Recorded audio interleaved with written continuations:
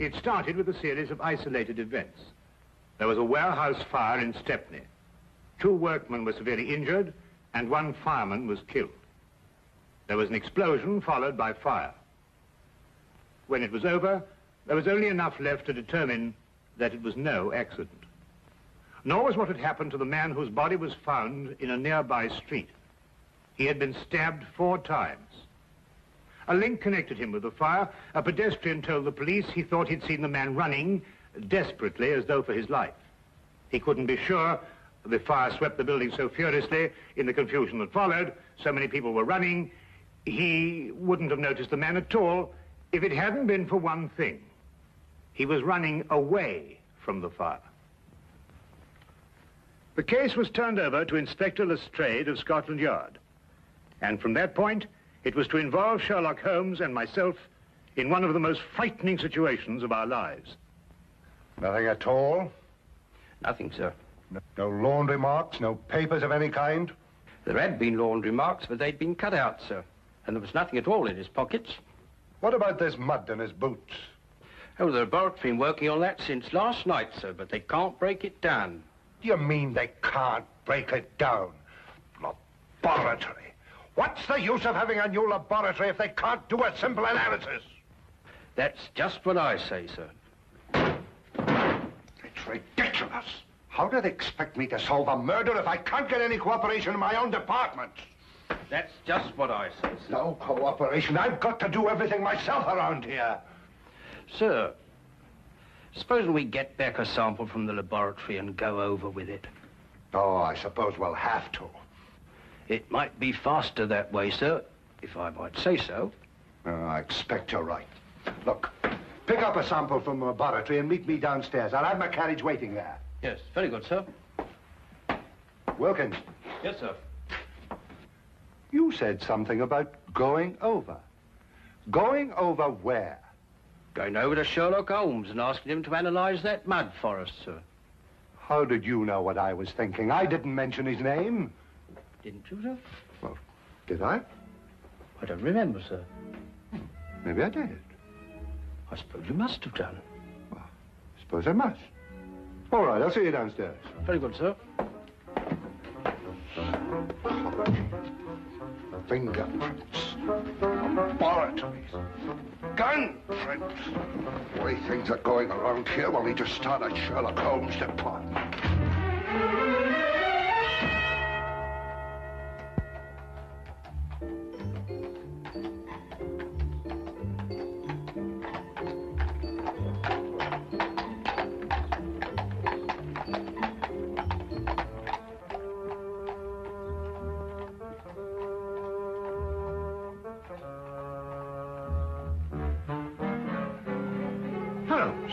What are you doing? That's invasion of privacy. Peeping Tom, disgraceful. Invasion of whose privacy? Well, I don't know, whoever you're spying on. Well, I'm spying on my own privacy. Now, what does that mean? I was looking into a room across the street. Well, I know, I saw you. Well, it so happens that I've rented that room this morning for a week. Well, you think you're moving out? Well, I plan taking my telescope over there and spying on this room here. Now, put yourself together, Holmes. Oh, no, there's a reason. Well, what is the reason? I'm expecting a thief. Oh, really? Have you given him an appointment? Now, you may not believe what I'm saying, Watson, but I'm being perfectly serious. When do you expect this thief and why? I'll explain the entire situation to you across the street. Oh, while we're spying on ourselves over here, over there. Yes, well, something like that. Yeah, well, I'm glad, because I thought for a moment I was getting confused. Ah, good. We can see perfectly from here. I hesitate to bring this up, Holmes, but I can't see how we can see ourselves from here over there, even with the aid of a telescope. Well, that's not an unreasonable deduction, Watson. But perhaps my methods would not appear so obscure to you if I told you that I've received a communication threatening my life if I accepted a certain case or used evidence that's been given to me. Well, what case? What evidence? Well, that's just the curious part of it, Watson. I've neither been presented with a case, nor have I got any evidence. But somebody thinks you have. Obviously. This thief you expect, what's he going to steal? The evidence, of course. The evidence you haven't got? Now you have it. Well, now, look, really, Holmes. Since this thief you expect can't steal the evidence you haven't got, that's right, isn't it? Yes, that's right. Well, then why do you want to watch him? Well, so we can follow him when he leaves and find out why the man who was going to get in touch with me didn't get in touch with me. Ah, couldn't be simpler. Ah. The thief? No. Our old friend, the good inspector. I wonder what he wants to see us about. Perhaps he'll leave us a note. I could run across and tell him we're here. No, don't do that. He'd want to arrest our thief, and we wouldn't be able to follow him.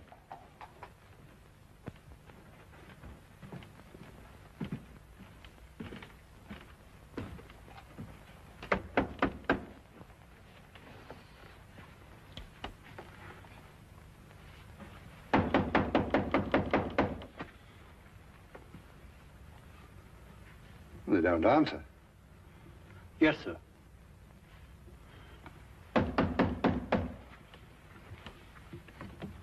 Perhaps they... open. Yes, sir.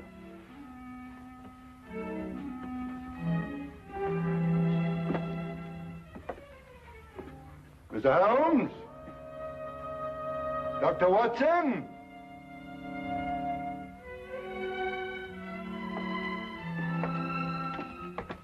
Mr. Holmes! Dr. Watson! You're not here. Yes, sir. Mr. Holmes!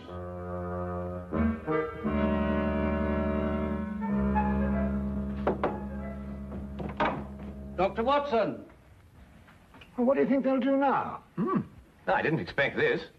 I hope they'll leave soon. It doesn't look as if they're in any hurry. No, it doesn't.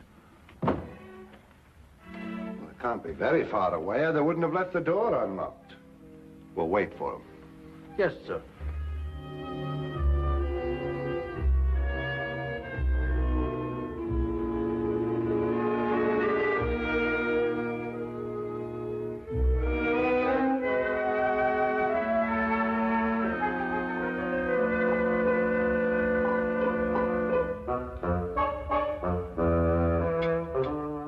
You know anything about chemistry, sir? Uh-huh.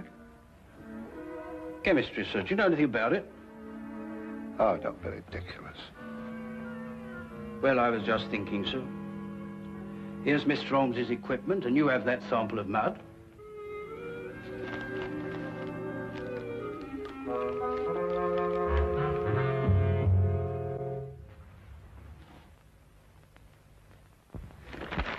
Ah, don't be silly. I don't know anything about chemistry. And here's Mr. Holmes's books, too. Suppose we were to do it ourselves, sir, and show them the resourcefulness of Scotland Yard, as it were. Now, Wilkins, that might be a very good idea.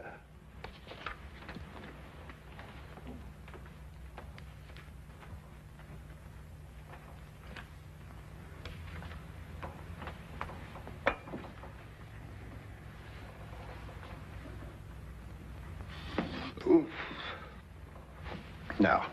No, it wouldn't work. You can't do a thing like analysis just reading a book, you know. I suppose all right, sir. I thought perhaps it might be like following a cookery book.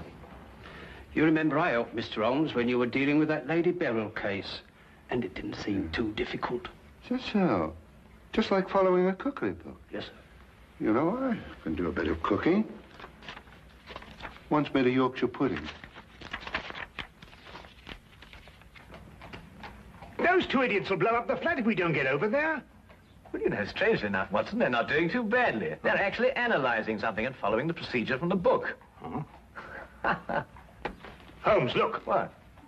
Hey. That may be your thief. We'll know in a minute, Watson. He's going to walk right into Lestrade. That's all right. All we have to do now is wait until he comes out and follow him. Now, what do we do? Now, add 3 drops of KCl in H3OH solution.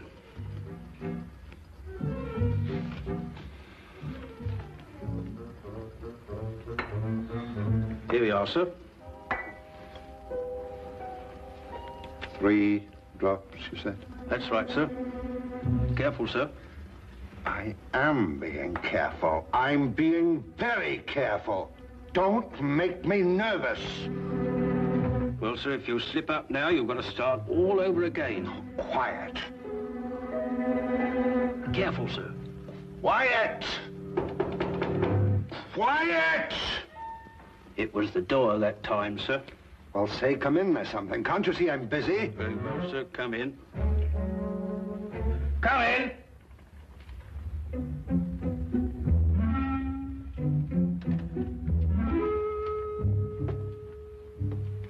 Mr. Holmes, I'd like to speak to you. I believe you were expecting me. Huh?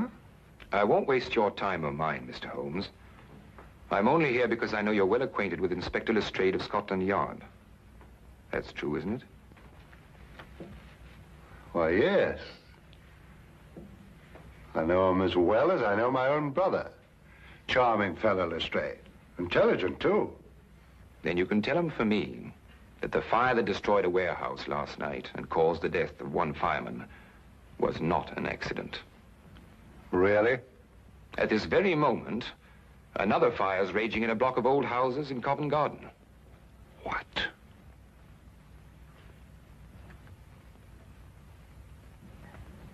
And unless the Crown is willing to pay £50,000 into a foreign bank, which I shall designate, those fires will go on occurring. No one is going to stop me. I don't think that's quite right. Don't, Mr. Holmes. You have the reputation for being a clever man. I'll contact you again tomorrow. Not here, of course. A message will let you know where to join me. And when you come alone. Don't try and follow me. I'm a very good shot. And just to show you that I'm very serious, there'll be another fire this evening at 6. A beautiful one. Here, this isn't what I expected at all. You better follow that man. Right. I've got to have a word with Lestrade. And Watson, be careful. He may use that gun. And that's what he said, as far as you can remember. Yes. That's exactly it, isn't it, Wilkins? That's it, sir. That's every word of it. That's a fantastic scheme. Actually blackmailing the city. And he wasn't bluffing either. That fire at Covent Garden still isn't under control. No, Lestrade, he wasn't bluffing. He proved that with the fire last night and the murder of this man who was undoubtedly his accomplice.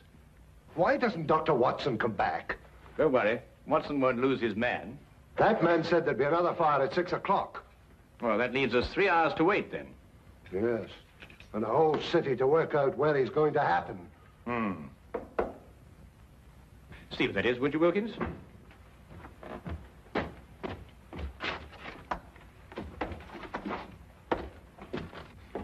Inspector Lestrade? Yes? I have a message for you from a Dr. John Watson. Yes, what is it? He said to tell you that he followed the man to 43 Chester Street in Bayswater. And? He said to tell you that when the man walked in the entrance of the house, he was shot and killed. The killer got away, and the man died without speaking. Somewhere in London, he's planted a bomb that'll go off in 3 hours.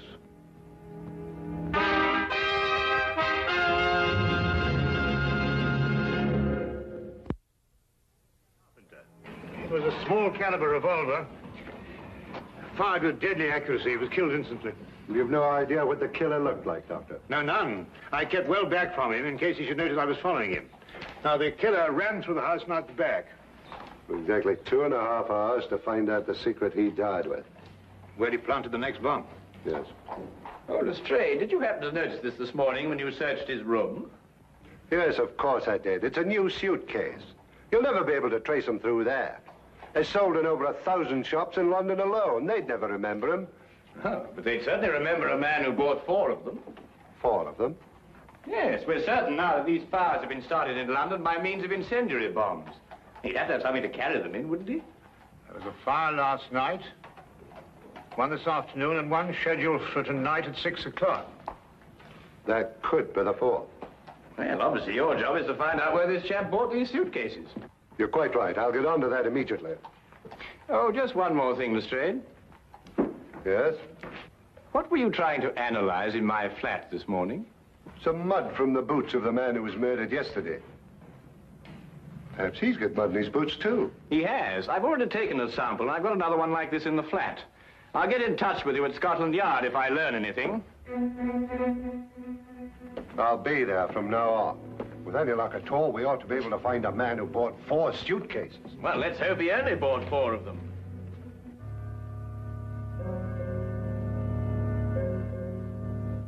We returned immediately to Baker Street and together worked feverishly to break down and analyze the traces of mud that had been found on the shoes of both murdered men. We were able to ascertain quickly that both samples were from the same source. We knew at least that we were on the right track, but where this track would lead, we had no idea. Time seemed to fly as the 6 o'clock deadline approached. We could only hope to conclude our experiment in time, and then hope that it would lead us to that one point in London where death lay resting in a case. Inspector Lestrade, at his end, had placed the entire resources of Scotland Yard on this one assignment. The city was divided into sections according to a standing emergency plan. A large map on his office wall was divided into individual zones, with a squad of men assigned to each zone. The men in these squads were detailed to inspect every shop in their area and report their findings. As quickly as the reports came in, the sections were marked off and the men shifted and reassigned. Every square foot of London was being covered. If only there was time.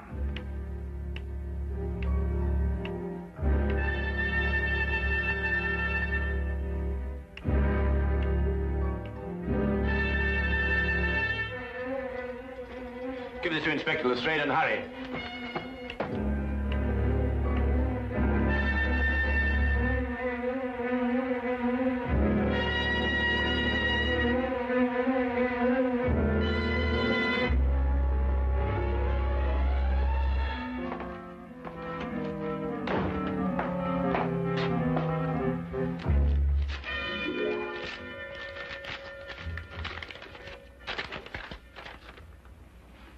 Explosive nitrate?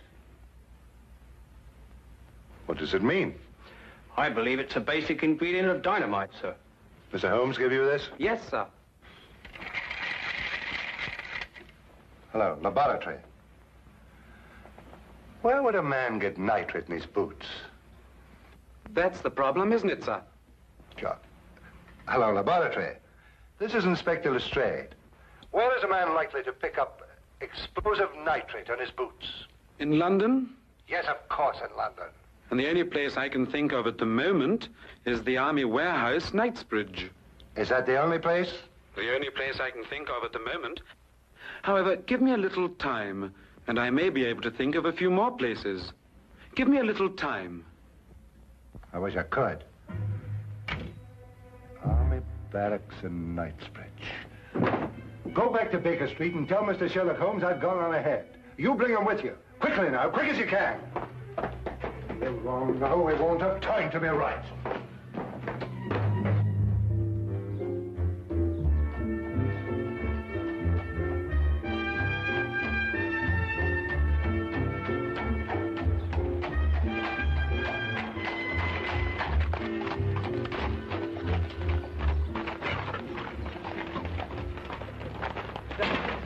I'm Inspector Lestrade of Scotland Yard. I've got to get...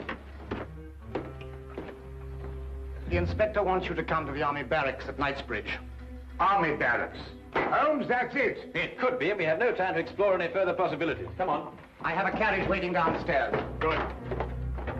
Have you noticed anything suspicious around here? No, Inspector, I haven't. Does everyone coming into this area have to pass a guard like yourself? Yes, sir, that's orders. What about deliveries? They're all examined, sir. You have civilian workmen here. Did any of them bring in a suitcase? No, sir.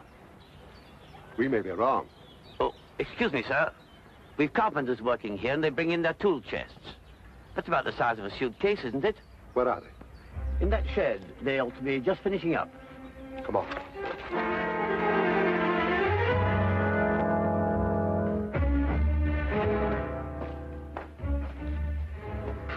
I'd like your attention, please. I'm Inspector Lestrade from Scotland Yard. First of all, I'd like to know if all the men detailed to work here are present now. I'm afraid I have to ask you to remain an additional hour. It may be necessary to ask you to build a protective shield around the store of nitrates. Why, our day ends at 6:15. Don't worry. You'll receive additional wages for your work. What if we don't want to stay? Why not? I could use the extra money. The nitrates might explode in case of fire. They were there yesterday and today. They'll wait till tomorrow. why take chances? It's only another hour's work. Well, when do we know? We'll be able to tell you at 6 o'clock.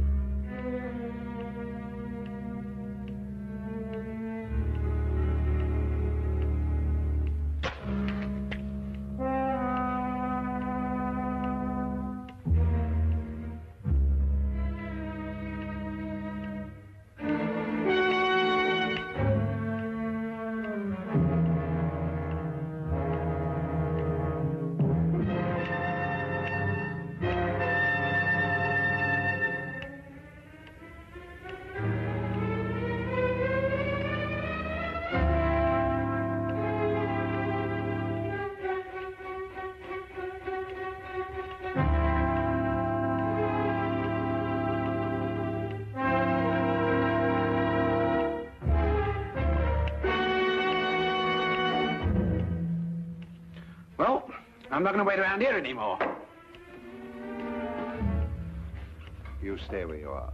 If they want my job, they can have it. Why should you be in such a hurry? There's only a minute to go.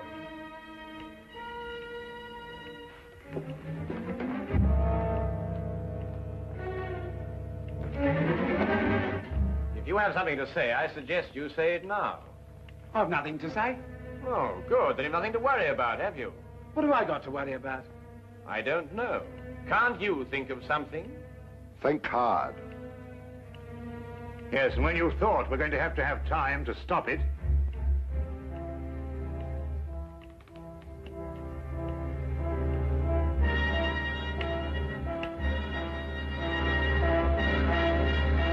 outside that wall behind the pile of wood. Quick!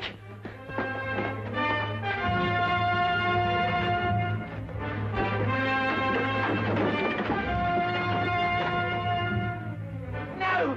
Don't open it! It'll blow up! Oh, stop! Get down!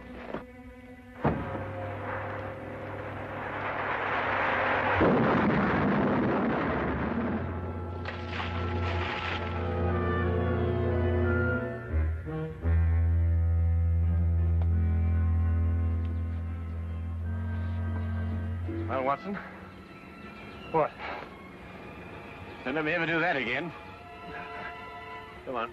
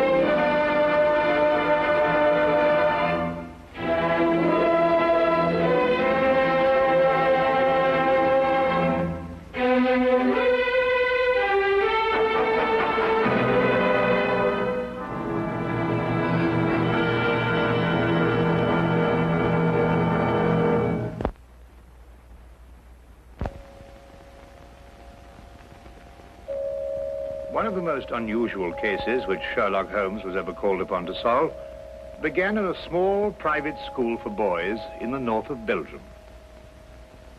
The boys' dormitory at 4 in the morning, lighted by a full moon, looked quiet and peaceful. It would have been difficult to imagine that here began a train of events which filled 4 graves before it was stopped.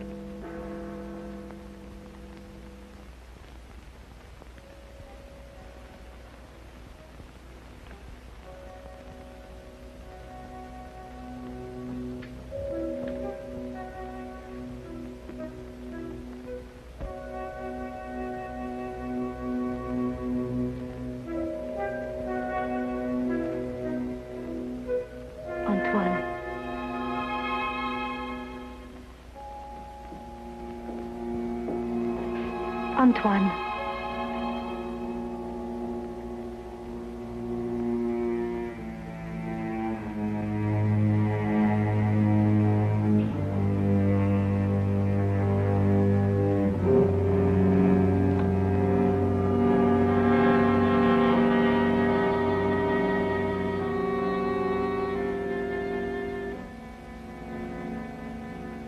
He has gone out. Didn't you try to stop him? I called his name. Either he did not hear or pretended not to. I was afraid to startle him.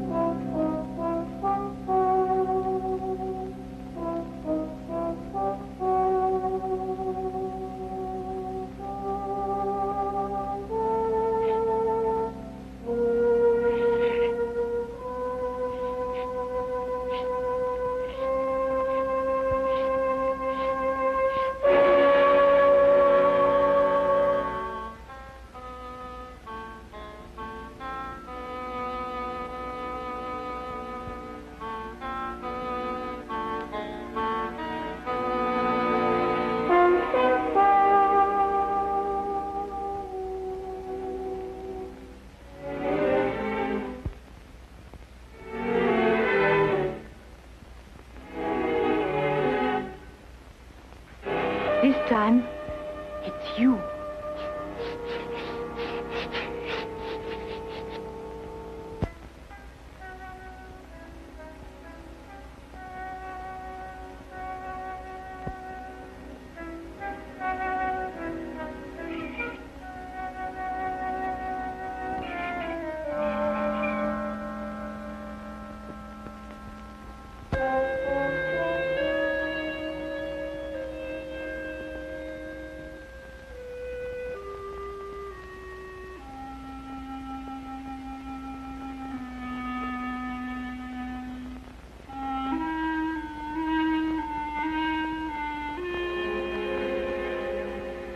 Monsieur Caron, is there nothing wrong? No. Nothing, Antoine. Go back to sleep. What are you going to do? The police? It'll be the end of my career. Should have to close the school. Send the boy away? Would that stop it? I suppose not. It's horrible. 3 deaths in 3 months.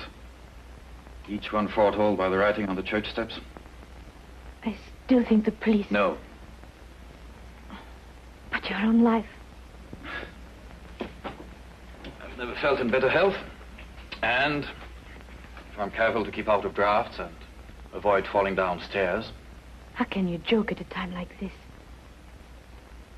There's a man in London He's solved cases even more hopeless than this. Sherlock Holmes? You thought of him? Let me write to him. And ask him to do what? To come here, investigate. Find out who is responsible for those deaths and how a schoolboy can tell in advance who is next to die. And have the school invaded? Our teachers questioned? Our boys terrorized? I'll do my own investigating, Mademoiselle Grande. In my own way.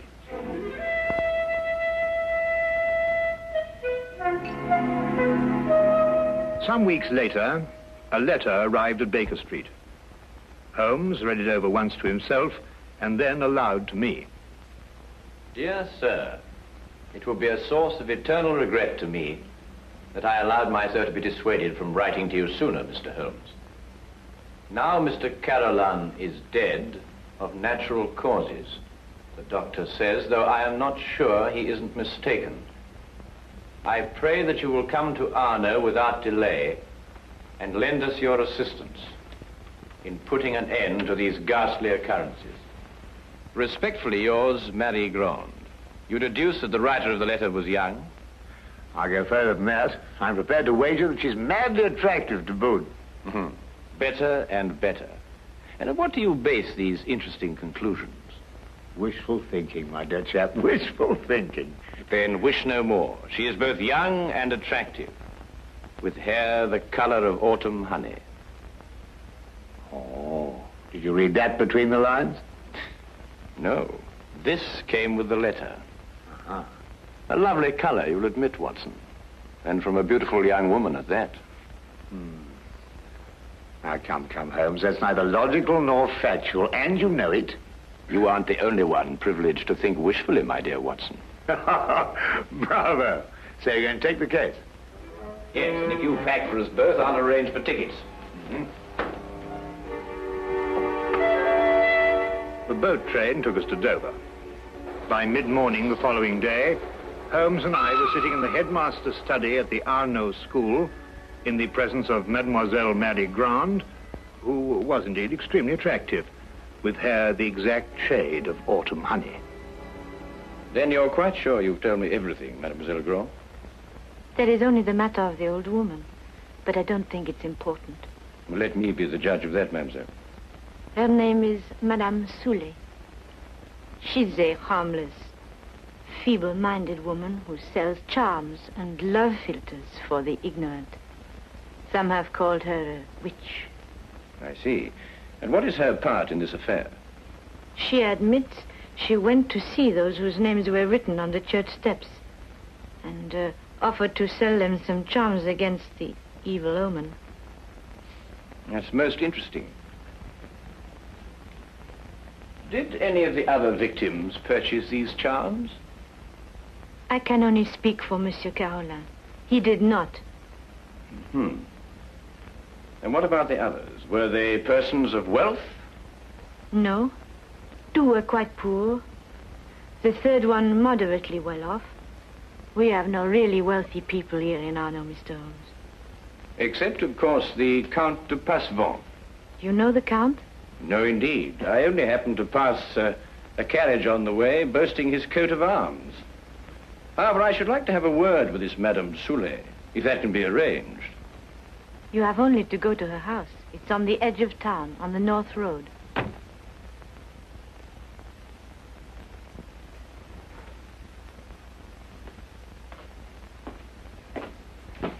Monsieur Manelli, this is Monsieur Holmes and his friend Dr. Watson.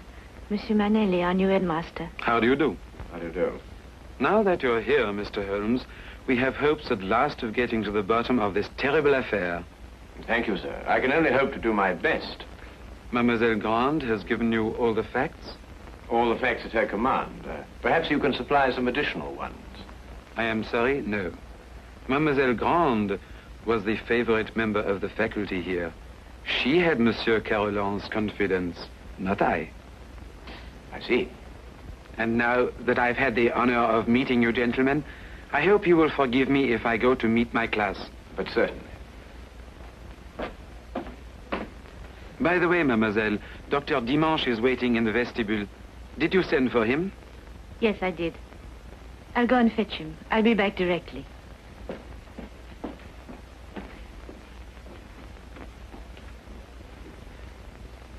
But the boy, Holmes, the boy, you hadn't asked to see the boy. The boy can wait, Watson. Yes, but why? Surely he's the most significant part of it. No, because he did the writing on the church steps. Why, yes. Well, I suppose in that case you'd say that the chalk also had significance. No, that was just an instrument. Precisely, my dear Watson. Precisely.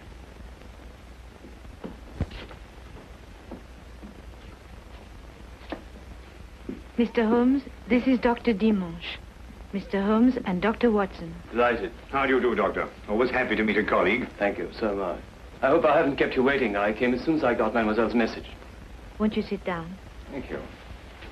Mademoiselle Grant tells me that you're the physician who attended Monsieur Carolan shortly before he died. Yes. My last examination of him gave me no hint of what was coming. I see, and yet you're positive he died of natural causes. There's no doubt about it. I believe 3 other persons died recently in Arno, shortly after their names appeared on the church steps. Did you attend them also? Arno is a small town. I'm fortunate or unfortunate enough to be the only doctor here. Previous to your present fortune, or misfortune, you practiced in Paris, I understand. I see Mademoiselle Grant has briefed you well. I told nothing of your past, Doctor. Then how do you know? Well, you dress with the flair of a Parisian. If you've been living here any length of time, I should imagine you would have acquired a more homespun costume. I might have ordered these from Paris. On the income of a country physician. What do you think, Dr. Watson? Hardly likely, Holmes. Capital, Mr. Holmes. Your powers of deduction have not been overrated. But you didn't ask me here to discuss my clothes or my income. How can I help you? Dr. Dimanche, of what exactly did Monsieur Carolan die? Heart failure. Were you carried out to post-mortem? There's no need. The signs were obvious. I see. And you saw nothing suspicious, either in the case of Monsieur Carolan or of the other victims? Not one thing, Mr. Holmes. That's interesting. Perhaps you'd care to put forward a theory of your own as to the connection between the prophecies and the deaths. I have no theory. The explanation lies either in the most extraordinary combination of coincidences or in some sort of prevision on the part of the boy, Antoine. Do you believe in prevision or telepathy? Years ago, my professor at Salpêtrière did suggest there might be something in it. For myself, I don't know. I neither affirm nor deny. Then I believe you can tell me nothing more for the present, Dr. Dimanche. Don't hesitate to call on me again. Now I must go back to my surgery. I may have a patient waiting. You never can tell. I'll be here early tomorrow afternoon for the monthly examination, mademoiselle.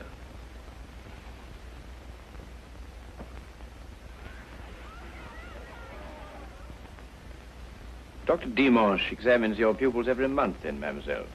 Yes. The health of our pupils is of the greatest concern to us. And so it should be, Mademoiselle Grant. And so it should be. You know, it's an extraordinary thing, the odd and assorted illnesses that crop up in a boys' school. Vous devriez prendre place à cette heure au lieu de courir dans les couloirs. Allez maintenant. That is he. So that's the boy who on 4 separate occasions was able to foretell the death of a citizen of Arno. Well, there must be some logical explanation for it. There is, Watson, there is. Holmes, do you know how it was done? Yes, that part was simple. Our main difficulty will come when we try to prevent the 5th murder.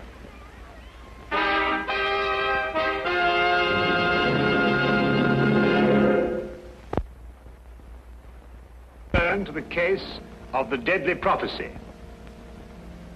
The church on whose steps the deadly prophecies were written stood less than 100 yards from the school. I had supposed that Holmes, with his usual attention to detail, would want to examine it thoroughly, but once again he surprised me. He did not stop. And I had a fair guess that perhaps he wanted to have a little talk with a certain Madame Soulet. Come in. Madame Soulet? Come in, come in. I was expecting you. I thought you would be. Sit down. Thank you. Do you know why I've come to see you? For help, naturally. Score one to her, Holmes. Let's call it information. Trifling bits of information such as how came the boy by his deadly prophecies? Whose hand was it made them come true? Suppose we start with a bit even more trifling. You offered charms to the victims. But how did you know who they were before they were struck down? There were no announcements made. If the Englishman will cross my palm with English gold, You'll tell me? I will give the Englishman a filter, warranted to make him see so clearly and think so lucidly that all mysteries will be revealed to him. Each is as potent as the belief of the one who buys and uses it. If those four had bought instead of turning me away, who knows? But they did turn you away. And now all are dead. May I sell you a filter, sir? It will guard you against harm. Come, Watson.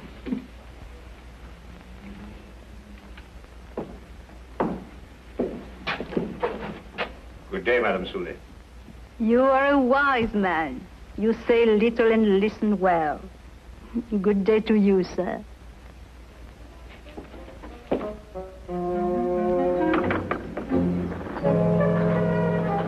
Filters, bosh. We might be living in the Middle Ages. Not the Middle Ages, Watson, merely a small European village. Ah, Count Passavant, I believe. Oui, monsieur. How do you know? I saw you in your carriage, sir.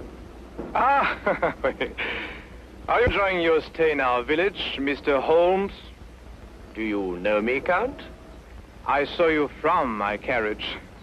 Ah, bravo, Count. As you say in France, touché. May I introduce my very good friend, Dr. Watson? Enchanté, docteur. How do you do, sir?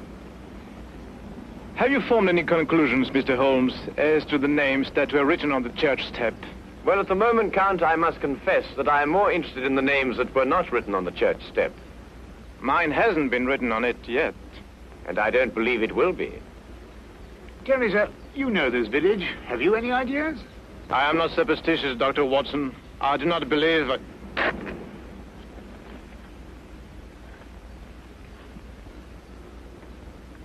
You're not superstitious, Count? Madame Soulet's filter, at least, can do no harm. Good day, monsieur. Good day. There were a few points about this case which Holmes thought could best be cleared up in Paris. He had asked me to go alone, as the following night there would be a full moon, and he wanted to stay in Arno to be on hand, just in case.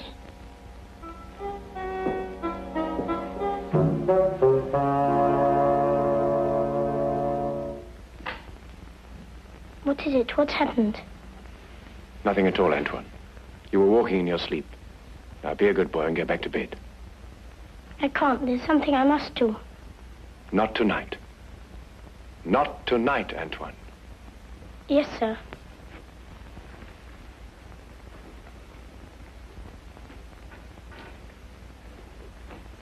What does it mean?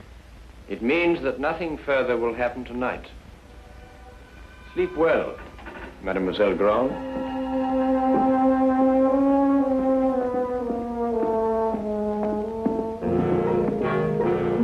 The carriage came to fetch me at the station.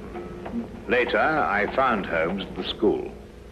Well, you may go back to your class now, Antoine. Well, Watson, did you have a successful trip? Yes, you were right. Good. Mr. Holmes, was the boy able to tell you anything? No, but his silence was eloquent. Oh, by the way, I should like to have the use of the headmaster's study for a little gathering shortly before midnight. You name the murderer? No, he will name himself.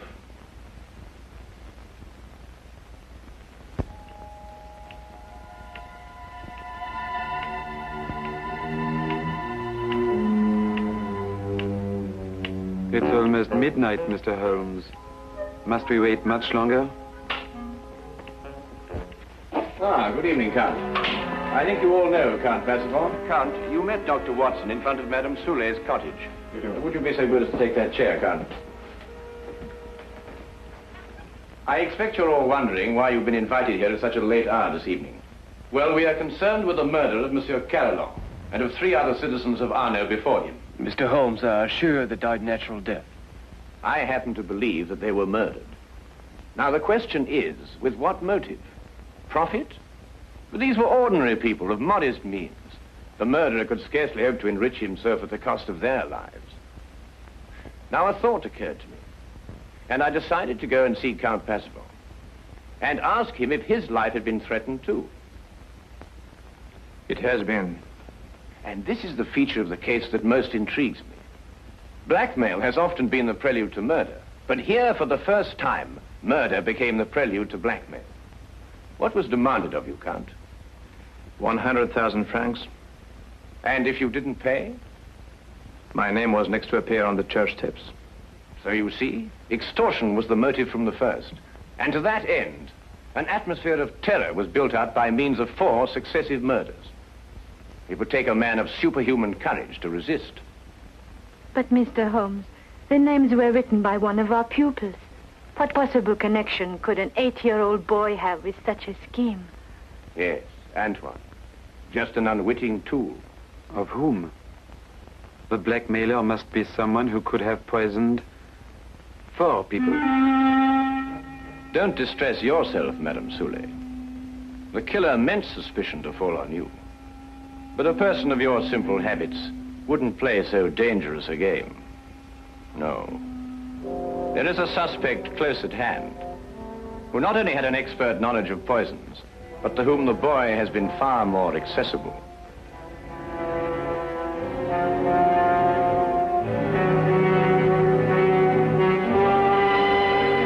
Accessible regularly once a month. This suspect was once a pupil of Dr. Charcot, who lectured on hypnotism at Salpêtrière Hospital in Paris. It would have been as easy for him to send Antoine on his monthly errands as to wind up a mechanical toy. Dr. Watson. Yes? Yesterday in Paris, you made certain inquiries into the character and education of this suspect. What did you discover? I discovered that he was a spendthrift and a wastrel who had quit Paris in order to escape his creditors. It's a lie. Calm yourself, Dr. Dimanche. I, too, have dabbled in hypnotism. This morning, Antoine and I had a little talk. I suggested that he come down here at midnight and point out the person who instructed him to write on the church steps. The person he was instructed not to remember when out of the hypnotic trance. It lacks but 1 minute to 12 now.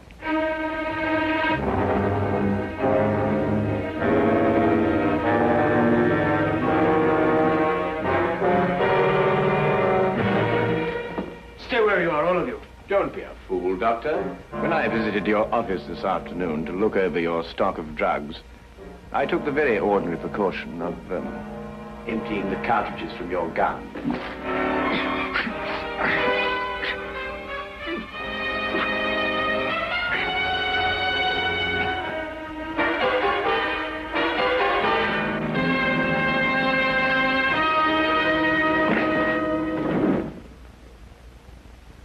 Should we wait for the boy to make the identification, Mr. Holmes?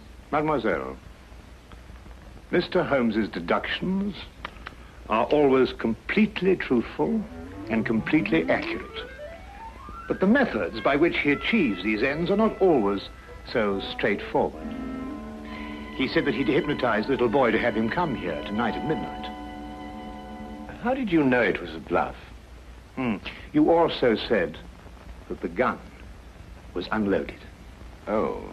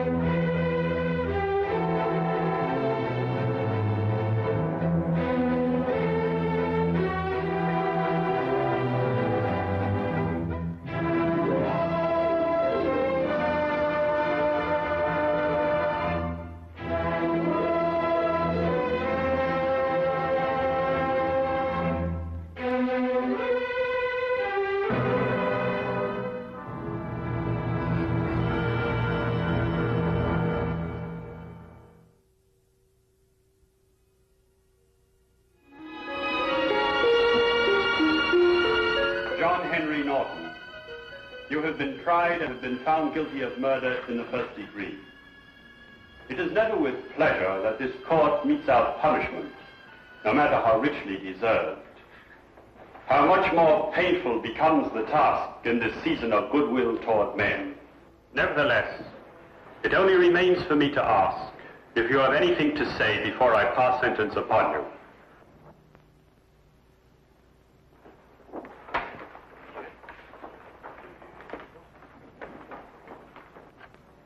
John Henry Norton, you shall be returned to the place from whence you were taken, and from there, at the time and place to be arranged, you shall be hanged by the neck until you are dead. And may God have mercy upon your soul. Remove the prisoner.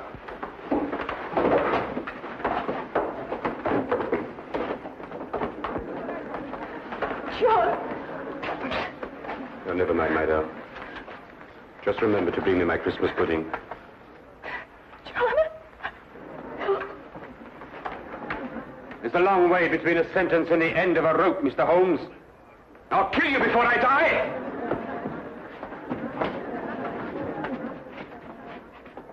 I swear it! Court's adjourned.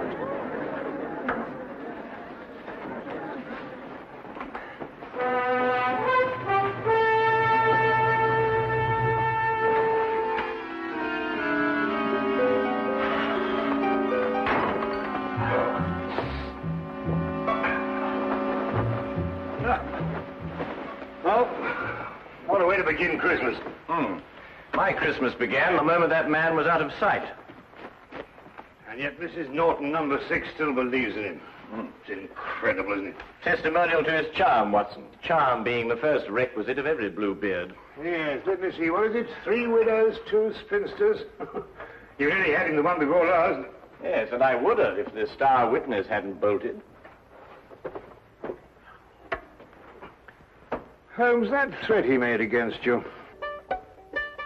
Oh, Watson, remind me to buy another A string, will you? Of course, I know it's all ridiculous, but why do you think he should indulge in such a bluff? Well, you know, the criminal mind travels in devious channels, Watson.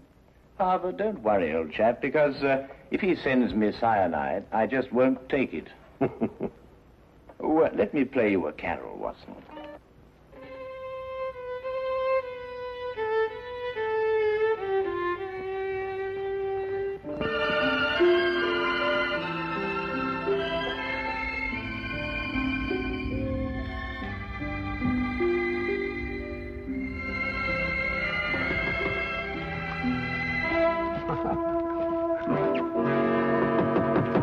Find this in the letterbox.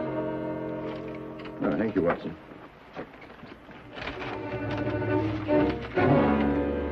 What is it?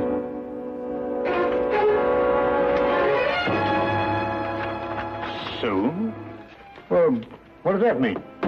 John Henry Norton, striking terror. From prison? He has friends outside. What are you going to do? I'm going to Newgate Prison. We've taken every possible precaution, Mr. Holmes. For example, his food is served already cut, bones removed on wooden dishes, wooden spoons and forks. All the furniture is still fastened down. But you can see for yourself if you wish. Thank you, I should like to.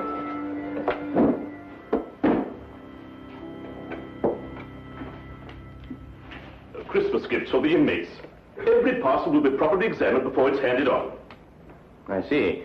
Any for Norton? None so far. This way, please. Thank you.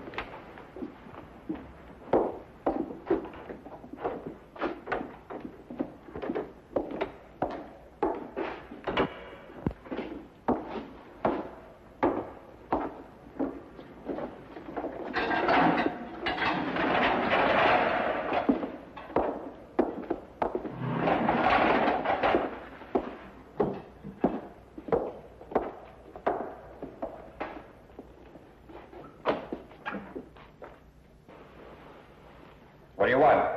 Just an inspection. Stay where you are. I said soon, Holmes, but not quite this soon. wait. I'll get you. Your neck. Between these two hands. How often do you inspect his bedding? Every morning and evening. Thank you. I think I've seen enough. Don't let it worry you, Mr. Holmes. In just 10 days, it'll all be over. Yes, of course. Soon, Holmes! Soon! Soon, Holmes! Soon!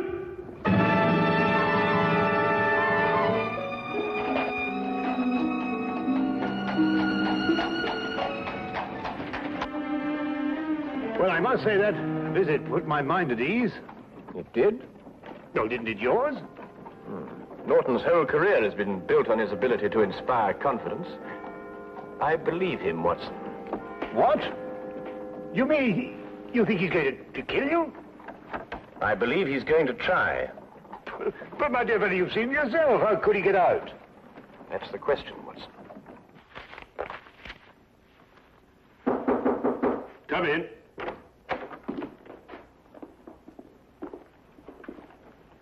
Mrs. Norton, sir. Mrs. Norton, How do you do, sir? you have a present for your husband? Just this, sir. A pudding I made for my husband. May I give it to him, please? All parcels for prisoners have to be inspected, Mrs. Norton. Yes, sir. That's what the guard said. Here it is.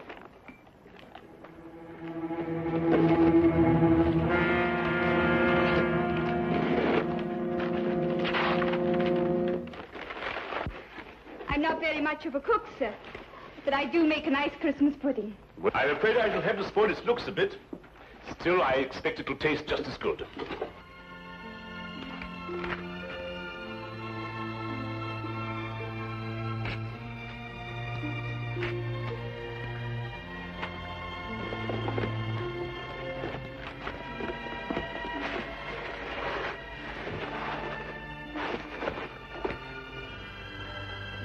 There we are. May I? I did so want it to look nice. Of course. Go ahead.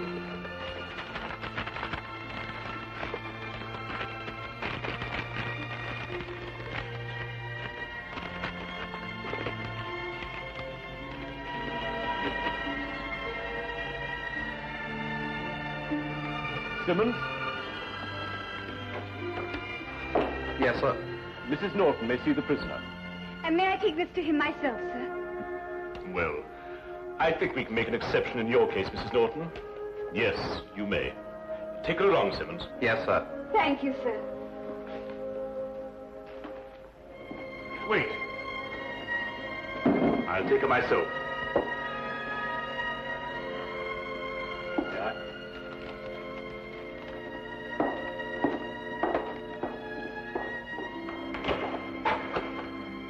You have a visitor, Norton. John, I bought your Christmas pudding. May I? There's brandy in it and currants. Just the way you like it, John. You're sweet and thoughtful, Beth. I've been looking forward to this. I'm afraid it's cut up a bit, Norton. But your wife's not responsible for that. Regulations, you know. Yeah, I understand. Is there anything else you want that I can bring you? No, my dear, nothing, thanks. This is all the Christmas present I want.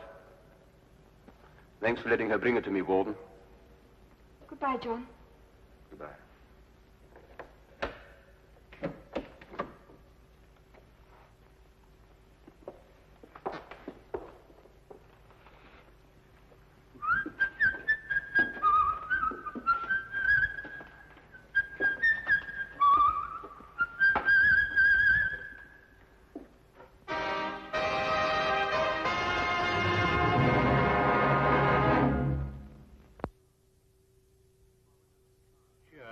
An ominous cloud continued to hang over our Baker Street flat, for all that either of us could do to dispel it. It was Christmas, but there was still the condemned man's threat.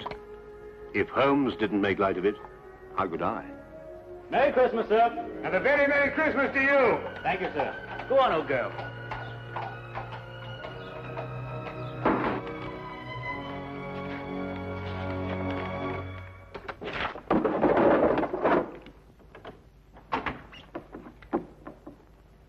it's you. Anything wrong? No, nothing. I see you brought it. Yes, well, no Christmas is complete without a Yule log, even if they do have to cut it up to fit city flats. Now then, Holmes, what's all this greeting me with a revolver? Is it Norton?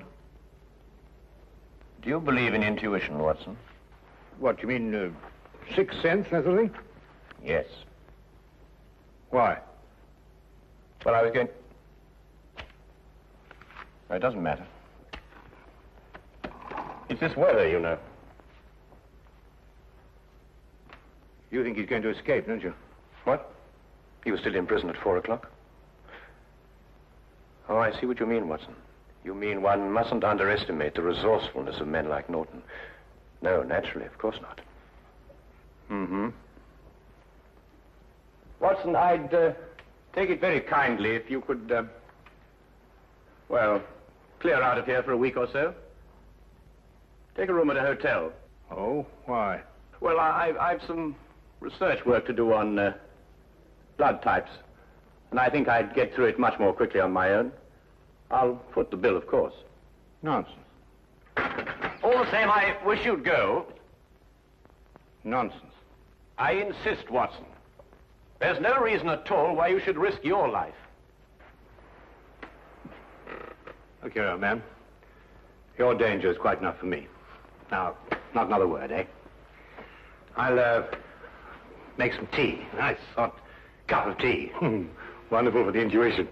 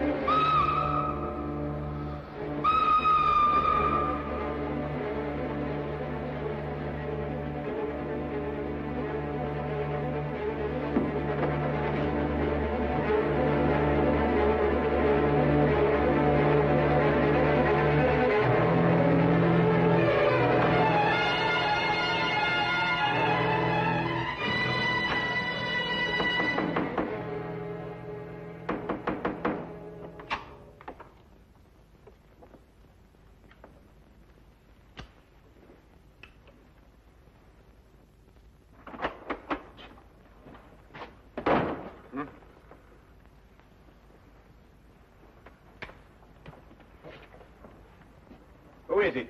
It's loose, Mr. Holmes, the governor of Newgate Jail. Come in, sir.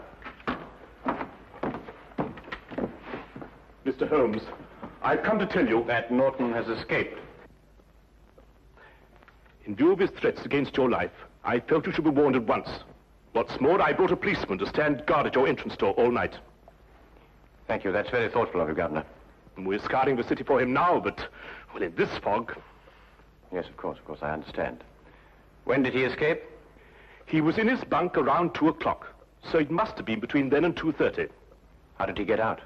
The bars of his cell window were sawn through. Don't ask me how he managed it. He used his blanket to slide down to freedom.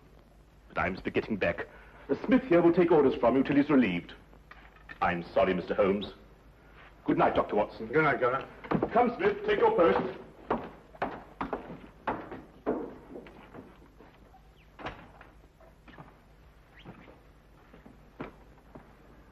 How on earth did he get hold of a hacksaw? That's not important now, Watson.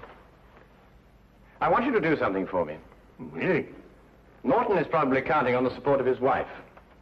I want you to go to their house and make quite certain that he gets no help from that quarter. But the police will be there already. Ah, we can't be sure of that. You see, the police are probably working on the theory that that's the last place on earth he'd go. I see. You think he may be counting on them. All right, I'll go directly. I'm ready.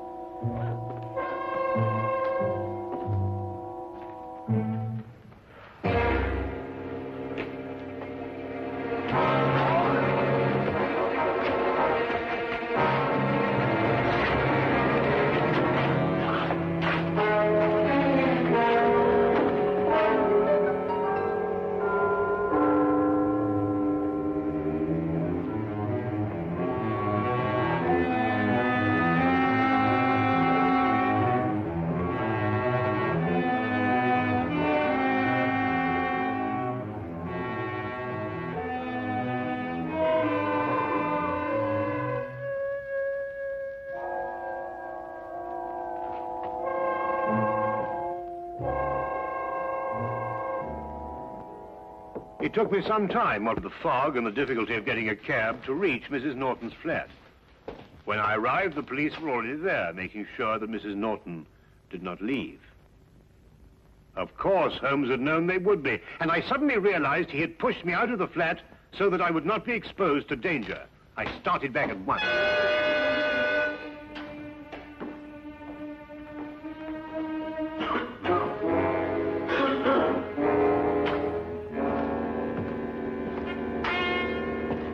Here. Smith here. They're sitting me down here to see if everything is all right. All quiet. Both of them up there? No. The doctor went off to Norton's home. Uh-huh. Mr. Holmes is alone now. Ah. Snug in bed while you stand here shivering, eh? The fog does get into one's bones. Would you like a cup of tea? Not half. Listen, I'll take over. There's a cabmen's shelter over on the next street. The tea's hot and strong. Just had a cup myself. Thanks. And keep your eyes open. They say that this Norton's a rough one. I can handle him. Won't be more than 10 minutes. Oh, don't hurry. Take your time.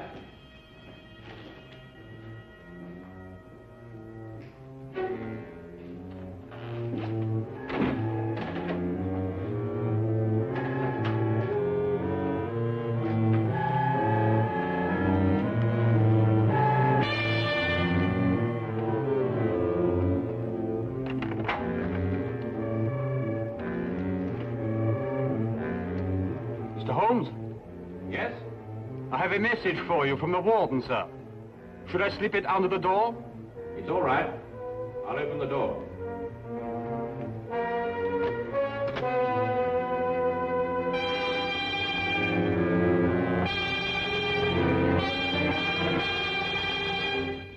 Mr. Holmes? Yes, over here. You can leave the message on the table there. Yes, sir.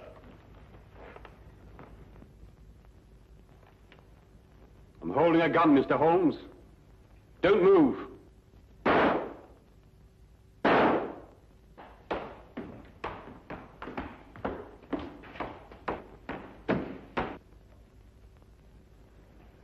told you I'd get you, Mr. Holmes.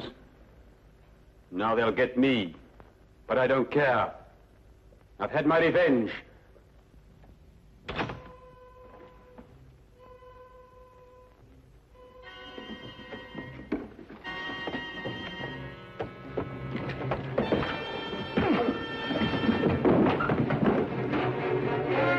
officer. This is John Norton, the man you want. Take him away. Holmes! Are you all right? Perfectly all right, thank you, Watson.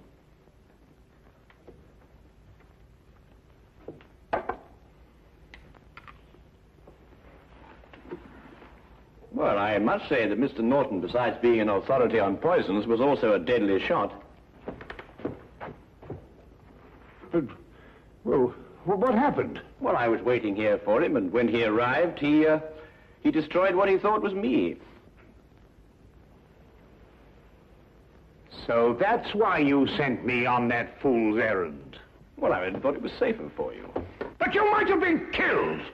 Really, Holmes, you must leave this sort of thing to people who are more used to it. Oh, now, really, Watson, you don't mean to say that you're... Now, you listen to me. The next time this sort of thing happens, I'm going to have you locked up for your own good. The very idea. I'm absolutely furious. Why, I just don't know. Sometimes I think you just need a nurse. Someone passed him a hacksaw. I want that man. It's up to you to find him. I'll give you 24 hours. Otherwise, every guard who is on duty in that wing will be dismissed. Do you understand? But, sir... Find him! Those are orders.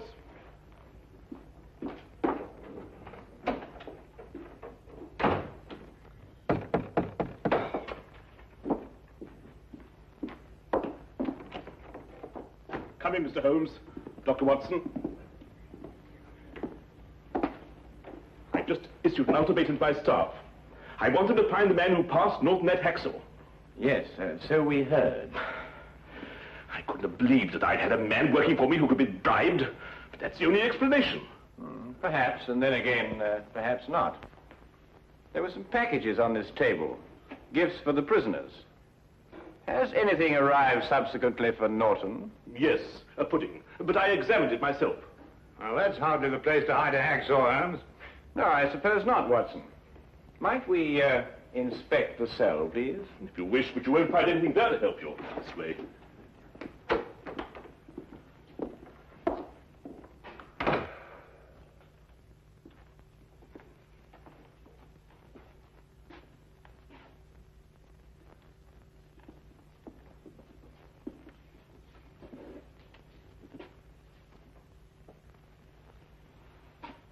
His pudding came in that.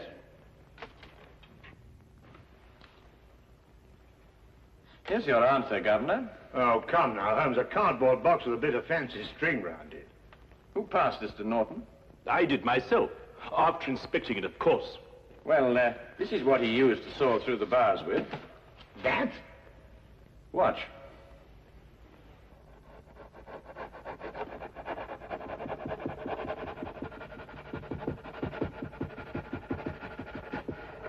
Now, take a look at that.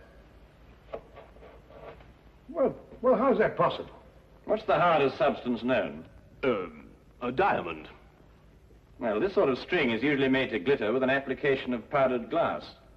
But if a section of it is made on a stronger base with a coating of diamond dust instead, then you have a very effective cutting tool indeed. And you gave it to Norton yourself, Governor. It's extraordinary. Not extraordinary at all, my dear Watson. Really quite ordinary. After all, diamond dust has been cutting steel for a good many years. Shall we go? Oh, Merry Christmas, Governor. Of course. Merry Christmas, Dr. Holmes, Mr. Holmes, Dr. Watson. A very Merry Christmas.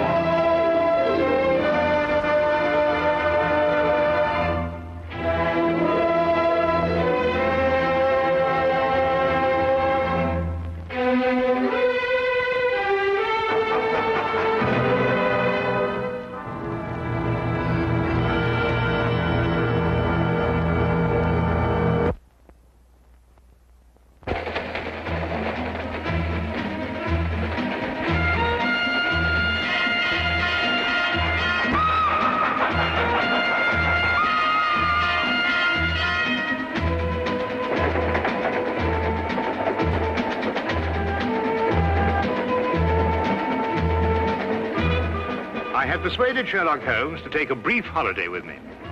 As we rumbled through the countryside, it was a comforting thought indeed that for a while anyway, there would be no desperate men at the door of our flat in Baker Street, no life and death cases to solve. Ahead were 4 whole days as suspended and happily uneventful as this train trip.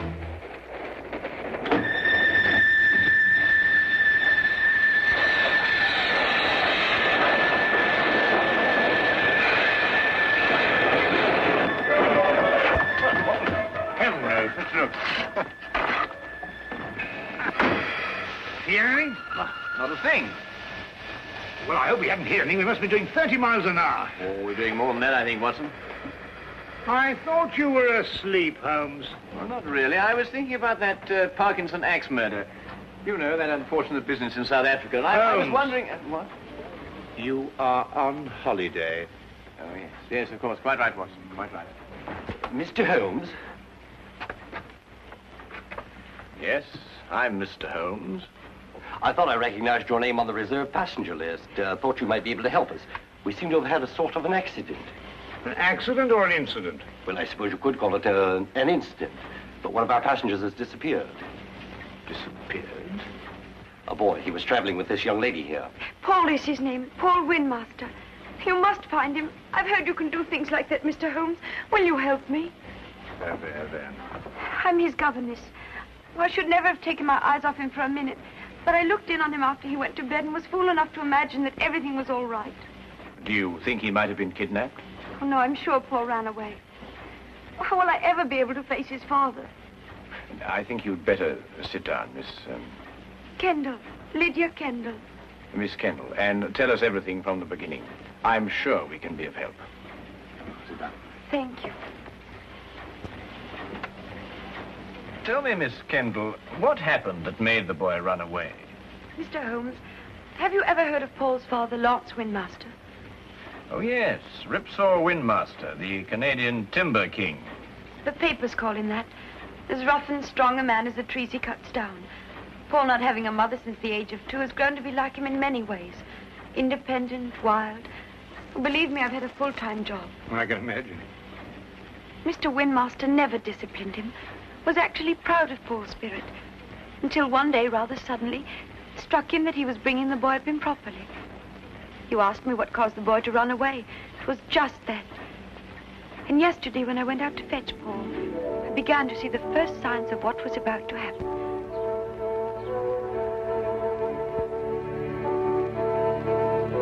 Paul! Paul! Paul, you'll have to come home now and get dressed. We're all packed and ready to go.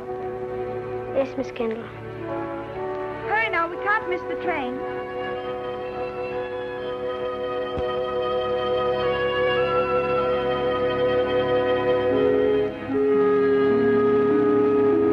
Now, when you arrive at the school, you'll take the boy directly to the headmaster. He's received a full letter of instructions from me, and... Oh, there you are, Paul. Your Uncle Cecil's just arrived to say goodbye to you. Here's wishing you success, Paul. Thank you, sir. You'll be taught to be a gentleman. Something which, your mother forgive me, I failed to do. Yes, Father. What have you got there? White mice. White? Now, look here, Paul. You certainly don't intend to take them to school with you. I can't leave them here. Nobody would look after them. Now, that's foolish. Nobody really cares about white mice here, except me. Well, you can give them back to whoever gave you them. You mean Coco? Who? Coco the clown. I'm afraid I introduced him to Coco. The day I took him to the circus. They'd become rather good friends. Well, I couldn't give them back. He gave them to me as a gift. Paul, I don't care what you do with them, but you can take them with you, and that's final. All right. Leave them here, then. Good boy.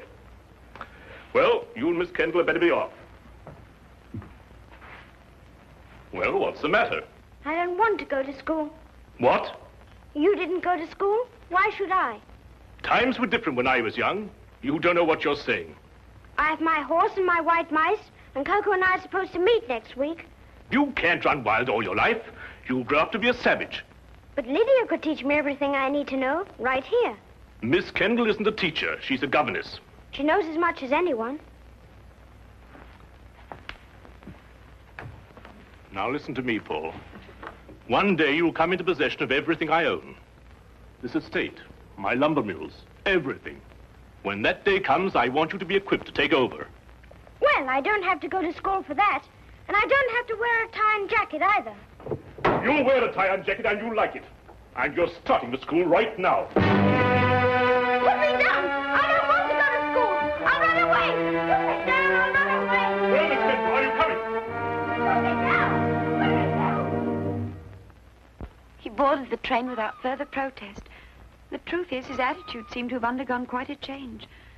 By the time we started out, he behaved almost as if he were looking forward to going to school. But of course, the whole thing was a ruse to put me off my guard. You said before you saw the boy after he went to bed. Now, what time was that? About 8. And what time did you find that he was missing? About an hour later, I heard a thud coming from his compartment and went to investigate. His door was locked from the inside, and I had to get the conductor here to open it for me.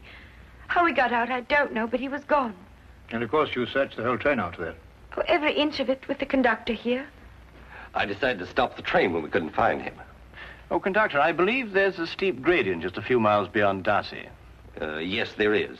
Now, how slowly would the train be going at that time, do you think? Oh, about 5 miles an hour. Very slowly, sir.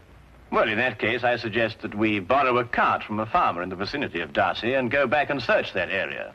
Yes, sir. I'll take care of it immediately, sir. What was the number of the boy's compartment? 37. Well, Dr. Watson and I'll take a look at it.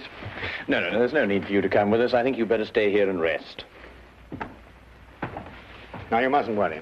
Small boys make a habit of disappearing and reappearing.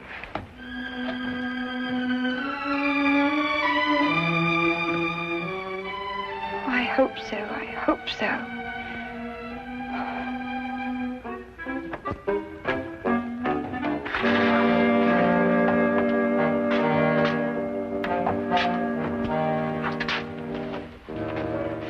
Well, you certainly simplified the search and narrowed down the area to Darcy. Here, Watson, give me a hand with this window, will you? Yes, sir. All the same, these train windows. Well, that was the thud Miss Kendall heard, the sound of the window being opened before the boy jumped out. By Jove, you're right. The question is, who helped the boy open the window? Well, it took 2 of us to do it. Exactly. Good heavens, Holmes, do you mean that he must have had an accomplice? Of course he must have. Yes, but who on earth would want to help a little boy to run away? Well, when we know that, Watson, we will have the answer to the problem of the boy who didn't want to go to school.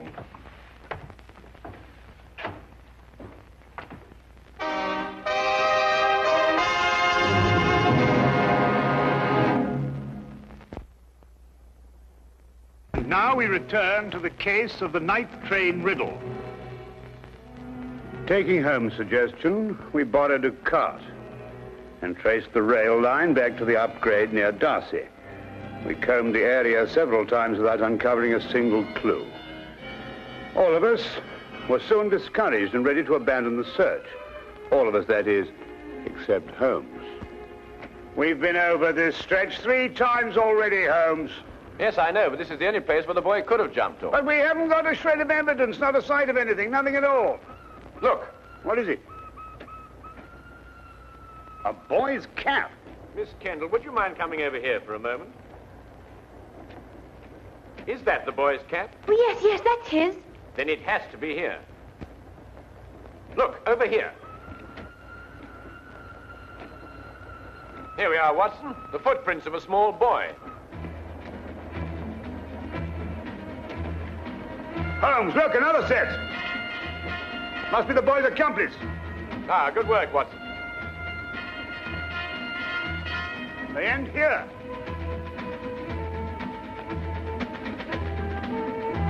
Then it's quite clear what happened. Not to me. Well, they obviously boarded another train, a local, I imagine, traveling in the same direction as we were. We do pull alongside a local here, Mr. Holmes, the up train from Royal Minster. Well, how can they do that? Change trains in midstream, so to speak. Well, obviously, Watson, if both trains were traveling slowly enough. They do. It's possible, entirely possible, Mr. Holmes. Conductor, I think you'd better telegraph ahead and have them stop that train. Yes, sir. Do you think they'll find him, Mr. Holmes? Well, we are near enough to the truth, Miss Kendall, not to have to speculate anymore. We will soon know. We began a hasty return to the night express, aboard which we hoped to catch the local. Holmes insisted that time was of the utmost importance.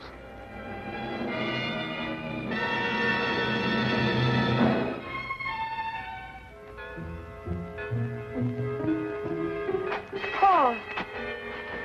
Pardon? I'm sorry. I thought to another boy. Perhaps the next compartment. Oh, this is the last one, miss. You held out so much hope, Mr. Holmes. How many stops did the train make before Darcy? 3, same as usual. Did you notice a boy get out of one of them? Not that I remember. There was a boy. I talked with him. He got off with his father at Manborough. Are you sure? Yes, there was that pair. Blimey, I clean forgot. What did the father look like? Medium-sized, grey hair, ordinary face. Wait, I noticed when I inspected his ticket there was something about his fingertips. They were red. Red? Yeah. I thought it was strange at the time. That's most observant of you, conductor. That proves it, Watson. Holmes, do you know who he is? Of course. Coco the Clown. Coco the Clown? He was the boy's friend. But more than that, there's the red fingertips. The significance of which completely escapes me. Rouge, Watson, the same kind of clown uses. He was evidently in a great hurry to catch the train. He didn't have time to remove it all. Well, if you're only right, Mr. Holmes. And unless I miss my guess, we'll find them both in Manborough now.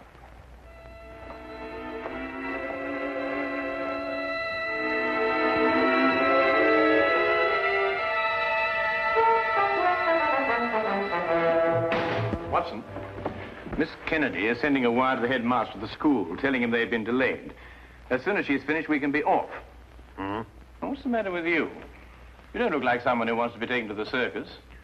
Holmes, do you realize it has taken me the last solid 3 weeks of pleading and cajoling to persuade you to take this trip?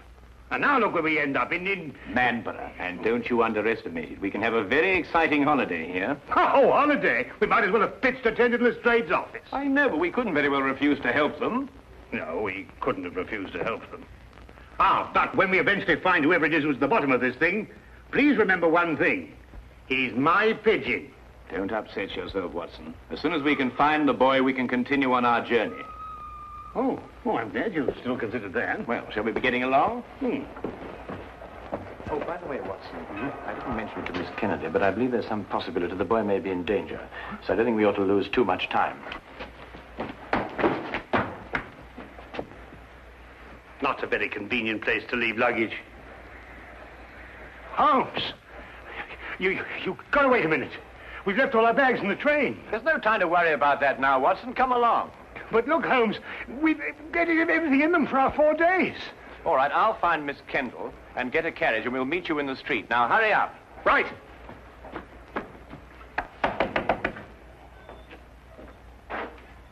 Could you tell me if the night express has gone yet? He had to switch back to the main line. I wondered if it was still in the yard somewhere.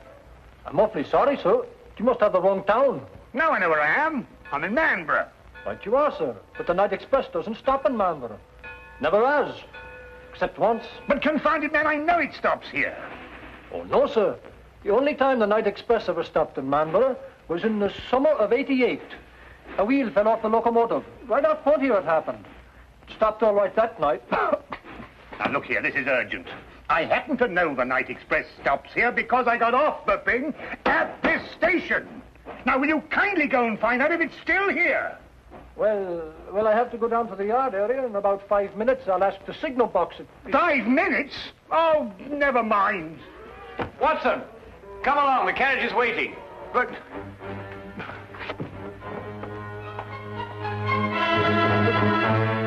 the luggage.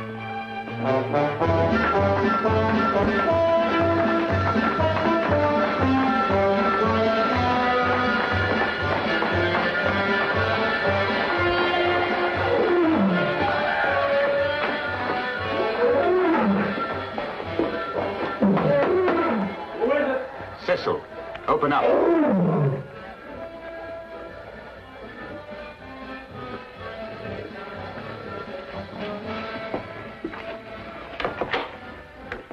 it work?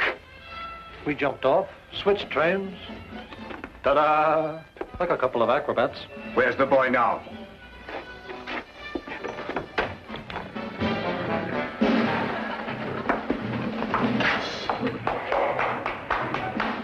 Exactly where I want him.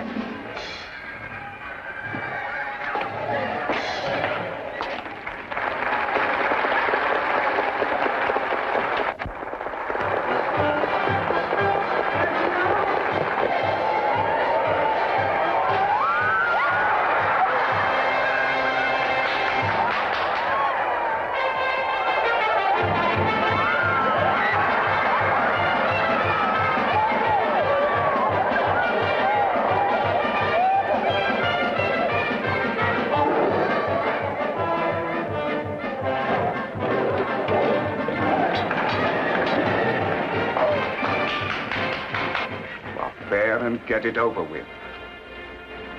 I was waiting for a down payment. How much? £100 should do it.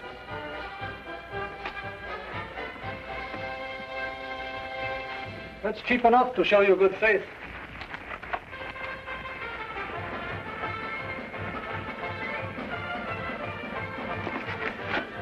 I'll expect the rest when I've finished.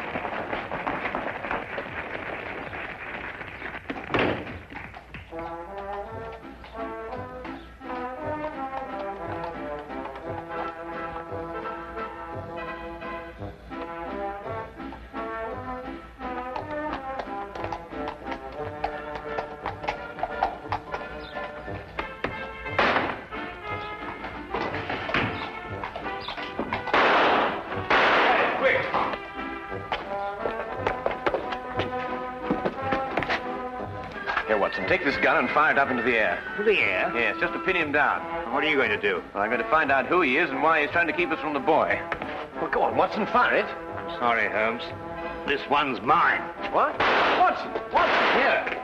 Fire it, Holmes. Fire it! Oh, very well.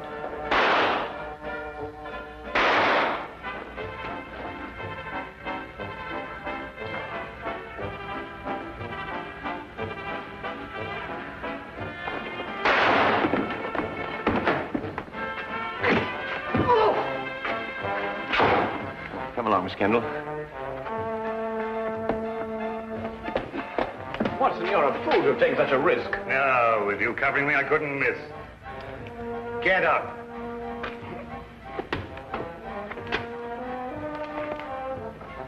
It's Mr. Windmaster's brother. Oh, Uncle Cecil. Yes, and the first in line to inherit the Windmaster fortune if anything had happened to the boy. That's right, you would be the heir. You may not think so at the moment, Mr. Windmaster, but you're very fortunate. If the boy had been killed, you would most certainly have been hanged. Hanged? Yes, hanged. Stop him. Stop who? Coco, he's about to kill the boy. Push him off the catwalk backstage.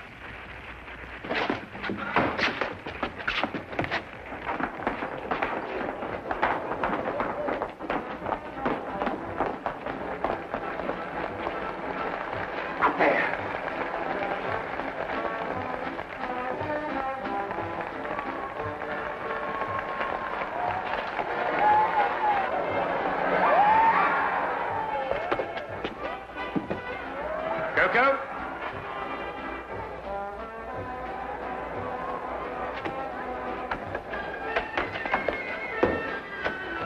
Don't come any closer. I'm coming down.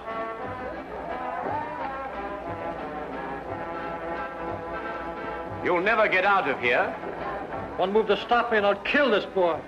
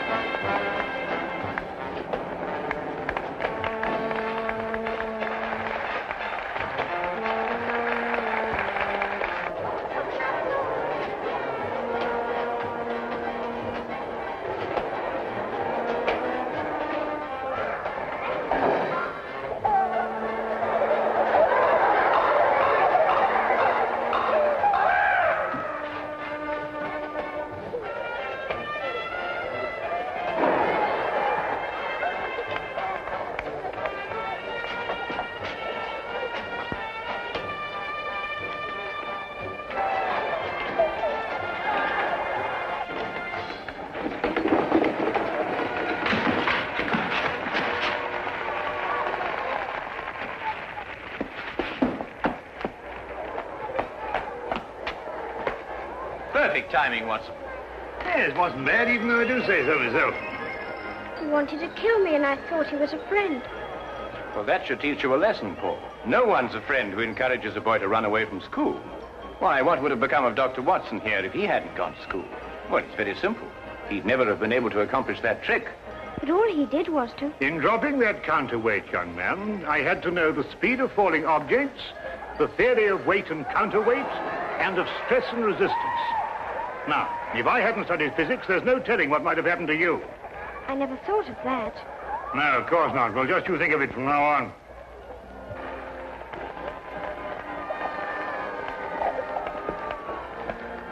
Watson, did you really have all that in mind when you pulled that rope?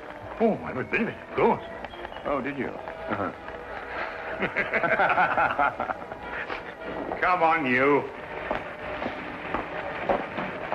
And you.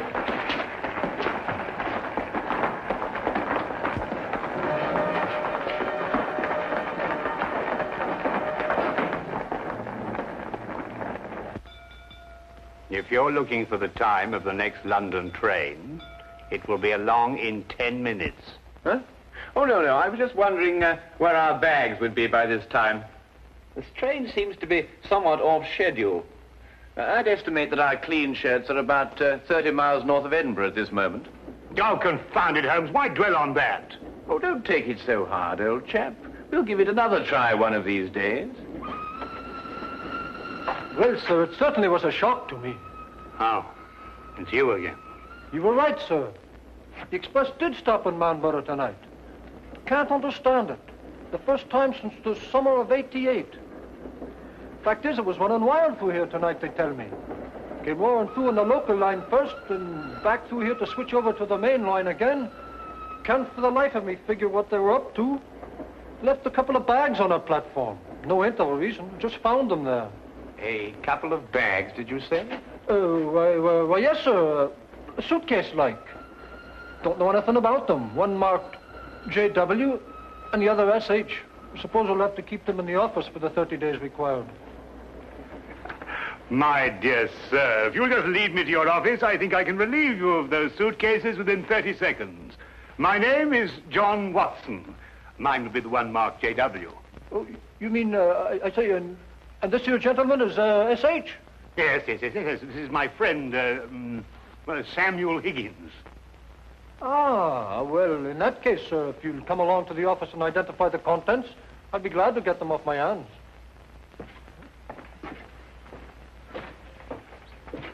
Samuel Higgins? Yes. You see, we have 3 whole days left. And I'm quite sure that nobody will want to interfere with the holiday of Samuel Higgins.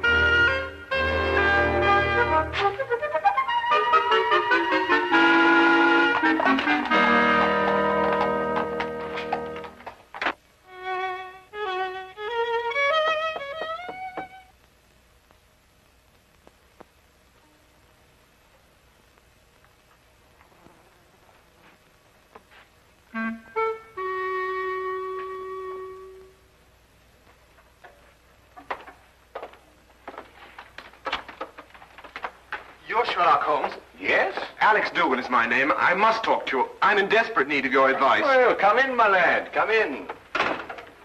Oh, permit me to introduce my friend and colleague, Dr. Watson. Watson? Watson?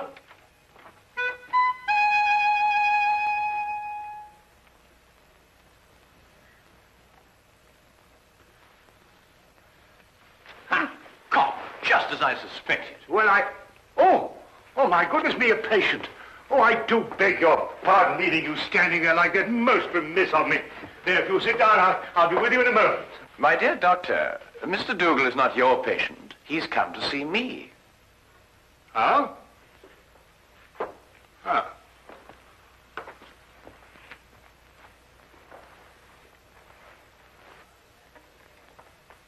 About a matter which I imagine has something to do with the injury you sustained, eh? About a matter which might prove even more disastrous to a certain young lady if she's allowed to marry this man without somebody telling her. But on the other hand, how can I tell her when... You're jumping about rather a lot, Mr. Dougal. Mentally, of course. Yes, forgive me. I'd better begin by telling you that I'm known to most people by a name other than Alex Dougal. Yes? Aunt Lottie. Aunt Lottie? I write under that name in the Daily Observer. I'm a columnist. But Aunt Lottie? I know. It was the boss's idea. I'm really a sports writer. Don't ask me why I was assigned the job, but I do an advice for the lovelorn column. Oh, I see. You mean the readers write into you telling you their problems? And I answer them. The boss thought they'd be more apt to listen to a nice, sweet old Aunt Lottie than a Alex Dougal. Well, of course, he may have a point there, Mr. Dougal. They listen to me, all right. Act on every word I say. And that's what started all the trouble. You'll have to go back with me 2 weeks. I'd received a letter from a young lady who identified herself only with the initials S.D. She said that her father had just died, and she had nobody to advise her but me. It seems that her fiancé was a man of violent temper, and had on one occasion almost throttled another man for even looking at her. She wanted to know if it'd be wise to marry him. I answered her, and a day later in the editorial room, I came to know what I'd touched off.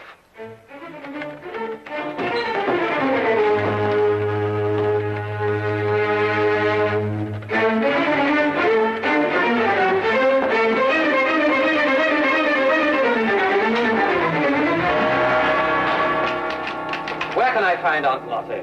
Hey! She'd better be around. Just point her out. Now, wait a minute. It just so happens that I'm Aunt Lottie, and I want to know how you got in here.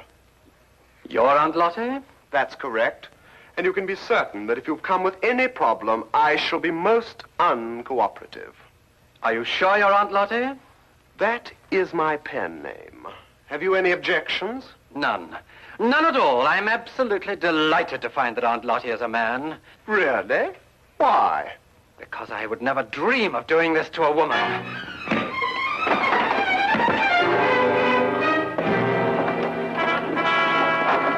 What's the meaning of this? You received a letter the other day from a young lady asking whether it was wise to marry her fiancé, a man of violent temper. That's right.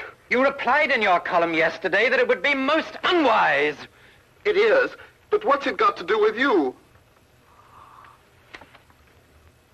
I know. Don't tell me. You're the fiancé. Aunt Lottie, you have a lot of mending to do. Mending? In your column tomorrow, I want you to take back every word. It's impossible. My publishers would never allow it. Right, then you'll go and see her personally. Her name is Susan Deering. Her address is 116 Chatham Hills Road, Bathampton. When you get back, I shall expect to hear that she has refixed the wedding date. Now, wait a minute. You can't intimidate me. I gave her my honest advice, and I intend to stick to it. What did you say? I intend to...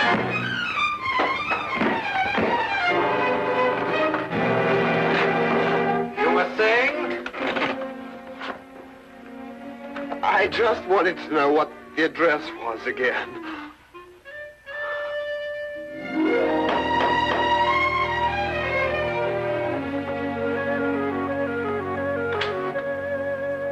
Miss Deering? I'm the housekeeper. Your name, please? Aunt Lottie. No, I have not been drinking. Come in.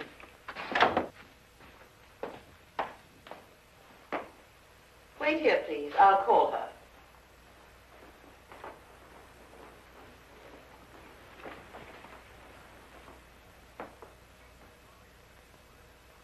I'd hardly expected when I left London that Miss Susan Deering would be living in surroundings such as this. Most of my readers were shop girls. Girls from a modest background, anyway. But Susan Deering was an heiress. I realized this when I recognized the subject in the painting above the fireplace.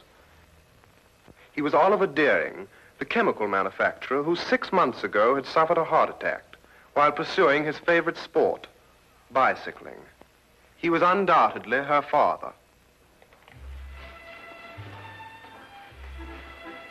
How do you do? How do you do?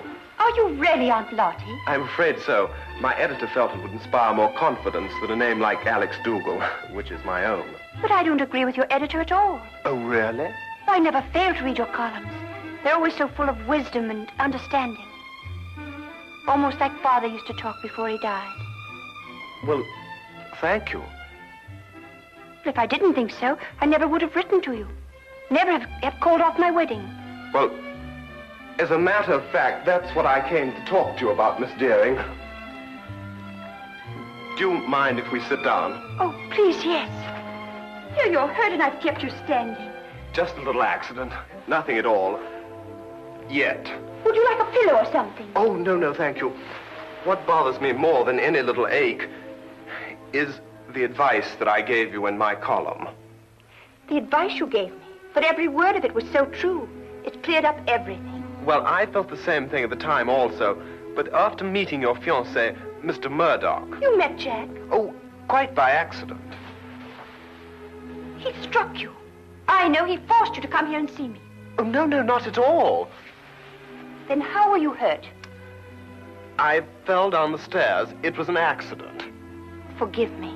It's quite obvious that a man like you could never be forced to do anything against his will. Well, I should hope not. But at any rate, after meeting Mr. Murdoch, I felt it my responsibility to come here and retract my original advice.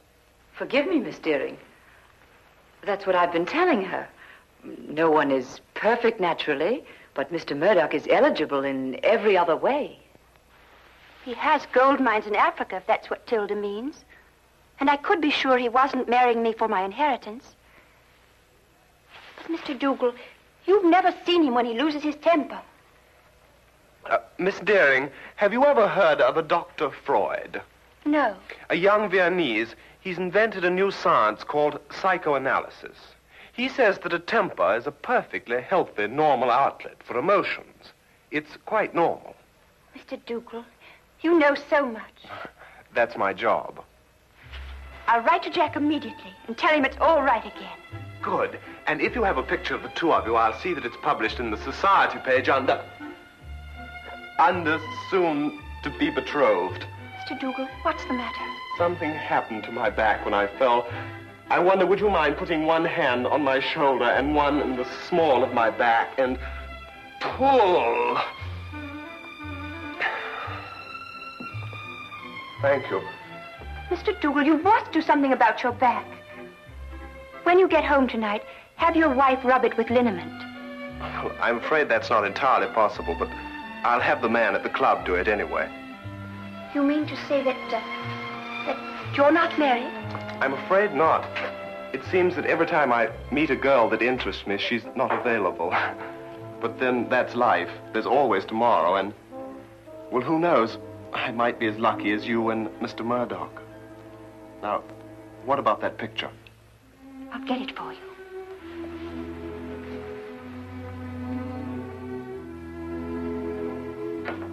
All the way back to London, my eyes kept returning to the snapshot that had been given me, and to Murdoch's face. I really hadn't had time to study him when he first came into my office. Everything had happened so fast. But now I had the clinging feeling that I'd seen him somewhere before. But where? And under what circumstances?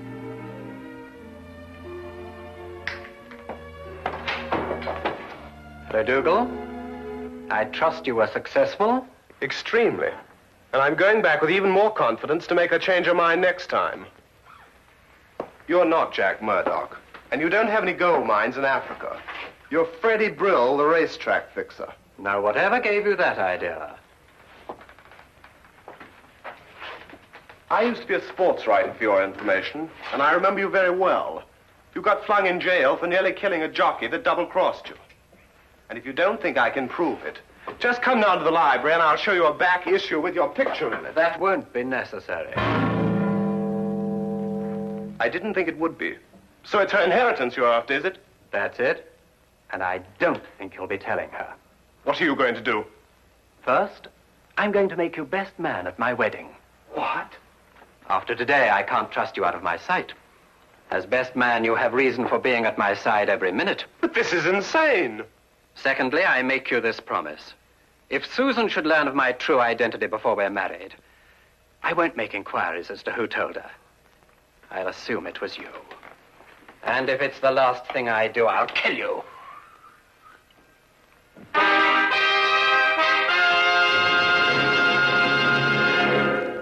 Now, we return to the case of the violent suitor. I'm always giving out advice myself, but here I am, strangely enough, asking for it. What shall I do? If I expose Murdoch, he'll obviously take his revenge on me. But on the other hand, how can I allow poor Susie to be victimized that way? I see. So it's Susie, is it? Well, up until half an hour ago when I managed to get away from him. Murdoch keeps me handcuffed to his side. And naturally, when he saw Miss Deering, I did also. Ah, yes, quite naturally. Well, there's no point in denying it that she does something strange to me. And I found myself wanting to be the groom instead of the best man. That may very well happen yet, Mr. Dougal. But how, with Murdoch still in the picture? We'll remove him from the picture. Well, it's simply stated, Holmes. But surely you don't mean to expose Murdoch and risk Mr. Dougal's life. No, Watson. If any lives are going to be risked, they'll be yours and mine. Oh. My plans aren't crystallized yet, Mr. Dougal, but my advice to you is to go back to Mr. Murdoch and continue to be his best man. You'll hear from me very soon. I'll do anything you say, Mr. Holmes. Thank you, Mr. Holmes. Not at all. Oh, wait.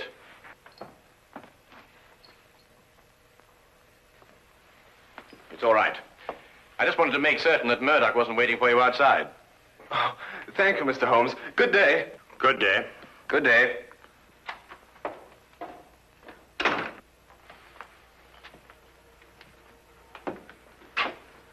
And how do you propose to help Mr. Dougal?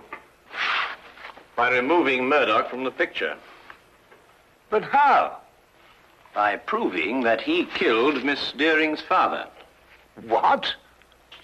Safely behind bars, Murdoch could neither marry Miss Deering or harm Dougal.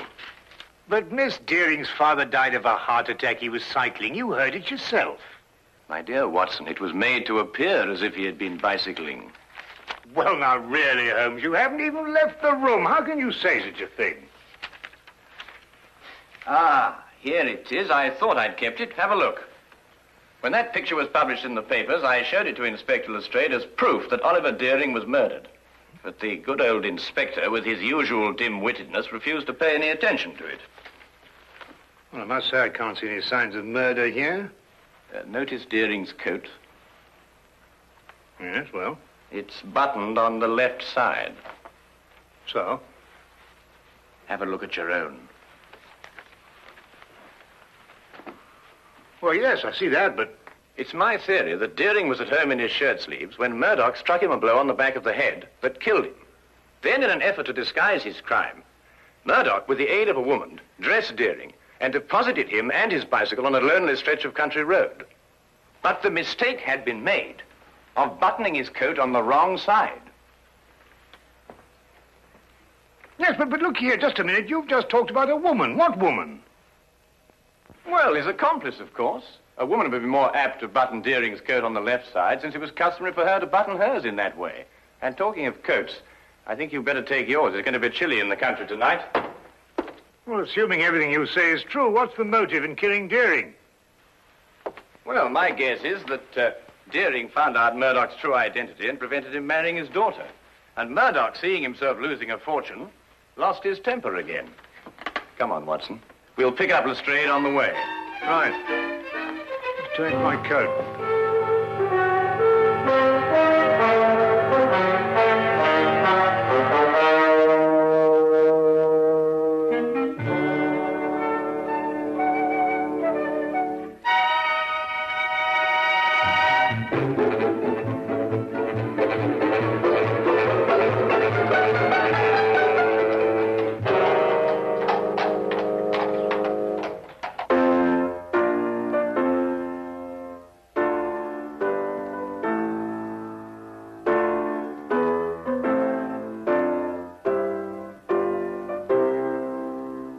What's the matter? I got a twist in my back. Are you still complaining about that? Don't you talk to him like that. I'll talk to him any way I choose.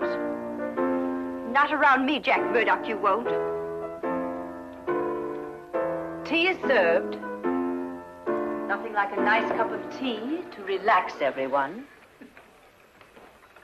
If you don't keep your temper, you'll ruin everything. It's all right, Tilda. I'll pour.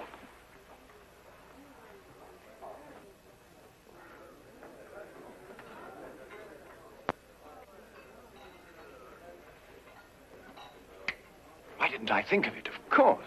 Of course what? The accomplice, it's Tilda. The housekeeper? Yes, it would have to be someone normally attached to the house to have been present at the murder. Tilda fits the part perfectly. She would also have to know Murdoch.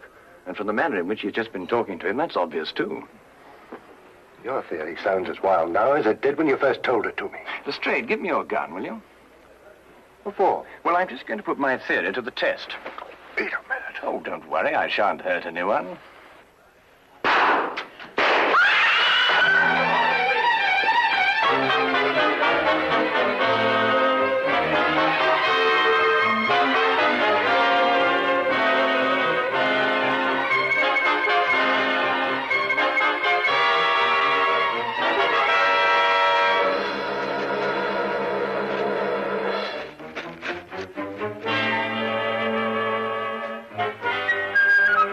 Holmes, what in thunder made you do a thing like this?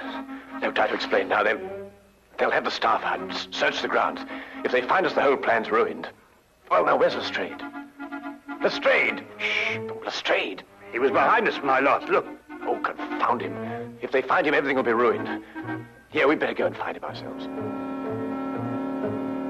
Lestrade. Lestrade. Oh, no, Holmes, look. Well, well, well. Only the good inspector could have managed that. Well, Lestrade, you look like a stranded whale. What is this thing? It's a badminton net. Were you running with your eyes shut? Here. Holmes, listen. The gardeners, I expect. They're coming this way. We've got to get to the carriage. Come on, Lestrade. Get me out of this thing. Oh, there's no time for that. Come on.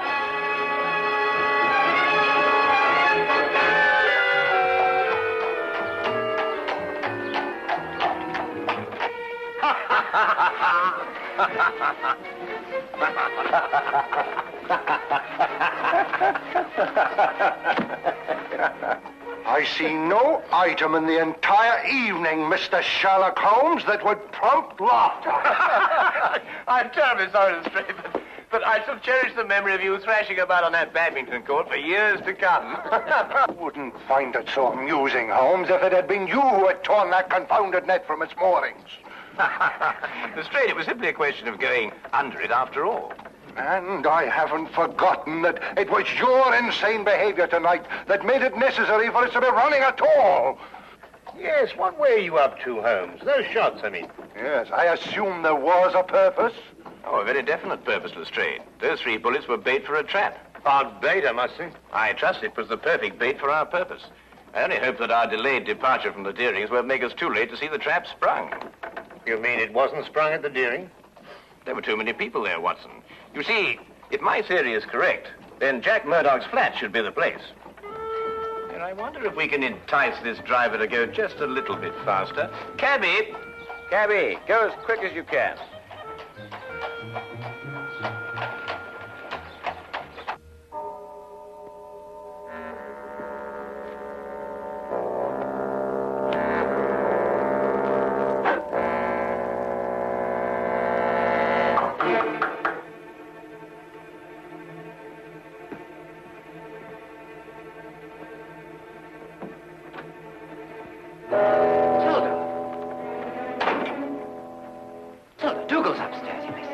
I'm not staying long.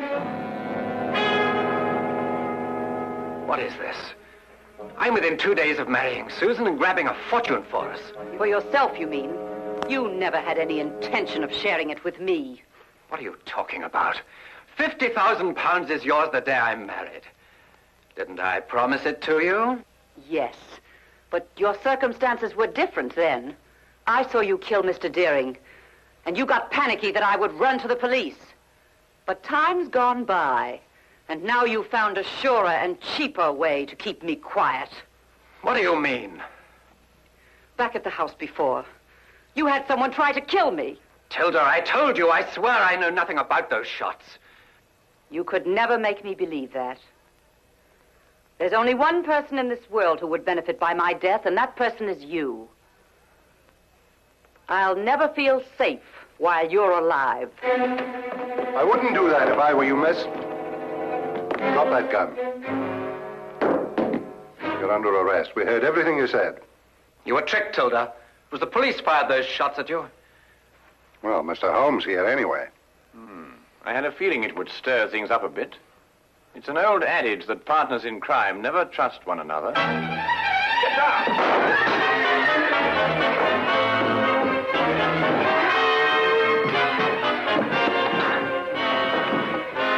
Well, I'll be... I've been practicing my right ever since I met him. Ah, well done, my boy. Well done.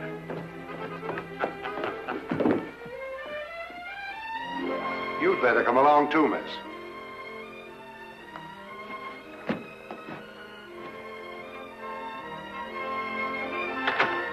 I believe I've outgrown the Aunt Lottie label now. I'm going to ask Susan to marry me. Good for you. First thing tomorrow morning. It's too late tonight. Oh, I don't think it's too late. You don't? No. Definitely not.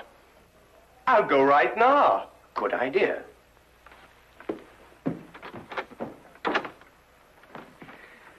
Well, Holmes, you've solved the mystery and brought two young lovers together. I think I'm going to call you Aunt Lottie. What? Oh, no, really, Watson. This time you've gone too far.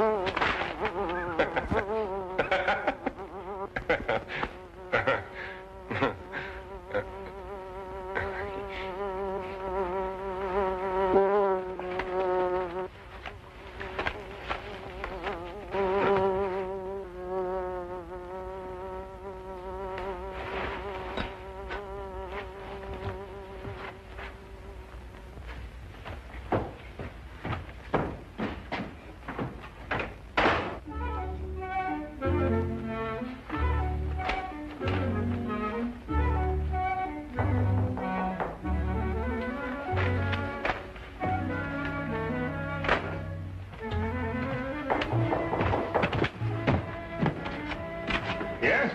Mr. Holmes, right? Yes, that's right. Is that for him? Yes, sir. All right, then I'll take it. Thank you.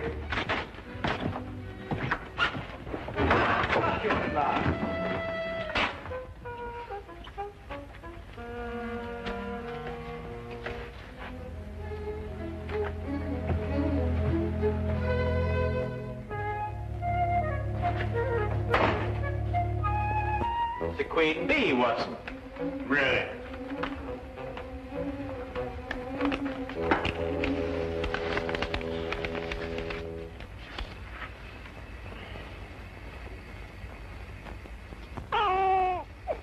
What did you say?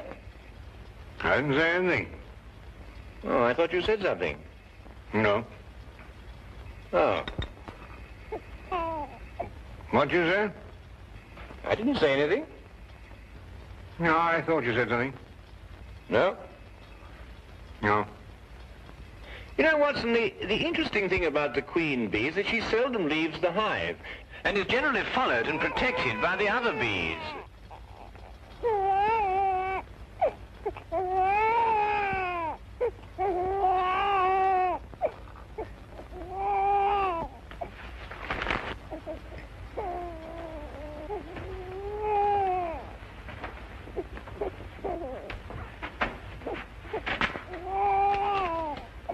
You just arrived. The messenger said it was for you.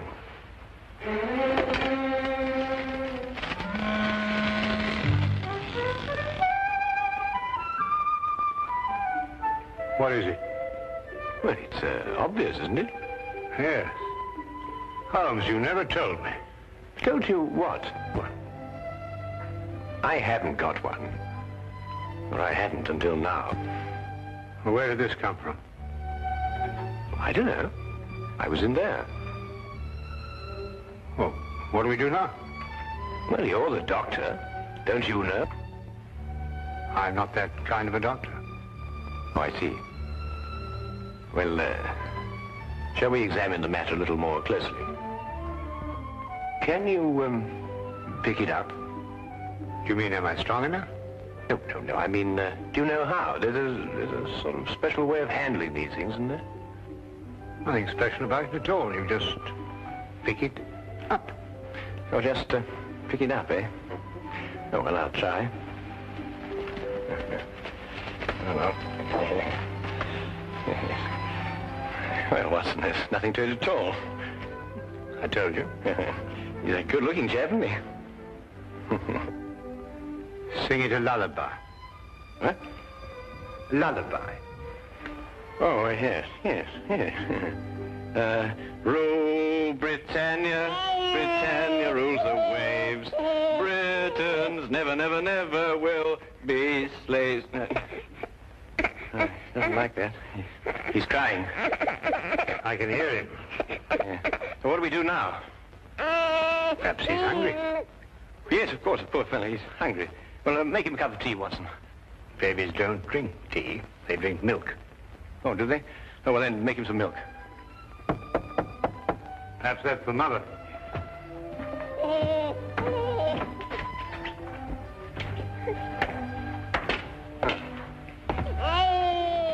Not the mother. What's that? It's a baby. So it is. Is it yours? Certainly not. Well, he's crying. Oh, really? Well, we've been able to deduce that without the aid of Scotland Yard. Unity. I'll stop him crying. Oh, yes. The little mother. All right. You hold him. Why, he stopped. So he has stopped. But he likes you. Well, I'll be darned. Oh, no, please, Lestrade. No profanity in front of the child. Who does it belong to? It came in a basket. Babies don't come in baskets, Holmes. They've got to belong to someone. Well, maybe there's a note.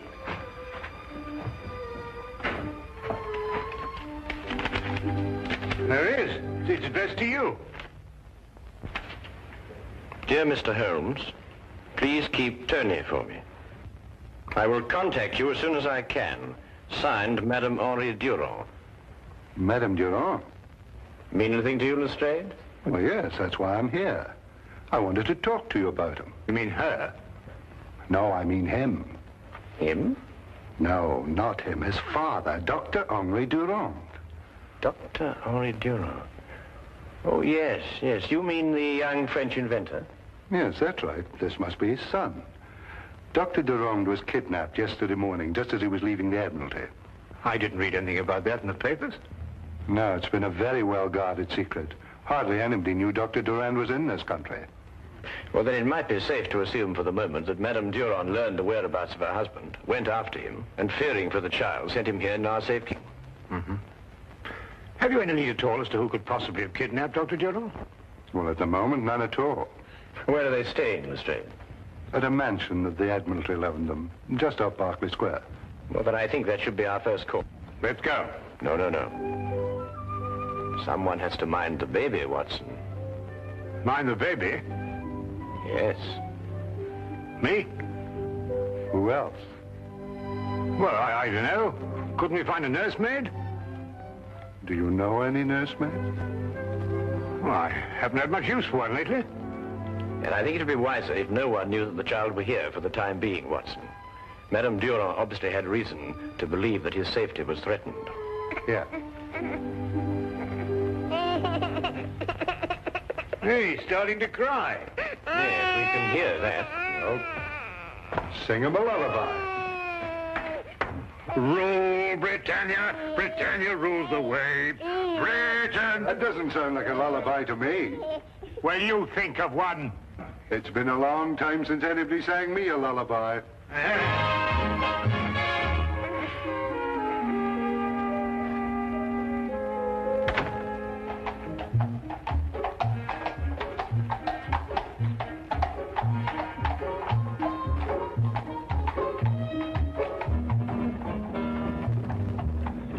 Of course, our trouble is we've far too many suspects. Every country in the world would like to lay its hands on this invention. Or Dr. Durand. Tell me, Lestrade, what is the invention exactly? Well, it's a sort of a ship that sails underwater. I don't understand it myself, but they say that any country that has it would control the seas in the event of war. I see. Then I presume that Dr. Durand's presence in this country has something to do with his invention. Oh, more than that. Hmm? Yes, his being here is part of a secret naval treaty between France and Britain. Really? Has anybody ever tried to contact this Dr. Durand before, to your knowledge? No, not that we know of. Mm-hmm. The whole thing's a completely blank wall.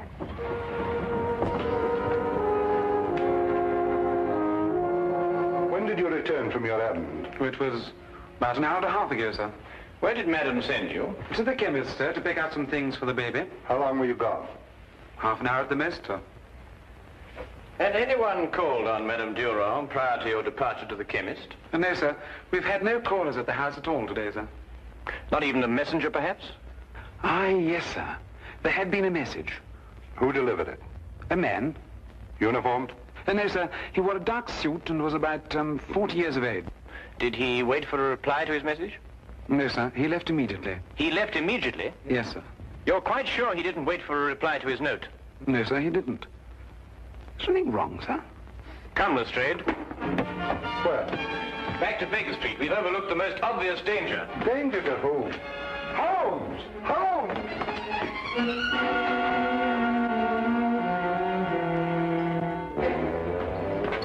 Holmes, will you please stop long enough to explain why we're racing like this? Quickly, Lestrade, give me a hand. Carefully now. Get him on the couch. Blood in his head. Yes, I know. I've been a fool. They came in. I know, Watson. Don't try and talk. I know what happened. I should have known it was going to happen. Well, what did happen? Yeah, get his medical case. It's in his room. Holmes, they struck me on the back of the head. It's all right, Watson. Don't try to talk. Got to look. Here.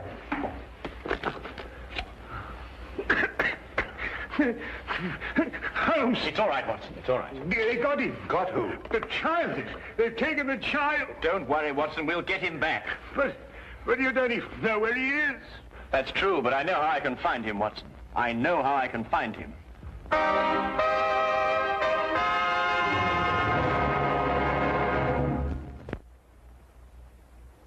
Turn to the case of the Baker Street nursemaids. The problem was an obvious one. Dr. Durand had been kidnapped, and now his child. There was no question that with his son's and wife's safety threatened, the poor man could be made to divulge the secret that both France and England were trying to guard. Holmes worked with feverish haste for some lead, some clue that would tell us which one of the many possible foreign powers was responsible for this outrage. His only aid was a scrap of paper, the paper that accompanied the child. Yeah, but how can you be sure, Holmes? Well, Madame Durand received the note from the messenger, and although she followed its instructions, she feared for life of her child, so she brought him here. You can see this piece of paper has been torn from a much larger sheet. And the paper is neither English nor French. And you expect to be able to tell from all this exactly where the paper was made? Certainly. Writing paper is almost as distinctive as writing itself. Its contents, method of manufacture and construction differ enormously from country to country. Now, watch this.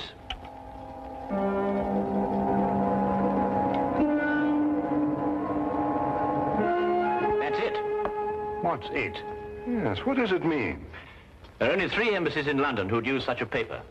It now only remains to investigate each one. Now, that's the kind of job I can do. I'll have men deployed around each of the embassies. No one will be allowed to enter or leave until... All right, I'll take it.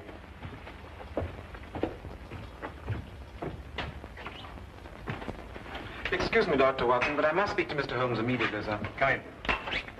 Is that for me? Yes, sir, it is. It was delivered to the house by the same man as delivered the last message to Madame Durand. He asked me to deliver it to you immediately, sir.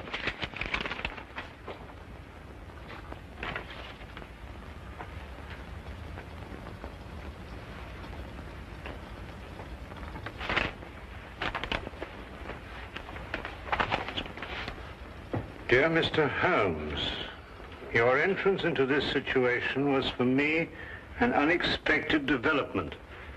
Now that it has occurred, however, I'm certain that you will, by some method, discover the whereabouts of my guests.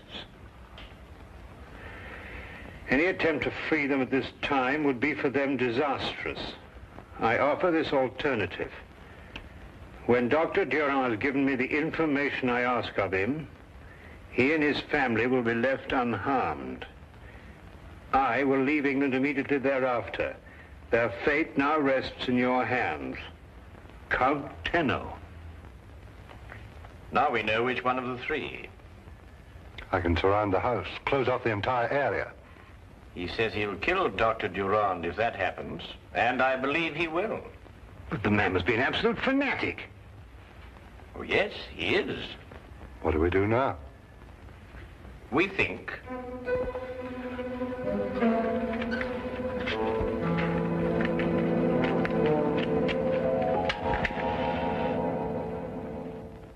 You delivered the message to the butler?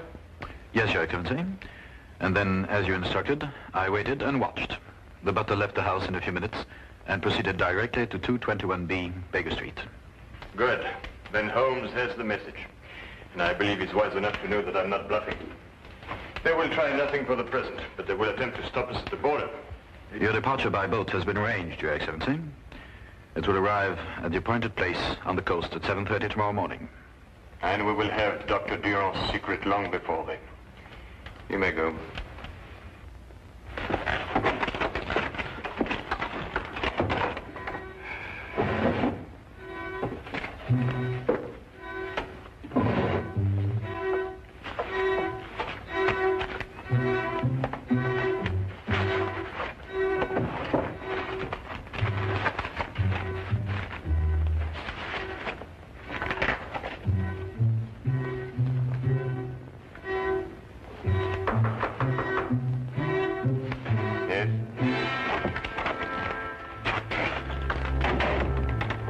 Sherlock Holmes and Dr. Watson to see you, Your Excellency.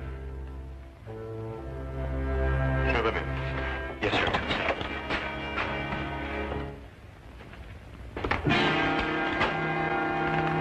Sherlock Holmes and Dr. John Watson. Come in, gentlemen. Lawrence. Yes, Your Excellency? Please inform every man in the house that Mr. Holmes and Dr. Watson are here. Tell them that if they should hear this bell, they are to follow exactly the emergency instructions I've given them. Yes, Your Excellency. Every man will be alerted. Now, won't you be seated, gentlemen? Thank you. Tell me, what sort of a trick do you think we try to play on you, Count Tenor? I could think of a few, but I'm afraid Sherlock Holmes could think of a few more. My men are extremely competent. I have no doubt they are, Count. And now, the purpose of your visit, gentlemen? Simply stated, we wish the safe return of Mr. and Mrs. Durand and their child. Stated simply enough. To begin with, of course, they are not here.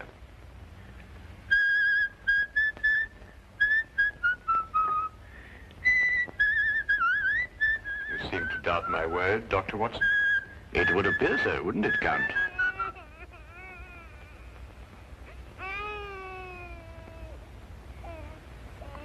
Very clever, Dr. Watson. Well, it's usually not too difficult to prove a liar a liar. And now, the purpose of your visit, gentlemen? To make you an offer, shall we say, Count? What kind of offer, Mr. Holmes? A guarantee of safe passage out of England for the safe return of the Durand family. I believe I can guarantee my own safe passage out of England. Every port, every exit will be blocked by the authorities. The authorities would attempt to block every port and exit. But we'll have to wait to see if they can succeed. The police can always force their way into this house, you know, Count. And I can pull this bell cord. Dr. Durand will be killed immediately and automatically in either case. Yes, but what assurance have we that you won't kill Dr. Durand anyway, in order to stop other countries getting its secret? I'm afraid you will have to wait to see about that too, Dr. Watson. Then I gather that we can't come to an agreement with you, Count. I'm surprised at your naivety, Mr. Holmes. You have nothing to offer me. You should have known that. Lawrence! The gentlemen are leaving now. See them out and bolt the door very carefully behind them.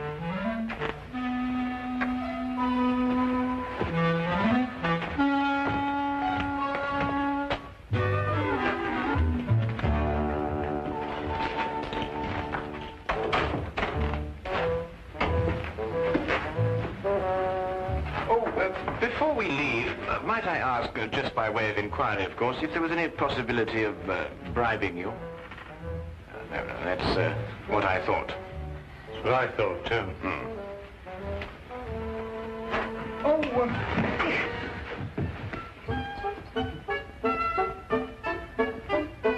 that's the first part of the plan. We're in. Before we do anything else, we put that communication cord out of action. That's going to be difficult. Yes, if it were easy, I wouldn't be in a cold sweat now. Oh, I thought I was the only one.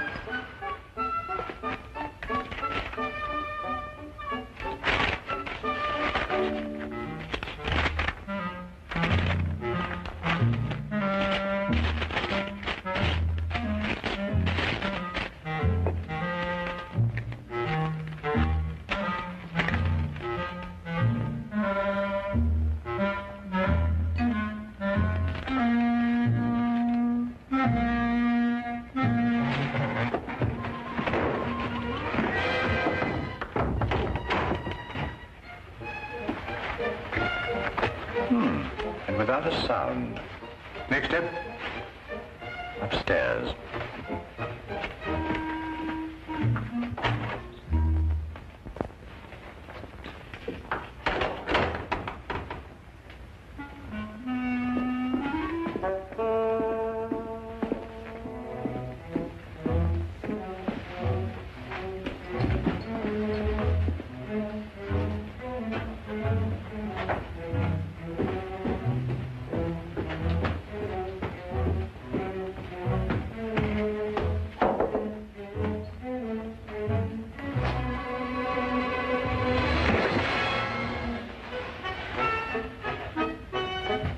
Not bad, Holmes. Not bad at all. My hand. hurts. Oh, well, look, you must keep your wrist stiff and swing from the shoulder. Wrist stiff and swing from the shoulder. Yes? That's right. Look, I'll show you in a minute. Yes.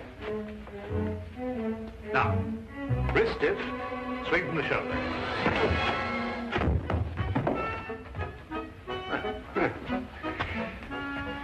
You know, you're a little light for this kind of work. Oh, nonsense, nonsense. It's just a matter of technique. Mm-hmm. Well, let's go upstairs and get a bit more practice. Yes, let's.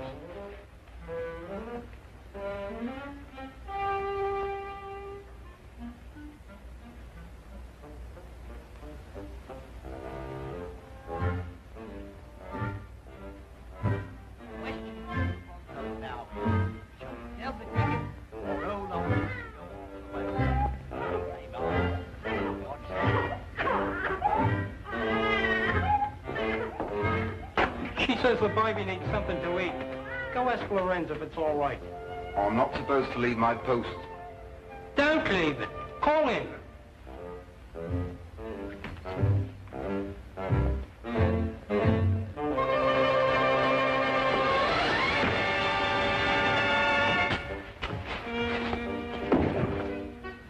Now, still hurts. I'll show you. All right. Thought you were going to get away with it, didn't you? Just keep your hands up and walk straight ahead. Stop where you are.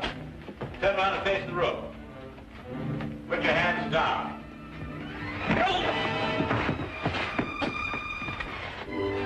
Yes, I see what you mean now.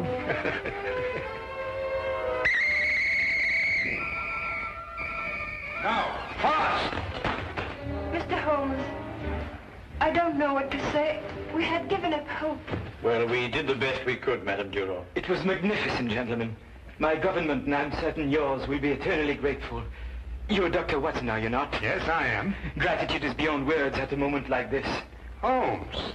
Watson. Is everything all right? Yes, everything's absolutely under control. Thanks to you. Oh, I didn't do anything. That's what I mean. Well, I suppose everybody's quite safe. Yes, thank you, Lestrade. Everyone, including the youngest member of the family. Yes. She's hungry, but she's safe. Oh, well, we can get her something to... Huh? Yes. But it's a he. No, her. But he, her, the name is Tony, isn't it? Yes, but she's a she. I say, Watson, it seems we were entertaining a young lady. Perfect disguise, though, isn't it?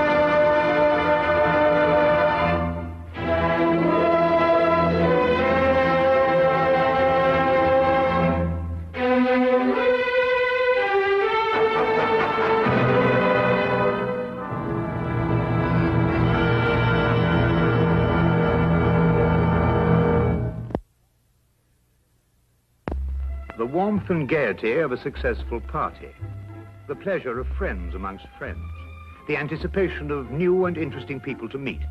These are the elements of an enjoyable evening. These are often the memorable occasions in life. This is a story that started at a party, gay, joyous, festive. This is a story of a party that ended with fear and horror. It was a cry for help Sherlock Holmes will never forget. It was a lovely party. Wonderful party, Janet. Good night, Russell. No one deserves happiness more than you and Russell. Thank you, John. Good night. Wish that John were just one half as attentive as Russell. If you ever want to get rid of him, send him to me. Good night, Louisa. Good night. Good night. Oh, I love them all. But is it unkind of me to say that I'm glad we're finally alone? Not unkind at all. Just leave everything till tomorrow, Susan. Thank you, madame. Good night. Good night, my girl.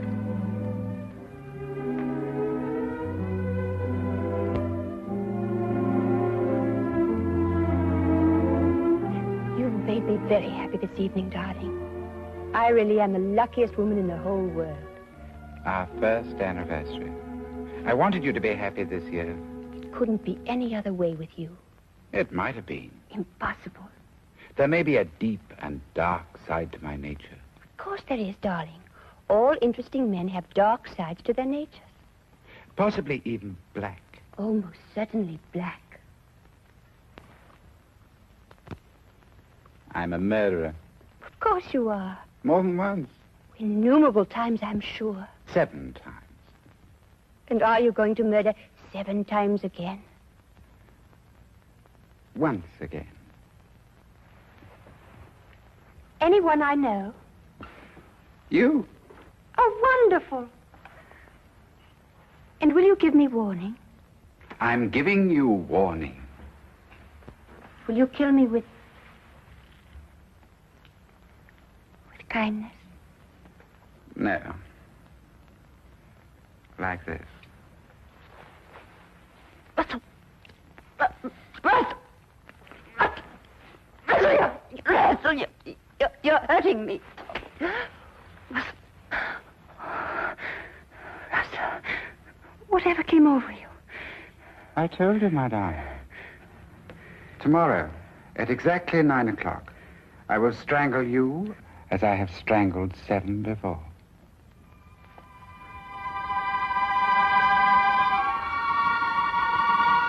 You're serious?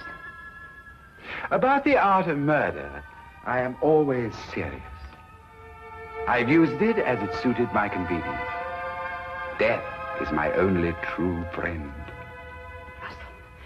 Russell, don't talk like that. You don't believe me now, my dear. But you'll think about it. You'll come to know and to fear. Then you'll fly to the police and tell them what has happened. They may believe you, they may not. And tomorrow, at exactly 9 o'clock, I will kill you.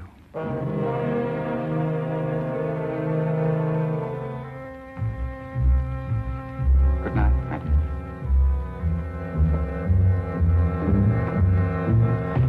Oh, yes. Happy anniversary, my dear.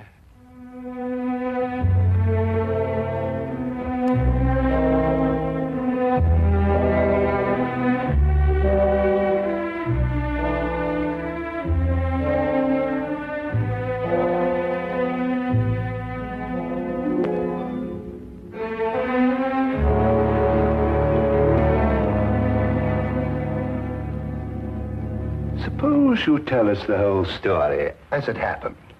It might be easier that way. Of course. I'm Mrs. Russell Partridge. Your husband's the art collector? That's right. Oh, he's a wonderful man, your husband. I first had the pleasure of meeting him when we were guarding the French collection that came over. He's a wonderful man. Everyone says so. Yes. Now, Tell me what's troubling you, Mrs. Partridge. You can rest assured that for your own sake as well as your husband's, Scotland Yard will do everything it possibly can.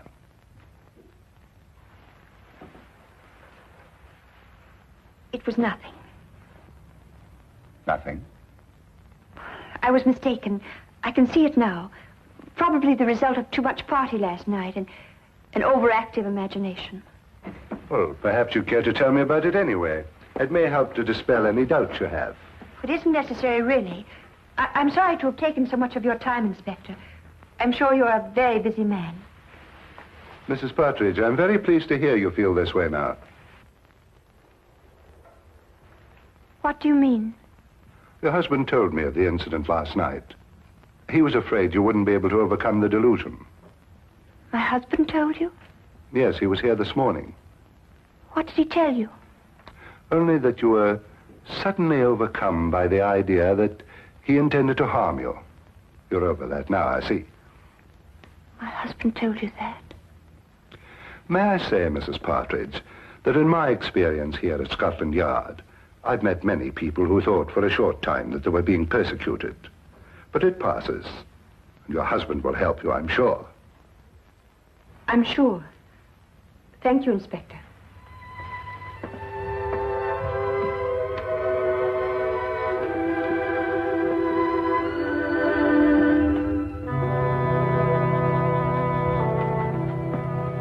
Well, what do you make of that, sir?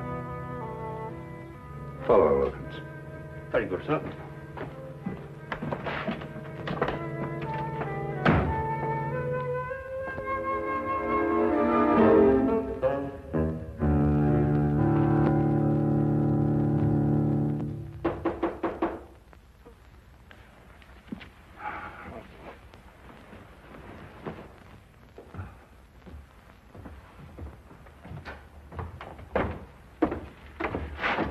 Yes?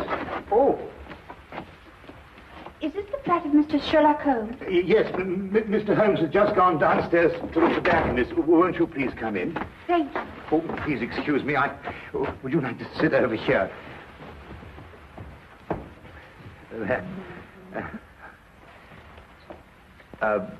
Would you care for anything? I have some fresh tea made. No, thank you. You say Mr. Holmes will be right back. Oh, yes. Oh, forgive me. I'm Dr. Watson. How do you do? I'm Mrs. Russell Partridge. Oh, your husband's the art collector? Yes. Oh, I met him not long ago. Wonderful man. Thank you. Of course, I'm not much an authority on art myself. I just like what I like, you know. But I understand he's one of our leading judges. Yes, that's true. Wonderful man. Interesting, too. Yes. I think perhaps I'd better leave. I was wrong to think that... What a beautiful day, Watson. Perfectly exquisite. We really must make an effort to get out and about more often and see the beauties that I beg your pardon, madam. I didn't realize we had a guest. May I present Mr. Holmes? This is Mrs. Russell Partridge. Do forgive the exuberance of my entrance, madam. I'm delighted to meet you. Won't you sit down? I think that I realize the situation is a delicate one. How do you know? Because you didn't wish it to be known that you'd come here. So you left your carriage at the corner of the street and walked. You saw me? No, as a matter of fact, I didn't. But I observed that the hem of your skirt has picked up a certain amount of dust from the street. And though you undoubtedly came by carriage, because your shoes, which are extremely fashionable ones, were not meant for comfortable walking. Mr. Holmes, I need your help. In what way, Mrs. Partridge? I believe my husband is going to kill me. Russell Partridge? Why do you believe this, Mrs. Partridge? He told me he would. Last night. Why, that's impossible. I had the same reaction at first, Dr. Watson. It couldn't be true. Not by Russell. As everyone tells me, he's such a wonderful man. And when did he say he was going to do this? Tonight, at 9. And then he said something impossible, Mr. Holmes.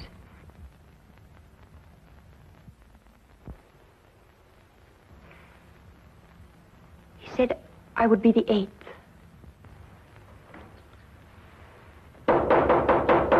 Excuse me.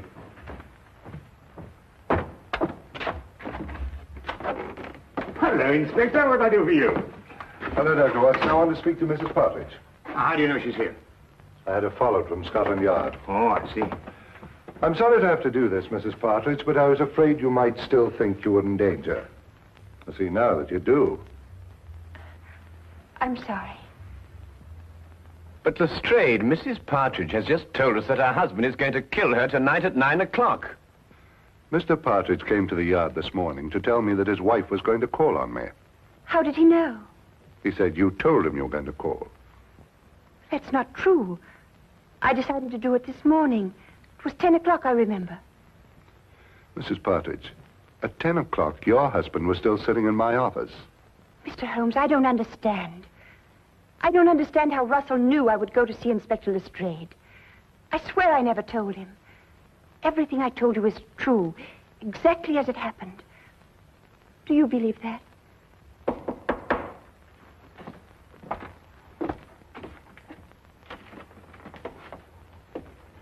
Excuse me.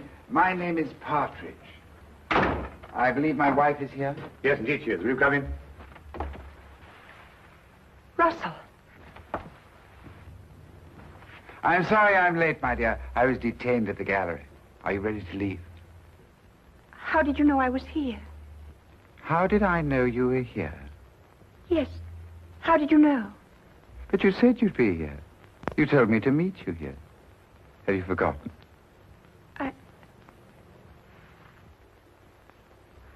I must have forgotten. Excuse me. Forgive me for interrupting you, gentlemen, and thank you for any consideration you may have shown my wife. Good day. Good day.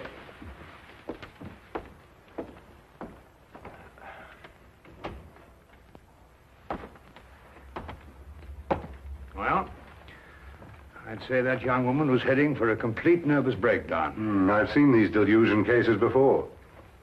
A very interesting man, and a very distinctive one. When I went down to the tobacconist, I wondered why he was standing at the corner of the street, watching this flat so intently. And now I think I know why. Yes, indeed, a very, very interesting man.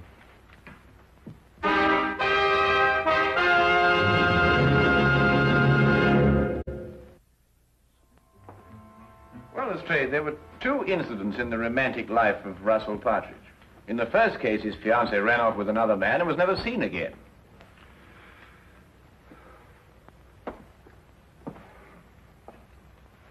She ran off with an American, didn't she? Was this confirmed or assumed, Lestrade? Well, I don't know. And in the other case, he was left at the altar, I believe the expression is. Yes, that's right. Was that girl ever heard of again? She ran off with a South American, I believe.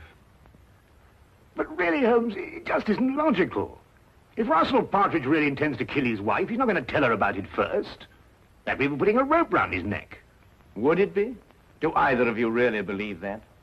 It isn't logical, Holmes. It isn't usual, Lestrade. But this man is just amusing himself. He's an insane fanatic. And unless you get a warrant out for his arrest, I, for one, won't be responsible. Now, look here, Holmes. I can't ask for a search warrant every time a man's left at the altar. What would you be looking for anyway? The evidence of the 7 other murders he told his wife he'd committed. Holmes, you must understand that... Well... Or the 8th will be on your hands.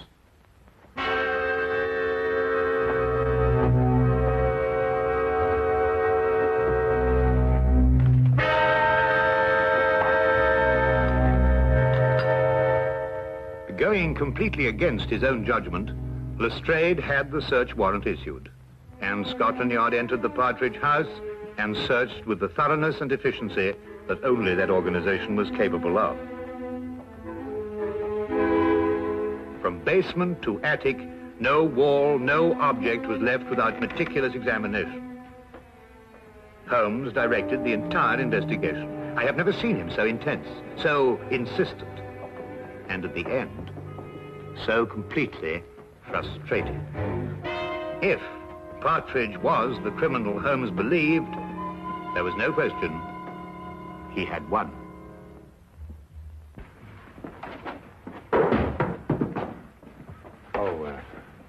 Naturally, Mr. Partridge, the Yard will assume responsibility for putting things back as they were. Thank you, Inspector.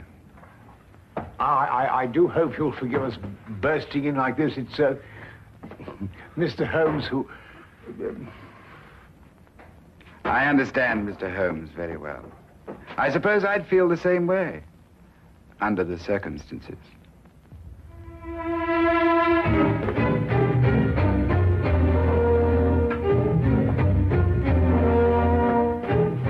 What time is it, Watson?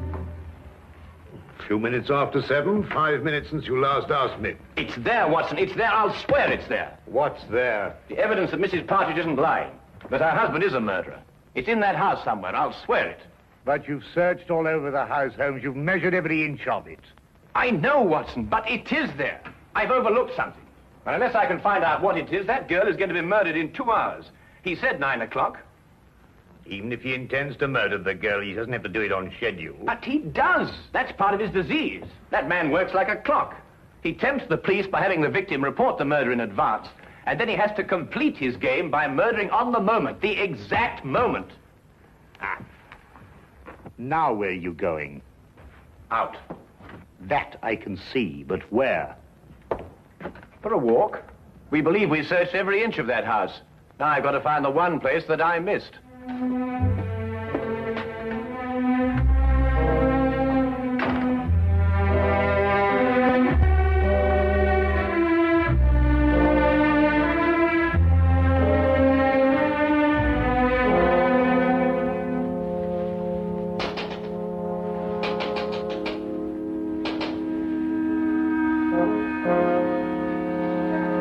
Mr. Holmes. Good evening, Mrs. Partridge. I realize the entrance is somewhat unconventional, but then so are the circumstances. I believe I made the climb unseen. What are you doing here? I want to prevent you from doing this. I can't stay here. You must. If I stay here, kill me. Mrs. Partridge, I know your life is in danger, but if you leave here, I can't guarantee your safety. If you stay and help me, we may yet have a chance. A chance? Yes. It's my theory that your husband will try to... Janet!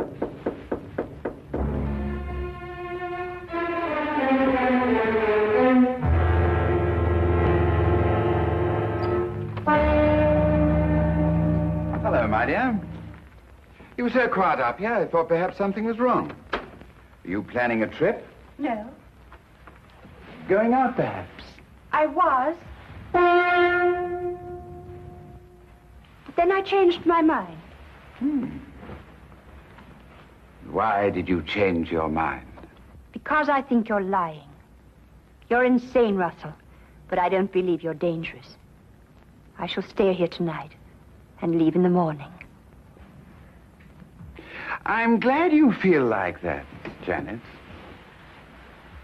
It shows you have great strength of character. Where did you kill your other 7 victims? Here, in this house. How did you dispose of their bodies? The bodies are still here. But the police searched the house. I know. I watched them. Very efficient. Especially with Mr. Holmes to guide them. A very clever man, Mr. Holmes. It was a tremendous temptation not to tell him where to look. It's 8:45. You have 15 minutes. Why don't you run away?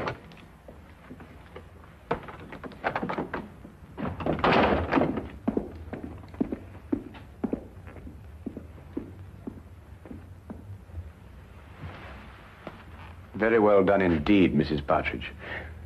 I must apologize for the oversight. What do we do now? Now we wait.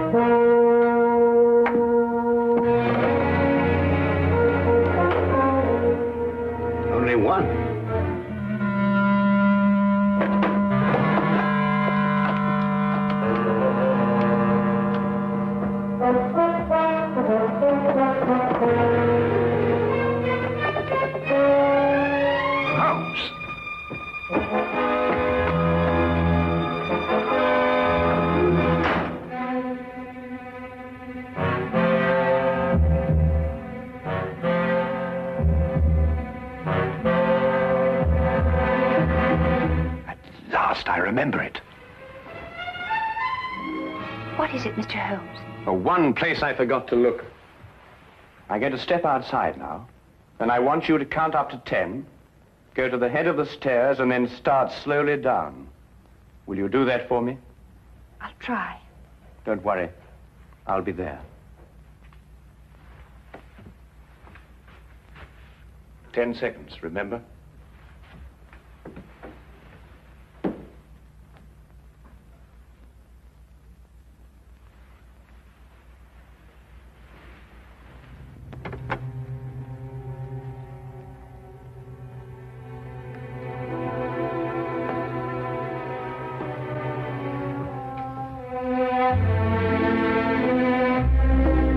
I admire your courage, Janet. Aren't you afraid? No. I don't believe you. I think you are afraid. No, I'm not. The others were afraid. Don't take that last step. How did you get in? The important thing is that I'm here, and that your wife is safe. And because of your premature revelation of yourself, so am I. I'm sure it is not against the law of England to walk up the stairs in one's own house. Besides, my wife is completely unharmed. And the other 7, Mr. Partridge? What other 7, Mr. Holmes? You searched this afternoon.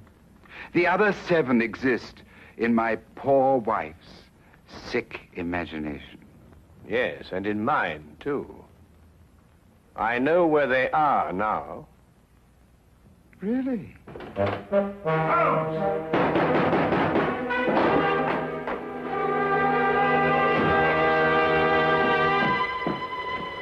What's happened? Get the poker from the fire, Watson. Poker? Yes, the poker.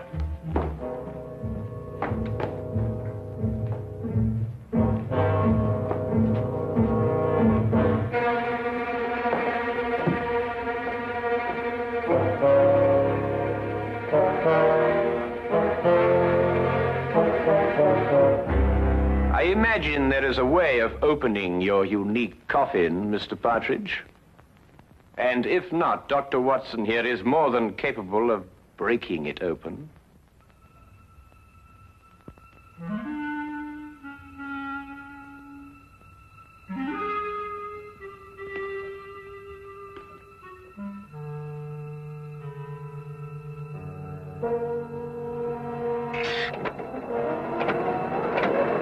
Oh, good Lord! The mortal remains of his 7 victims, Watson. Each step a coffin, and each coffin a monument to the most insane killer I have ever met.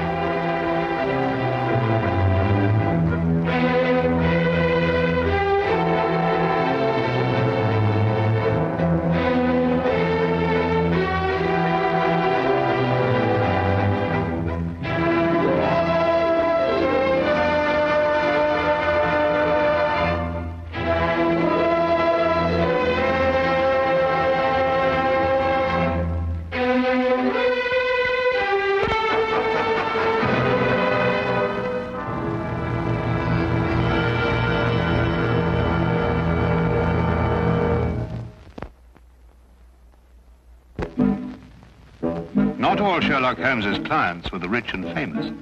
They came from all walks of life, even the humblest. Indeed, he was more apt to give heed to the humble client, the minor tragedy, because that was the nature of the man, human and understanding. Yeah, hang it all, Holmes. Let me have a look. After all, I did buy the beastly thing. Why don't you wait for moving pictures, Watson? Much more interesting, you know. Pictures that move? Ridiculous. I'm not being ridiculous. They've already been invented by a Frenchman named Lumiere, and an American Edison seems to have made it quite practical. Absurd. He'll never get anywhere with them, you'll see. Not commercially anyway. Nobody will be interested. Come in.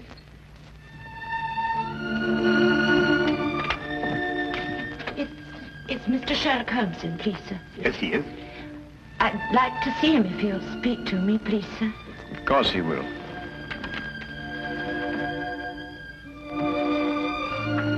This is Mr. Sherlock Holmes.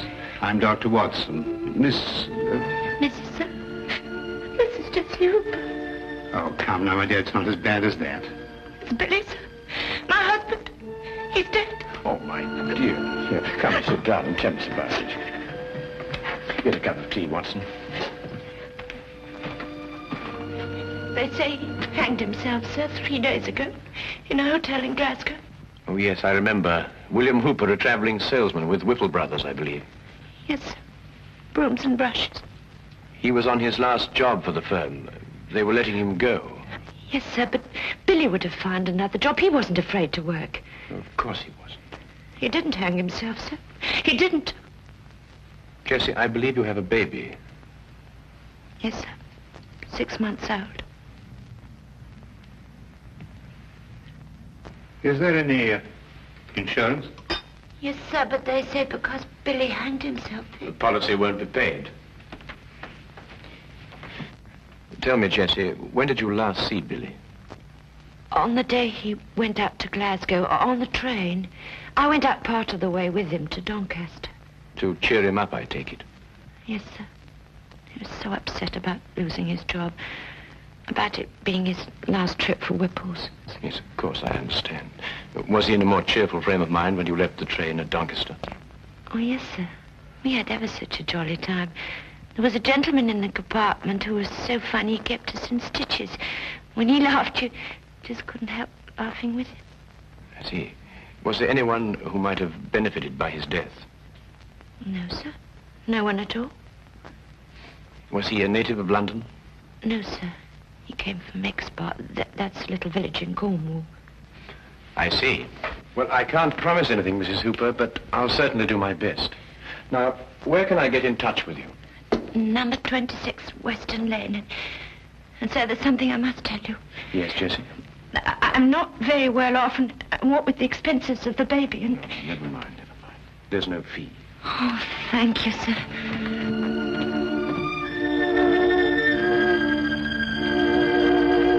Goodbye, sir. Goodbye, Jessie. Sir, I don't know how to...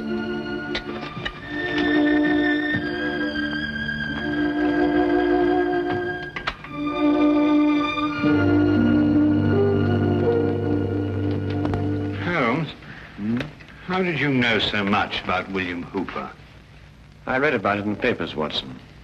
One of those domestic tragedies that become buried in the back page.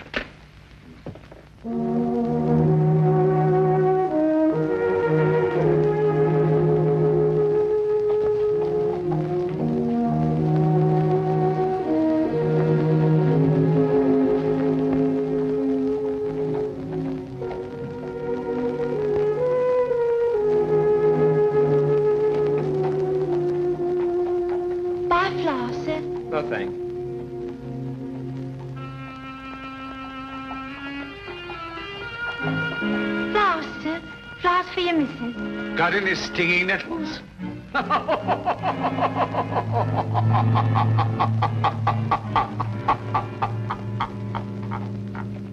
If you want to kill somebody, you can poison them or shoot them or stab them or push them over a cliff if you like, but you don't hang them. It's too deucedly awkward. Unless, of course, you want to make it look like suicide. Oh, Watson, be a good fellow, would you, and buy me 15 feet of manila rope before we go up to Glasgow? Well, we could buy that anyway. Glasgow?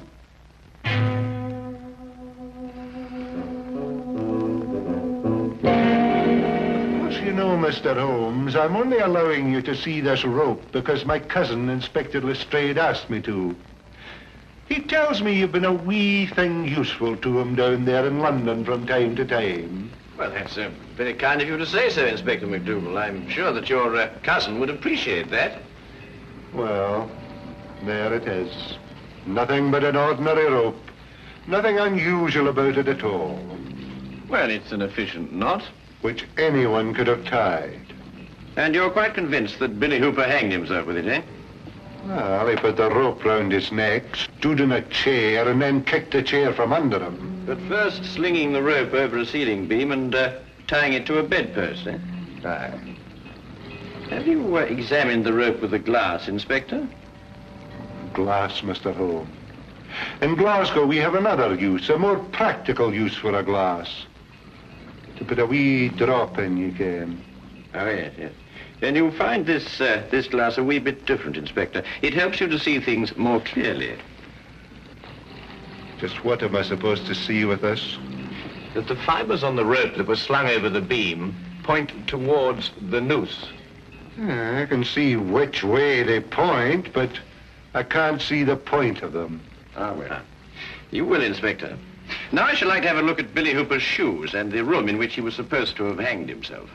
Mr. Holmes, I'm beginning to have a great deal of sympathy for my cousin, Inspector Lestrade, to say nothing of the entire London police force.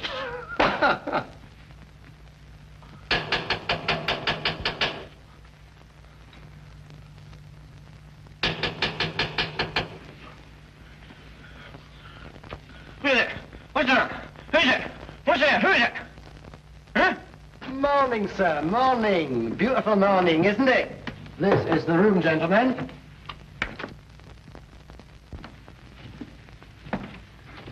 This is the beam, I presume, over which the rope was slung. And this is the bedpost the laddie tied the rope to. Interesting. Just a little routine detection, sir. Why don't you go back to sleep? Watson, let me have the rope you bought in London, would you? Yes.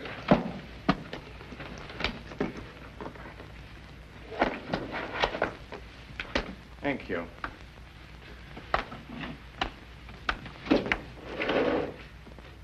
Now, would you come and stand under the noose? Just a minute, Holmes. What are you up to? Mr. Holmes, I'm afraid I can't allow you to hang your friend in my presence. Oh, very well. I only wanted to make the demonstration as graphic as possible. Would you hold it, Watson? Now, observe the rope, Inspector, passing over the beam as I hoist Watson up. What is all this in aid of? Oh, just an experiment, Watson. I believe you put on a bit of weight, old chap. This nonsense in aid of. Let's have a look at the rope. Inspector, observe that part of the rope which passed over the beam. You will note that the fibers point towards the noose. Exactly like the fibers of the rope Hooper was hanged with. So they do. But if he had hanged himself by kicking the chair from under him, his body dropping down would have caused the fibers to bend in the opposite direction, away from the noose. I've got it, Holmes. And because the fibers bend towards the noose, therefore, Hooper must have been pulled upwards. And since he obviously didn't pull himself up, someone else must have. And that is murder. Murder? What are you talking about? The late William Hooper, sir. Mr. Holmes here, by a brilliant feat of detection, has just proved conclusively that he was hanged here, in this very room. Hanged in this very room? Oh, let me go in here.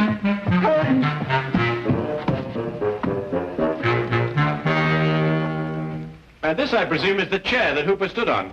That's it. Yeah, there are no scratches on the seat. And there was a nail sticking out of Hooper's right shoe. Further evidence if you require any, Inspector. Ah, fragments of glass. Was there a broken drinking glass found on the floor, Inspector? No, nothing at all. Oh, I expect the murderer tied it up after him. But I think that we'll discover that he gave Hooper a drink with a drug in it. Rather difficult to analyze at the moment, but I shall have a look into it. Wasn't there someone in the bed, Watson, when we came in?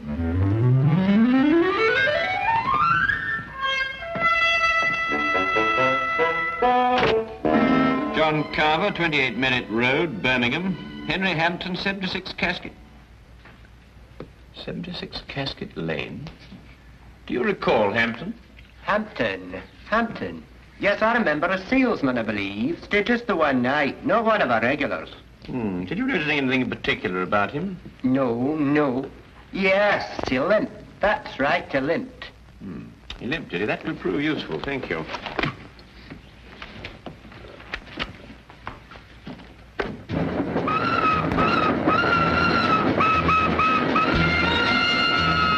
Aside from the fact that Hooper was murdered, what else do we learn in Glasgow? Well, Watson, that the man who registered under the fictitious name of Henry Hampton of 76 Casket Lane is the murderer. Oh, I see. A salesman just happened to be wandering about with a length of manila rope on him. Yes, of course. Didn't you know? He's a rope salesman. But hang it all, Holmes, at least 50 people registered at the hotel that night. What makes you pick on this Hampton chap? Because, my dear fellow, an elementary geographical knowledge of London would tell you that the even numbers in Casket Lane stop in the 60s. Number 76 is obviously a figment of Mr. Hampton's imagination. I see. But then, if both his name and his address are false, where are we going to start looking for him? We begin, obviously, with a trip to Exbar, Billy's birthplace in Cornwall. Now I'll tell you one. About the chap who woke up one morning with an elephant trunk instead of his nose. Began the day by blowing his own trumpet. Anyway, it's nonsense. The murderer be the other side of the world by now.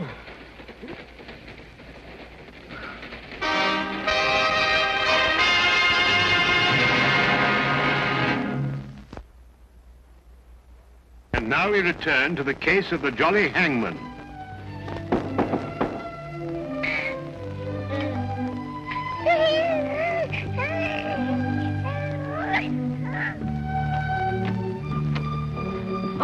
Mr. Holmes. Dr. Watson. Good morning, Jessie. I hope we haven't interrupted your household chores. Oh, no, sir. Please come in. Thank you. So that's a little man, eh? Yes, sir, that's little Billy. Oh, I say, Holmes, look at that chest, too. Look at these biceps. Yes, Watson, and look at that nice high forehead and that well-developed cranium. Won't you have some tea, sir? I'm sorry, Jessie, but I'm afraid we won't have time. We've come to ask you a few questions about your husband. Yes, sir. Please sit down. Thank you. Dr. Watson and I have just come back from Exbar. It occurred to me that the seeds of what happened in Glasgow were sown in the past. We learned, Jessie, that when Billy was 7 years old, his grandfather was murdered. Did you know that? No, sir. Billy never told me. I can understand that. He was a sensitive young man, and he wouldn't want to burden you with a gruesome story. What happened, sir? Well, at that time, Billy was living alone with his grandfather on an isolated farm. One night, the old man gave shelter to a stranger. The following morning, Billy's grandfather was found murdered, and Billy was discovered incoherent with fear, hiding in a shed. The murderer was never identified. The only thing that Billy could tell the police was that the man limped. Exactly, Watson. However, years passed. The murderer felt comparatively safe. There was only one person in the world who could identify him. The man who once had been that 7-year-old boy. And he probably thought the little boy'd forget anyway. But the little boy didn't forget. The memory remained here, dormant for many years, until it was reawakened in Glasgow. Oh, that window gives you a start, don't it? Always dropping shut like that. Billy was going to fix it. In Glasgow, sir? Yes, where he encountered the murderer. The memory began to stir, perhaps awakened by that limp. And the murderer began to realize that sooner or later, Billy would remember and identify him. Now I understand. Understand what? Billy's nightmares. Oh, such frightful ones he'd always have. Moaning something about a hobble. Of course, a hobble, a limp. But he could never remember what the nightmares were about. Did Billy ever mention meeting a man who limped?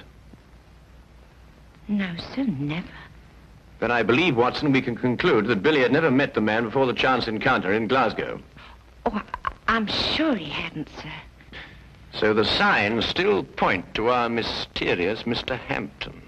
Who's Mr. Hampton, sir? A gentleman I very much wish to lay my hands on.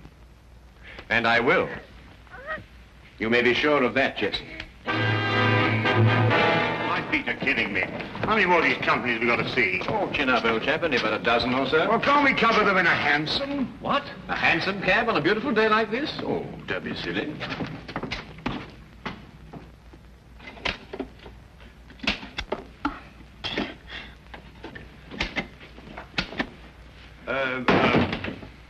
Good afternoon. Do you use a colon or a semicolon after, dear sir? Oh, colon, miss. Now, come along, Holmes. You know better than that. A semicolon, young lady. But I can't find either. Tell me, is your sales manager in? A sales manager? That'd be Mr. Thornton, wouldn't it? Or Mr. Baxter? Yes, Mr. Baxter. Did you have an appointment with him? No. Must we have one? I don't know. I'll ask him.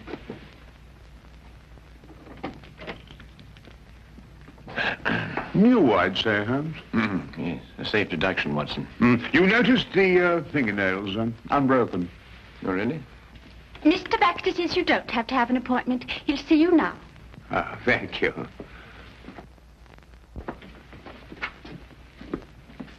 Good afternoon, gentlemen. Good afternoon. And what may I do for you? Good afternoon. My name's Dr. Watson, and this is Mr. Sherlock Holmes. Sherlock Holmes, eh? Oh, this is an honor. Not here to arrest anyone, though, I hope. Would it be an imposition to ask for your salesman's itinerary during, let's say, the last few weeks? The cities they've covered? No sooner asked than done, as the genie said. Oh, must be in the file drawer. Our road chart, you know. Dr. Watson, would you mind getting it? It's in the drawer over there. Yes, of course I will. The brown folder. Yes, that's it. Thank you. Now, let's see, shall we?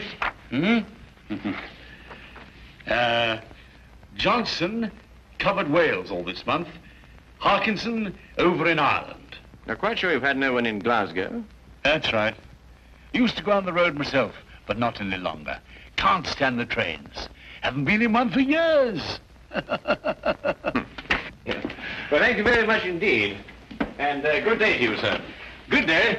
Come back if you've got any loose ends to tie up.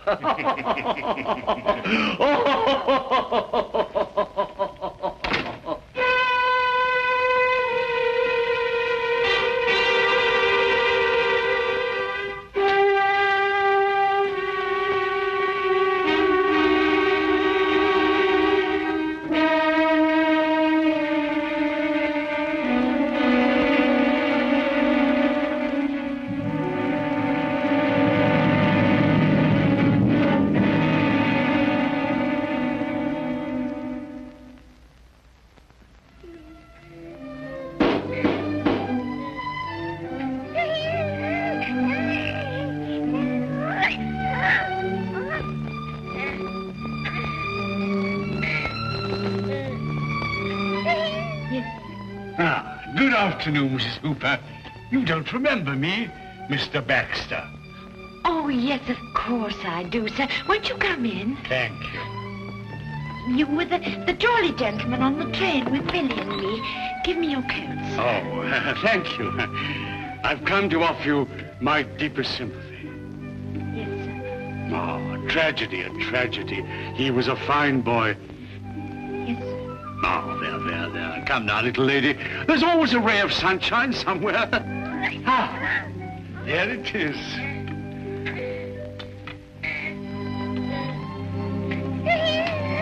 A little bundle of happiness. A joy and blessing for you. You'll always have...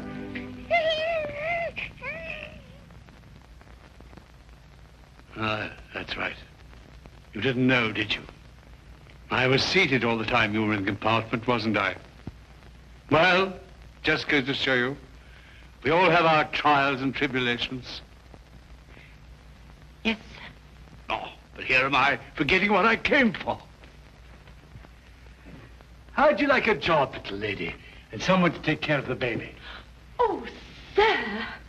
Then let's have a cup of tea and talk about it, shall we? Oh, sir, I don't know how to thank you. I'll do anything. I'll send you to a secretarial school, and then you'll be my secretary. Oh, sir, that would be wonderful. You know, I didn't know how I was going to manage. Oh.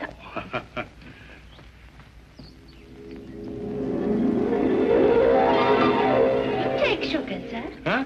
Oh, no, thank you. Looking at you is sugar enough for me. Really? My friend Sherlock Holmes tells me you've been to see him. Do you know Sherlock Holmes, sir? Oh, I should think I do. Always asking my advice, Sherlock is. Can't solve a case without me, he says. He and Dr. Watson went up to Glasgow, you know, inquiring at the hotel where Billy was. And then they went down to Exbar. How do you know all that, sir? Oh, Sherlock tells me everything. I suppose you told him that you and Billy met me on the train. And you gave him my name. I'm afraid I'd forgotten your name, sir. Had you now? Then you're the only one who knows, eh? Well, wouldn't Sherlock be surprised to find that I'd met Billy on the train? Yes, indeed. Wouldn't he be surprised? Yes, sir. Now, drink up your tea, and we'll talk about your new job. Huh?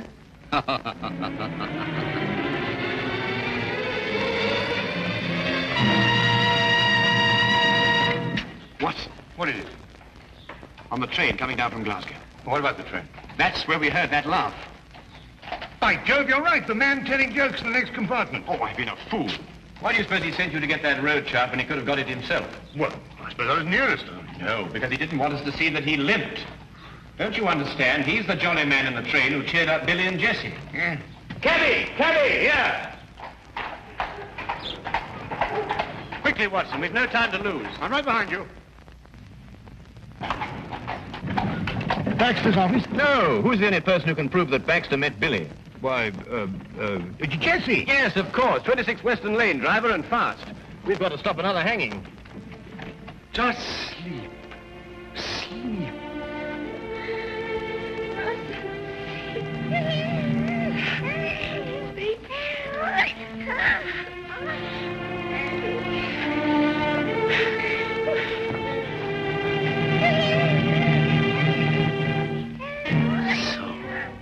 You had to go to Sherlock Holmes, eh? Couldn't leave well alone, could you? You're just like your husband in that. He couldn't let sleeping dogs lie either.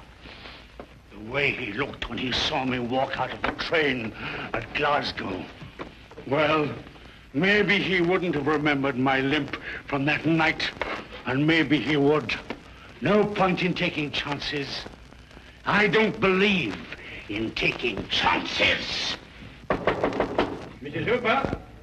Mrs. Hooper! It's Sherlock Holmes. Open the door. Mrs. Hooper! Jessie, it's Sherlock Holmes. Open the door. Jessie, open the door! All right, Watson, break it down.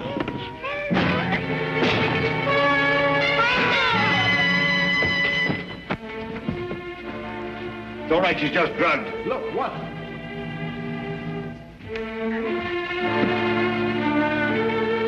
No.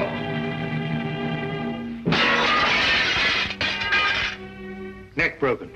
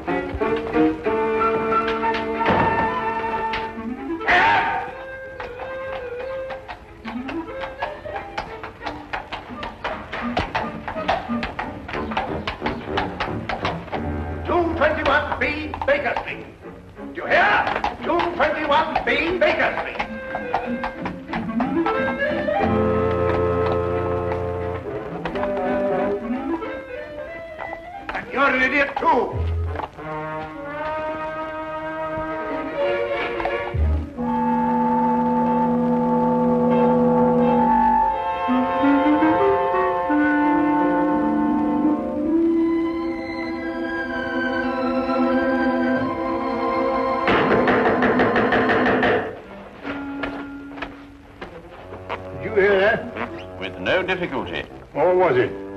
Well, according to my deductions, I should imagine that someone is at the door. Oh. Well, Watson, won't you see who it is? Oh, well, I suppose. All right.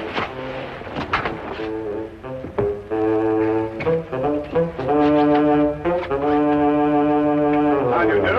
Out of my way, imbecile. Ah, here you are. A most accurate observation. Don't fool with me, sir. I'll wrap this stick around your head. I beg your pardon. Do you know who you're talking to? I most certainly do. An idiot, a liar, and a blackguard. That's who I'm talking to. Would you care for a cup of tea? Never mind the cup of tea. Just give me my £100. Now, look here. Now you've gone too far. Who are you? Yes. Why don't you introduce yourself? Introduce? Mr. Holmes, what tomfoolery is this now? You know my name, sir. I wish I were equally informed as to yours. Do you mean to sit there and pretend you don't know who I am? I not only do not know who you are, sir, but I think I prefer it. Quite. But this is impossible. Oh, you're pulling my leg? Mr. Sherlock Holmes is not in the habit of pulling the legs of elderly gentlemen. Oh, enough of this nonsense. I talked to you here in these very rooms only last week. Oh, indeed? And what did we talk about? You know very well what we talked about. I informed you that several attempts had been made on the vault of my home. I asked your advice concerning a safer place for the family jewels, securities, and other valuables. Oh? And what was my advice? Don't you remember? You said that thieves never look in the obvious places for valuables. They only look in the places that are not obvious. Therefore, I should put my precious things in an obvious place, which would then become inobvious. Or some such drivel. Anyway, I took your word for it, and you charged me £100, too. Did I? I take it the advice was not very effective. Effective? My dear sir, not more than an hour ago, the biscuit jar was ransacked. Completely ransacked. Biscuit jar? I offer you my full sympathies, Mr. Sir Arthur Treadley. Oh, Sir Arthur. However, the loss of your valuables represents only one crime in this pattern. What do you mean? The first crime committed was a very clever impersonation of myself. For last week, when we presumably were holding our rather unusual discussion, I was in Brighton with Dr. Watson. Yes, we had sort of a holiday. Gone the entire week. Very enjoyable, eh? Are you certain? There can be no doubt, sir. Then I talked to... an imposter. But he looked exactly like you. It's interesting, eh, Watson? What did I look like? You were in Brighton. We both were. Well, this is the most amazing. It certainly is, sir. I hardly relish the thought of a stranger wearing my slippers and smoking my pipe. Not to mention the fact that he's traded on your name to achieve his own illegal ends. Well, I see that I can hardly blame you, but still, something should be done about it. Something shall be done about it, sir. This imposter must be apprehended. You should report the matter to the police. Oh, no, I think you can trust Sherlock Holmes. This Sherlock Holmes. Good. Here's my card, sir. Please contact me as soon as you've uncovered the scoundrel. I should very much like to meet him face to face. Exactly my wish, sir. Good day, then, gentlemen.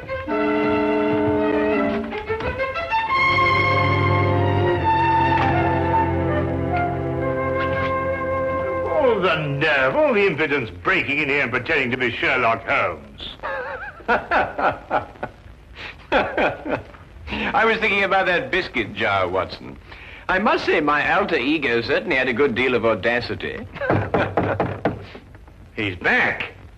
Oh, I hardly think so, Watson. Hello, Inspector. Ah, Lestrade. Holmes? Holmes. And the laughingstock of Scotland Yard. Oh, I am sorry to hear that. But so you should be. If it hadn't been for you, I'd have had London's cleverest jewel thief in the palm of my hand. Ah, also London's cleverest impersonator, no doubt. Huh? I assume that you are under the impression that I visited you last week and offered you some unsolicited advice, shall we say? Of course I'm under the impression that... What do you mean, impression? Well, I'm sorry to disillusion you, Lestrade, but you see, Dr. Watson and I were not in London last week. A gentleman bearing an uncanny resemblance to myself has duped you. I don't believe it. You just won't admit to an error of judgment. Oh, no, Holmes. I'm not accepting that excuse. We were in Brighton, and we can prove it. Ridiculous. You came to my office, and you convinced me to switch my men from watching Carlton's jewelry shop to watching Hammelberg's jewelry shop. Yes, and naturally, Carlton's was the one that was robbed. Clean as a whistle. Oh, Holmes. I can't face my men. Of course. My dear old friend, my advice to you is to return to your men and inform them that you deliberately exposed Carlton's jewelry shop to the thief. All part of a vast, intricate plan. And don't tell them anything more. Well, you think that would work, Holmes? My solemn word. I'll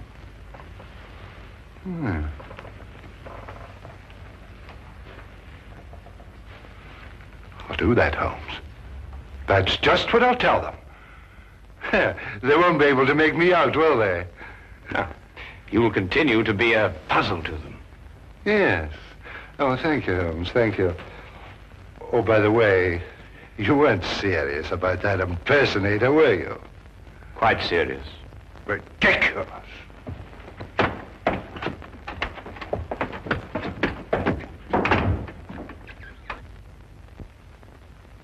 Holmes, this is getting worse and worse every minute. I dread to hear another knock on the door. Well, I think our man was busy enough for 1 week, don't you, Watson? Well, I hope so. Well, what are we going to do now? Well, to catch an impersonator, it may be necessary to bait the trap with a piece of imitation cheese. What?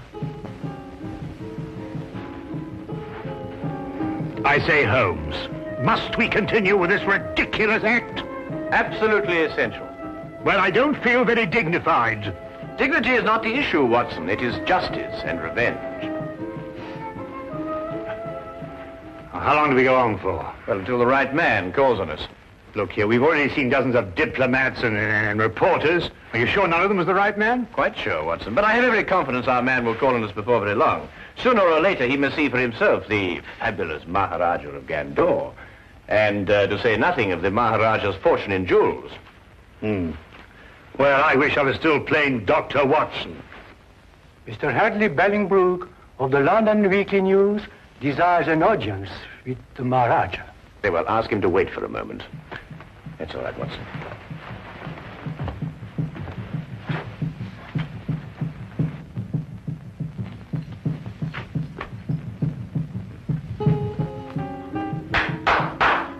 Show Mr. Bellingbrook in.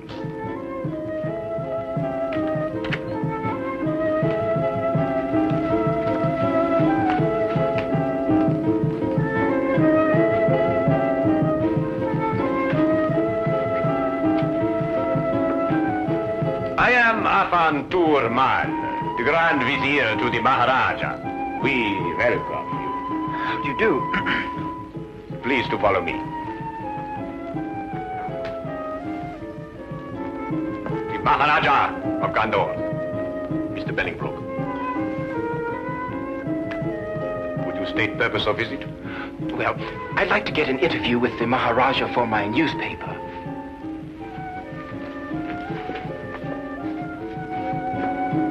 Putri Hai, Iskla, Karibalahira. We grant interview. First question, please. Well, actually, I wanted to do what we in London call a feature story. Naturally, I know that every newspaper has already covered the fact that the Maharaja is honoring us with a visit. I thought, therefore, that we might have, well, just sort of an informal chat. Very interesting, very interesting. We grant an informal chat. Thank you. Your Highness, the population of London has heard a great deal about your jewels. I wonder, would you tell me what their value is? You may say for publication, that the Maharaja's jewels are worth well in excess of £500,000. I see. And would the Maharaja consent to reveal to us just how he protects such a vast fortune? The Maharaja retains 30 men whose sole task it is to guard the vast wealth. Very interesting. Yes, but it is not the fear of theft that disturbs the Maharaja. Oh? May I inquire just what it is that disturbs the Maharaja? Mr. Bolingbroke, we are faced with a delicate situation. May we take you in our confidence? Oh, yes, of course. Well, the truth is that the Maharaja's daughter is in love with a young Englishman. I had no idea. Oh, it is all too true, but we are plagued with doubts. Doubts? Yes. We would like to know if the young man is sincere in his affections, or, as you might term it, is he a fortune hunter? So you see, to most men, £500,000 is a fortune. That is a serious problem. Indeed, we would ask you in the greatest confidence if you could recommend to us a private individual who could carry out some discreet investigations into the young man's background and motives, huh? Have you not heard of Sherlock Holmes? Sherlock Holmes? No. The name falls strangely on our ears. I assure you, sir, the man is a master in matters of this nature. Then perhaps he is the one we seek. I'm sure he would be delighted to assist you. However, he is quite busy. I can't say exactly when he will be available. Then perhaps, sir, you could manage to have a word with him and persuade him to give us an interview. Indeed, I shall. I will inform you the moment that he's in a position to accept the Maharaja's problem. We will be present when the time comes. You have been of great assistance. Already you have lightened the royal burden. You will find Mr. Holmes most helpful. There is no secret, however intimate its nature, that you cannot entrust to him. Oh, indeed, indeed. As we say in our country, a wise man is a quiet man. Oh, most true. And now, may I ask the Maharaja another question? Ah, no, please, please. The Maharaja is fatigued with the interview. The Maharaja bids you good day. Oh, yes, of course. Your visit has been most pleasing to us. Good day, Mr. Bolingbroke.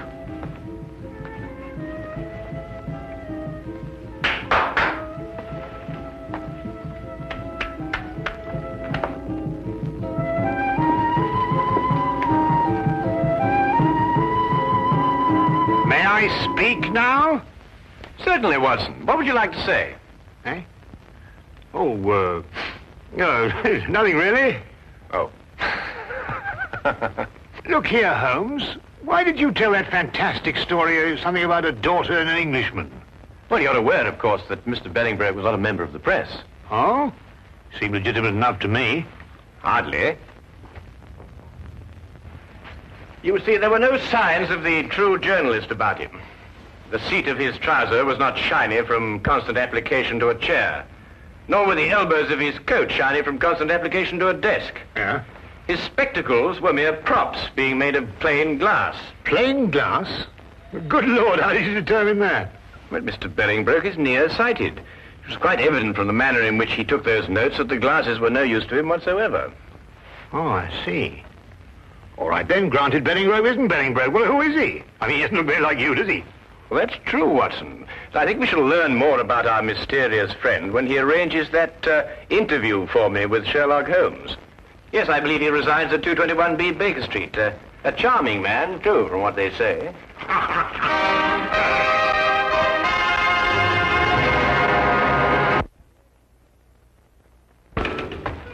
Cabby? I say, Holmes, you did say we were just going through the motions of leaving the city. Yes, correct. But, well, hey, where are we actually going? Well, straight back to our rooms at the hotel, where you will get out of your clothes and resume your instant characterization of the Maharaja of Gandor.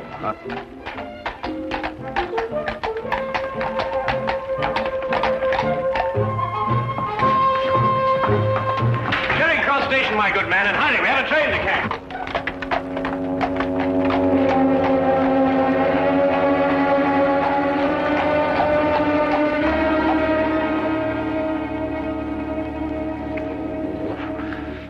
I wish they wore bowlers. Yeah, let me help you. Mr. Bellingbrook has arrived. Ah, show him in.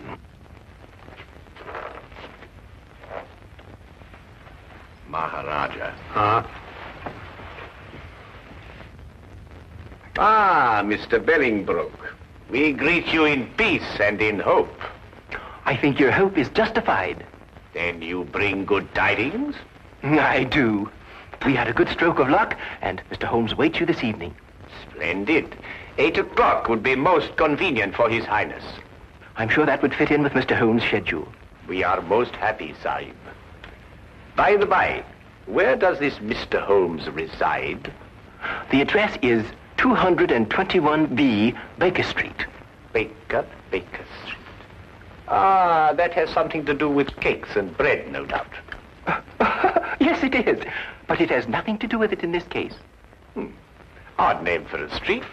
But, however, we shall be there at the appointed hour. Good day, Mr. Bellingbrook. Holmes, if this is your idea of a joke, then our friendship is at an end. Not to mention my career with the Yard. I give you my word, Lestrade, I am utterly serious. And what could be fairer than that? I know. It just seems peculiar, this business of sneaking up to your place and arresting Sherlock Holmes. At 8 o'clock tonight. But suppose he isn't there. Suppose we burst in, guns drawn, and find the flat empty. How will I face my man? Rather sheepishly, I should imagine. Look, Lestrade, the imposter is using our flat because he thinks we've left the city. Yes, I know. But it will be a tremendous fillip for you, Lestrade. Your name will be on the lips of every man, woman, and child in London. Every man, woman, and child, eh, Holmes? All right, I'll do it, Holmes. I'll do what you ask. Wilkins? Yes, sir. Have Hennessy and Clybourne report here at 7:30 tonight. Yes, sir. Oh, and you'd better be here, too. Very good, sir. One thing more, Wilkins. If anything goes wrong tonight, you know with whom the responsibility will lie? Well, I hardly like to say so. You're in enough difficulty as it is, sir.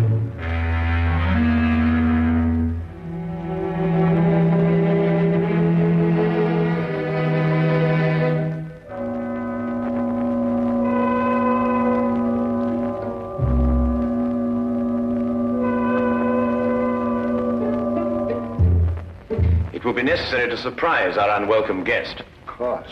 I suggest, therefore, that we gather one by one in the hallway of the house. Watson, you stroll by first and then duck in. Next Lestrade, then Wilkins, and finally myself. What about Clybourne and Hennessy? Hennessy, you ought to go around the corner and station yourself at the back of the house. And mind, keep a good lookout. And Clybourne, you remain here and watch the front of the house. Now, is everything understood? Good. Then let's be off.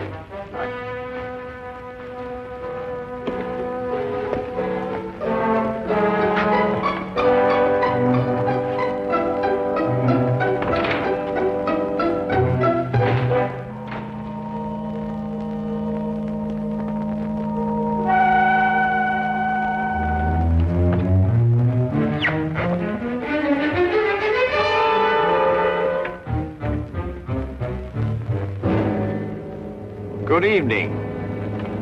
Very good. I must say the resemblance is quite remarkable.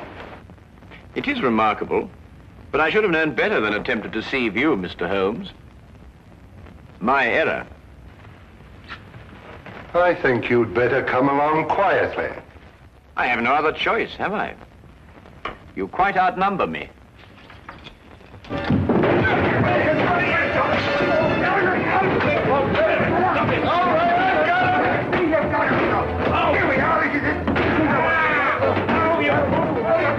Fools! You've got the wrong one! Oh, no, you don't. We've had enough of your tricks. Lestrade, Watson, he's getting away! Let me up! Let you up, give you another chance to escape, more likely. You'll pardon me, gentlemen, but I believe you're sitting on the real Mr. Holmes. What makes you think so, Wilkins? Well, if he's the imposter, where is the real Mr. Holmes? Yes, of course, you idiots, the real Holmes would run away. There should be two of us. Oh, my goodness, he's right. I'm most terribly sorry, Holmes. No time for all that now, Watson. Please, come on.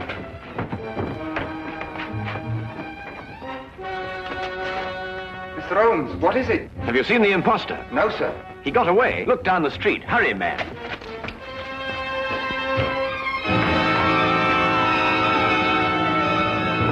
Don't move. Cliburn, what are you doing? Why, Mr. Holmes just told me that the imposter... Oh, my goodness. Where did you see him, Cliburn? Right at my post.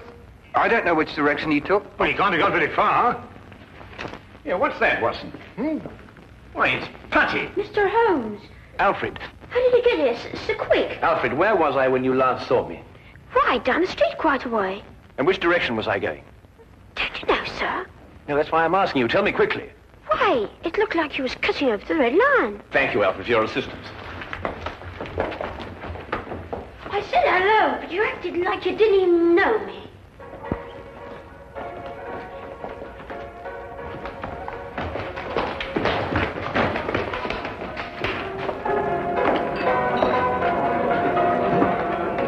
Make yourselves inconspicuous. I'll call you if I need you.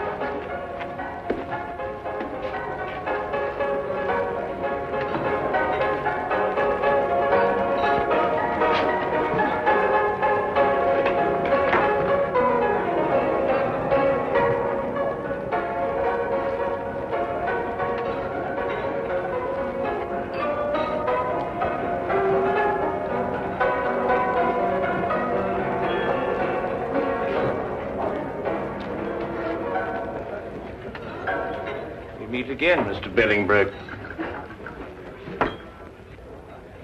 I beg your pardon. Disagreeable stuff, Putty, isn't it? The way it sticks to everything. Your hand at cup. No, I wouldn't advise you to do that. There's no point in trying to run away again. You see, there can be no possible confusion between us this time.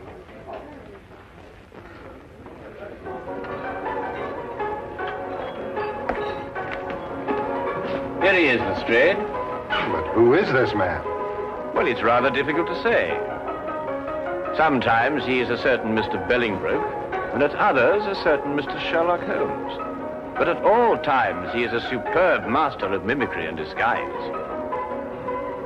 Holmes, are you positive? I'd hate to make another mistake, you know. Have no fear, Lestrade. You will discover on his person the putty with which he remodels the features of his face. And you may also undoubtedly discover that at one time or another, he was a more than competent actor.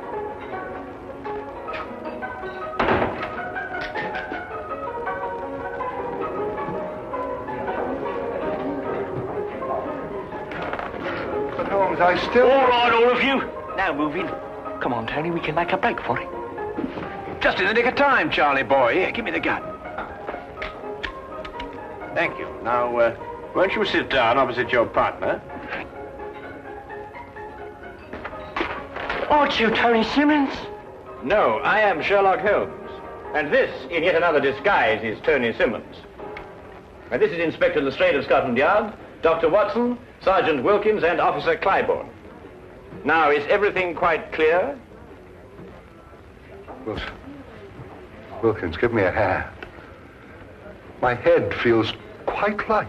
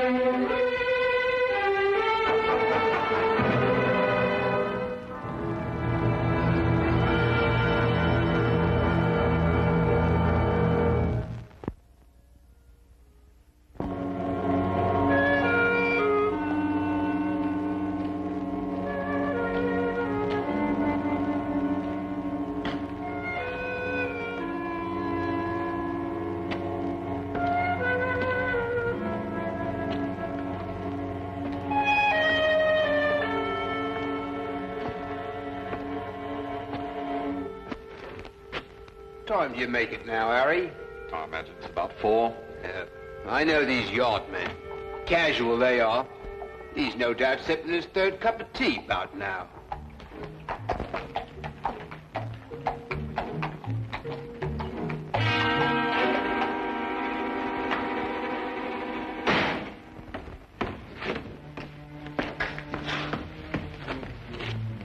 You know him, Inspector? Well, if your identification is correct, every police force west of Athens knows him. As far as I know, we're the first ones ever to see what he looked like. We called the yard, sir, and as soon as we saw his name, it's sewn inside the pocket of his jacket. Must be espionage. Oh, how'd that happen? Accident, sir. Pure and simple. A milk cart. The horse went wild and ran off with the cart. No driver. Charged around this corner here, caught the bloke by surprise. Well, that's a commonplace end to a romantic career, if you like. This is all he had in his person, sir. £100, this French coin, and a note. Note, eh? For a glance at the coin and a cheery good day, the Queen of Lambeth will send you on your way. Arrive 8 a.m. Wednesday. That's this morning. Any idea what it means, sir? No. You have enough time to find out. There may still be time. 221B Baker Street and hurry.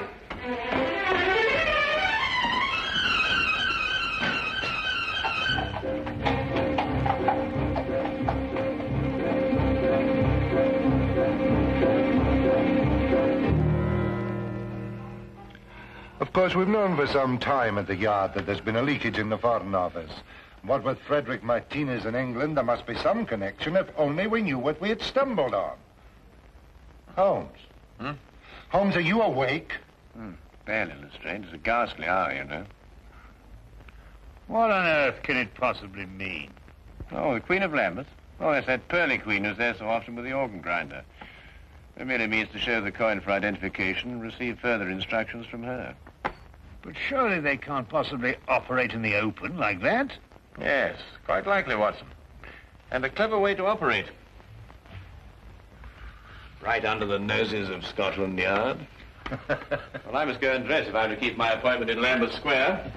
What a ghastly hour.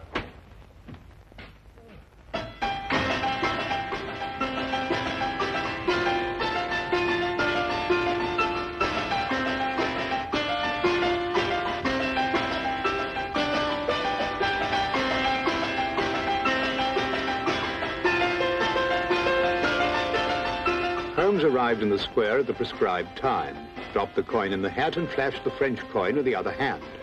The woman told Holmes to proceed to Westminster Bridge and there to pick up a cane from a man. Near the center of the bridge, his instructions took meaning. To avoid suspicion, Holmes drove on, then walked back to the scene. The man was still there, and Holmes approached him cautiously. It was a moment of chance, and it worked. What good is a cane? There you are, Lestrade. And done before breakfast, too. On top of the highest tower of all, you can buy a souvenir with your coin. Tomorrow morning, tell the vendor you have no money smaller than the coin. On top of the highest tower of all. Do you suppose they're after something in the Tower of London? It's a little after 8 now, Watson. What's the earliest train to Dover? Dover? Yes, of course, Watson. The note. We must be in France tomorrow morning. France? The highest tower of... You mean the steel tower of Monsieur Eiffel in Paris? Is that what it means, then? Certainly, Watson. Are you coming with us, Lestrade? Well, I can't enter France without permission from the Yard. I'll have to consult the superintendent. We'll meet you at the station in an hour. Now, hurry. If we miss this boat, we miss our appointment.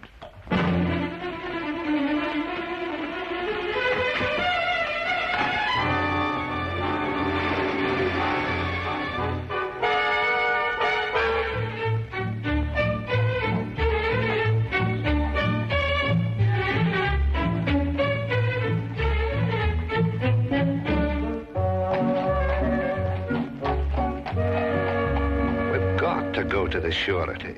The superintendent gave me strict instructions I wasn't to proceed an inch without getting a French detective to work with us. No, we're already late, Lestrade. We must proceed directly to the tower. Seems as if we've been traveling for days. Jerking trains, bouncing carriages. That horrible, horrible rolling boat. Well, you're not finished traveling yet, Lestrade, but at least your next move will be in a different direction. Look out of the window.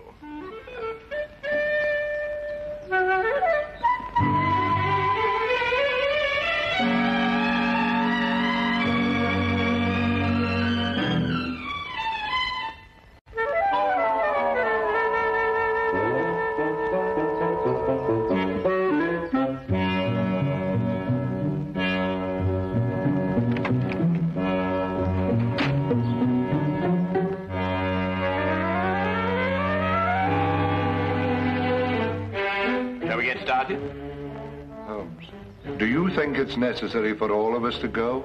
Well, perhaps you're right, Lestrade. We'll go on up and you keep guard down here.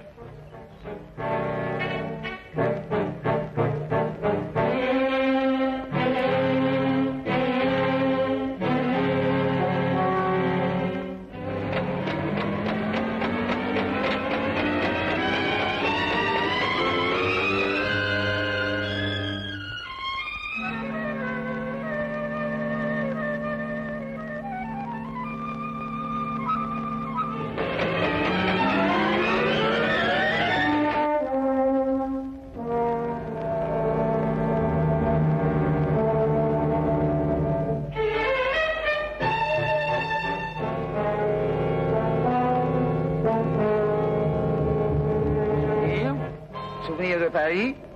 Souvenir.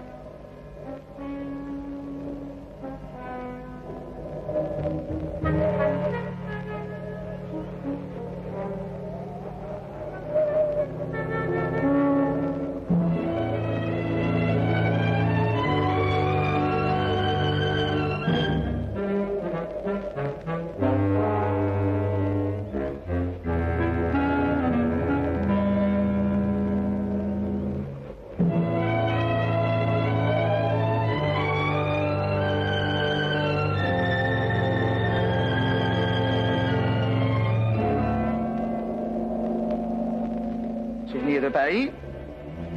Souvenir. Souvenir de Paris. Excuse me. Oui, monsieur, un souvenir? But I'm afraid I have no change.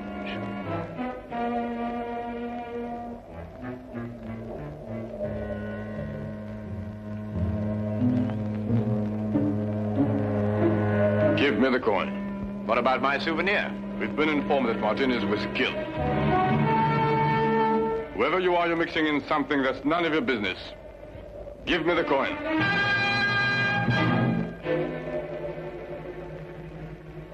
Perhaps we should retire to somewhere more private. This will do. Give it to me. Don't think I won't use this. That coin is worth £500,000 to us, and even more to the government that ordered it.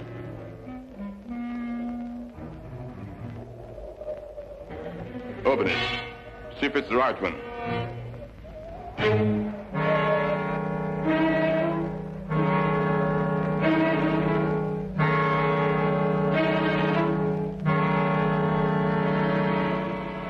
Ça va.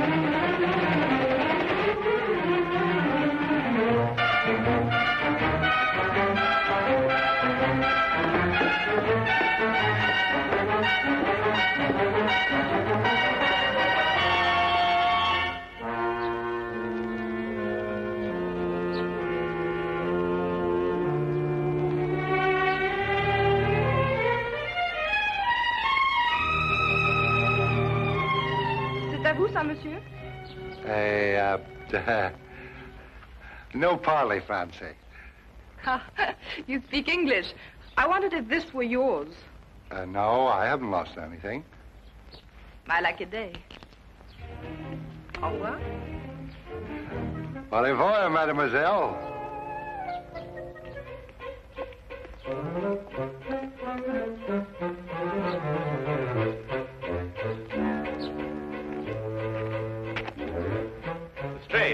Lestrade, we've got to search every inch of the ground this side of the tower.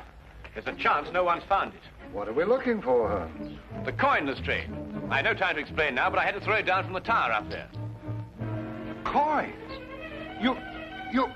Mademoiselle! Lestrade! Lestrade! Mademoiselle! Mademoiselle!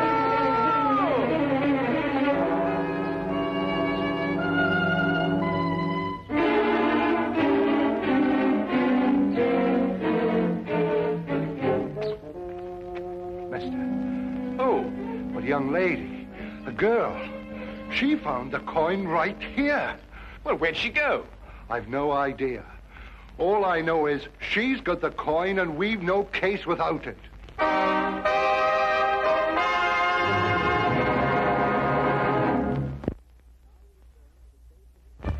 And now we return to the case of the Eiffel Tower.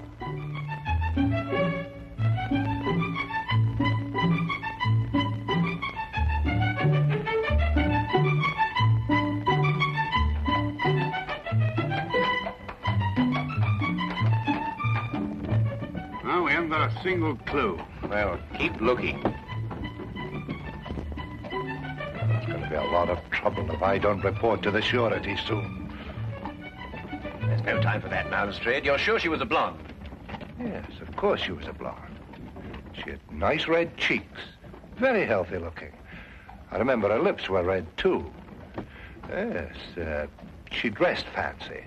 Yeah, very fancy. Well, why in heaven's name didn't you mention that before? What? Well, the clothes. A blonde, red cheeks, red lips, obviously who uses rouge. Probably an actress or an entertainer of some kind. Here, Watson, how do you stop this fellow? Stop him? Yes, in this language. Monsieur, pardonnez-moi. Yes.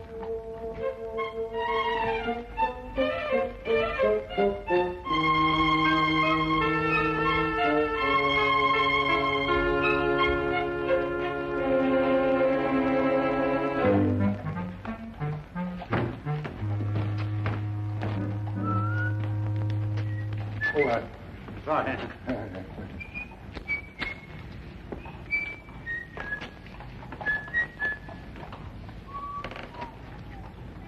Hey, Holmes.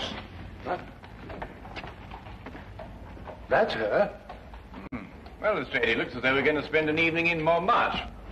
I say, Lestrade, are you sure that's the girl? Quite sure.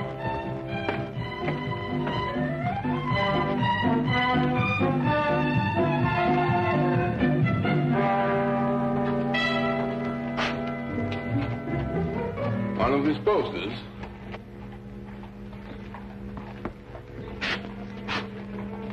Stay close to them. You get the men together and tell them to be ready. There'll be no tricks this time.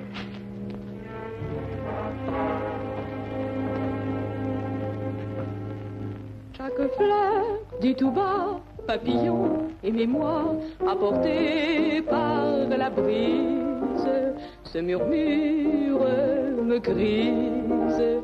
Si je ferme les yeux, ce concert merveilleux fait revivre un instant mes beaux rêves d'antan.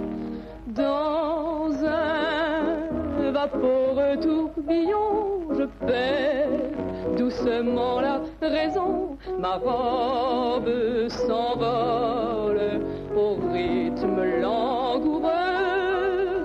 J'écoute en tremblant ton aveu, j'entends battre plus fort ton cœur, ta lèvre me frôle, je crois au bonheur. Nous valsons dans le bleu, nous chantons tous les deux la chanson sans parole, douce et tendre, un peu folle, la chanson des serments, des baisers enivrants, et je vis jusqu'au jour le beau rêve d'amour.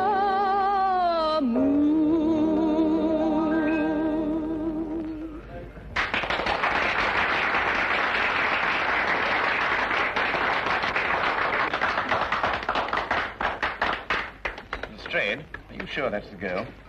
Well, I'll send a message to her and ask her at the table. Garçon. Monsieur.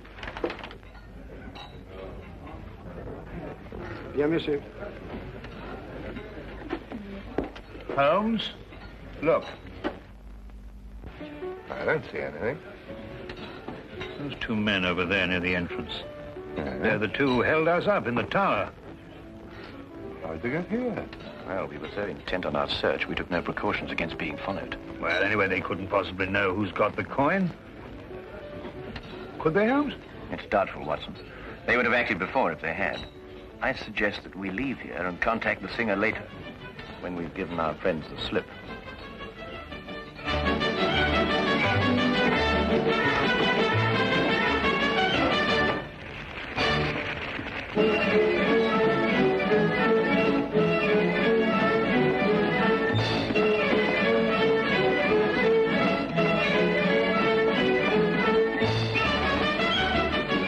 Mr. Holmes? Yes.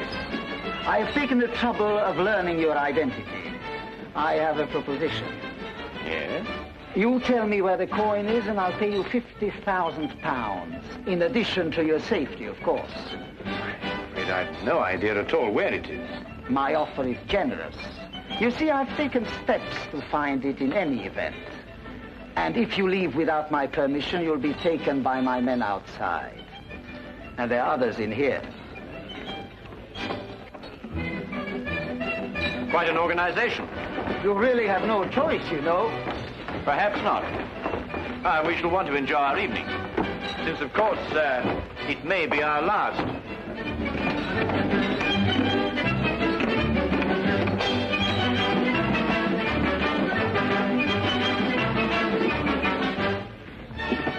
Well, what are we going to do? We think, Watson. Well, got any bobbies or whatever you call them around here? Not enough. If only we'd gone to the surety, we might have got some of them along.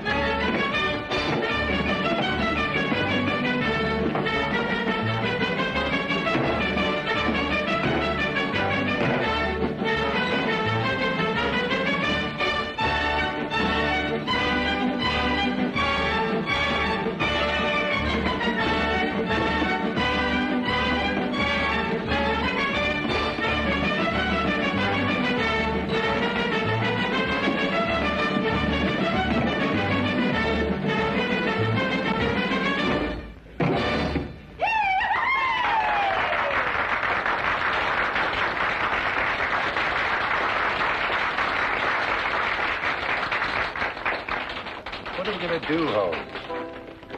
Holmes? Well, first we order another bottle of champagne. Champagne?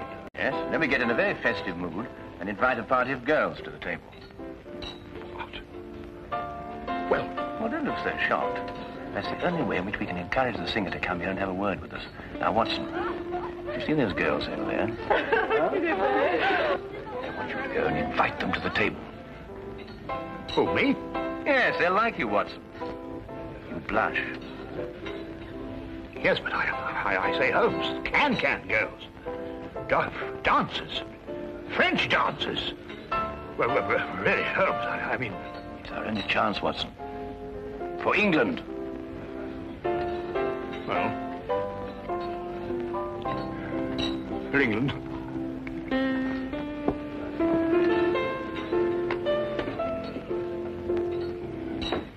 I just don't know what I'm going to write in my report. I don't dare tell the superintendent the real details of this case.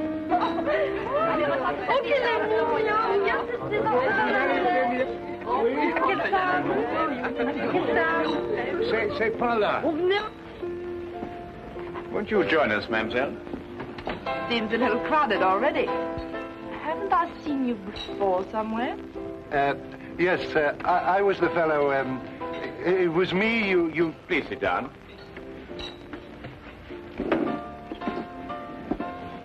Mr. Millimar, I must warn you that your life is in very grave danger. You're original anyway. Whatever I say, I want you to smile and pretend that we're just having a perfectly informal chat. You see, we're being watched. No, don't look round now. Is this some sort of a joke? I'm afraid it isn't. I believe that you found a coin near the Eiffel Tower this afternoon. That's where I saw him. Well, I dropped that coin, and it is of the utmost importance that I get it back. And I'm quite prepared to pay you for it. Why? Well, I can't explain now, but that is Inspector Lestrade from Scotland Yard. And that coin is very important to him in the solving of a case. Scotland Yard? Yes, it's the same thing as a surety. I'm not too sure what you're talking about, but if it's the coin you want so badly, I'll give it to you. Here. Why, that's it. Yeah, give it to me. Be careful, Lestrade. Don't forget they're watching. Well, we've got the coin. They've got us. Tell me, mademoiselle, how long would it take for the police to get here from headquarters? The few times they came here, they seemed to come very quickly. Good. Well, now we send for them. How? Well, you heard what he said. There's men all over the street. But not many in here. We'll start a riot. A what? Riot. I see, and the riot brings the police. Yes, if we can keep it up long enough. Excuse me, mademoiselle? All my life I've wanted to do something like this, Holmes. But of course at home it was impossible.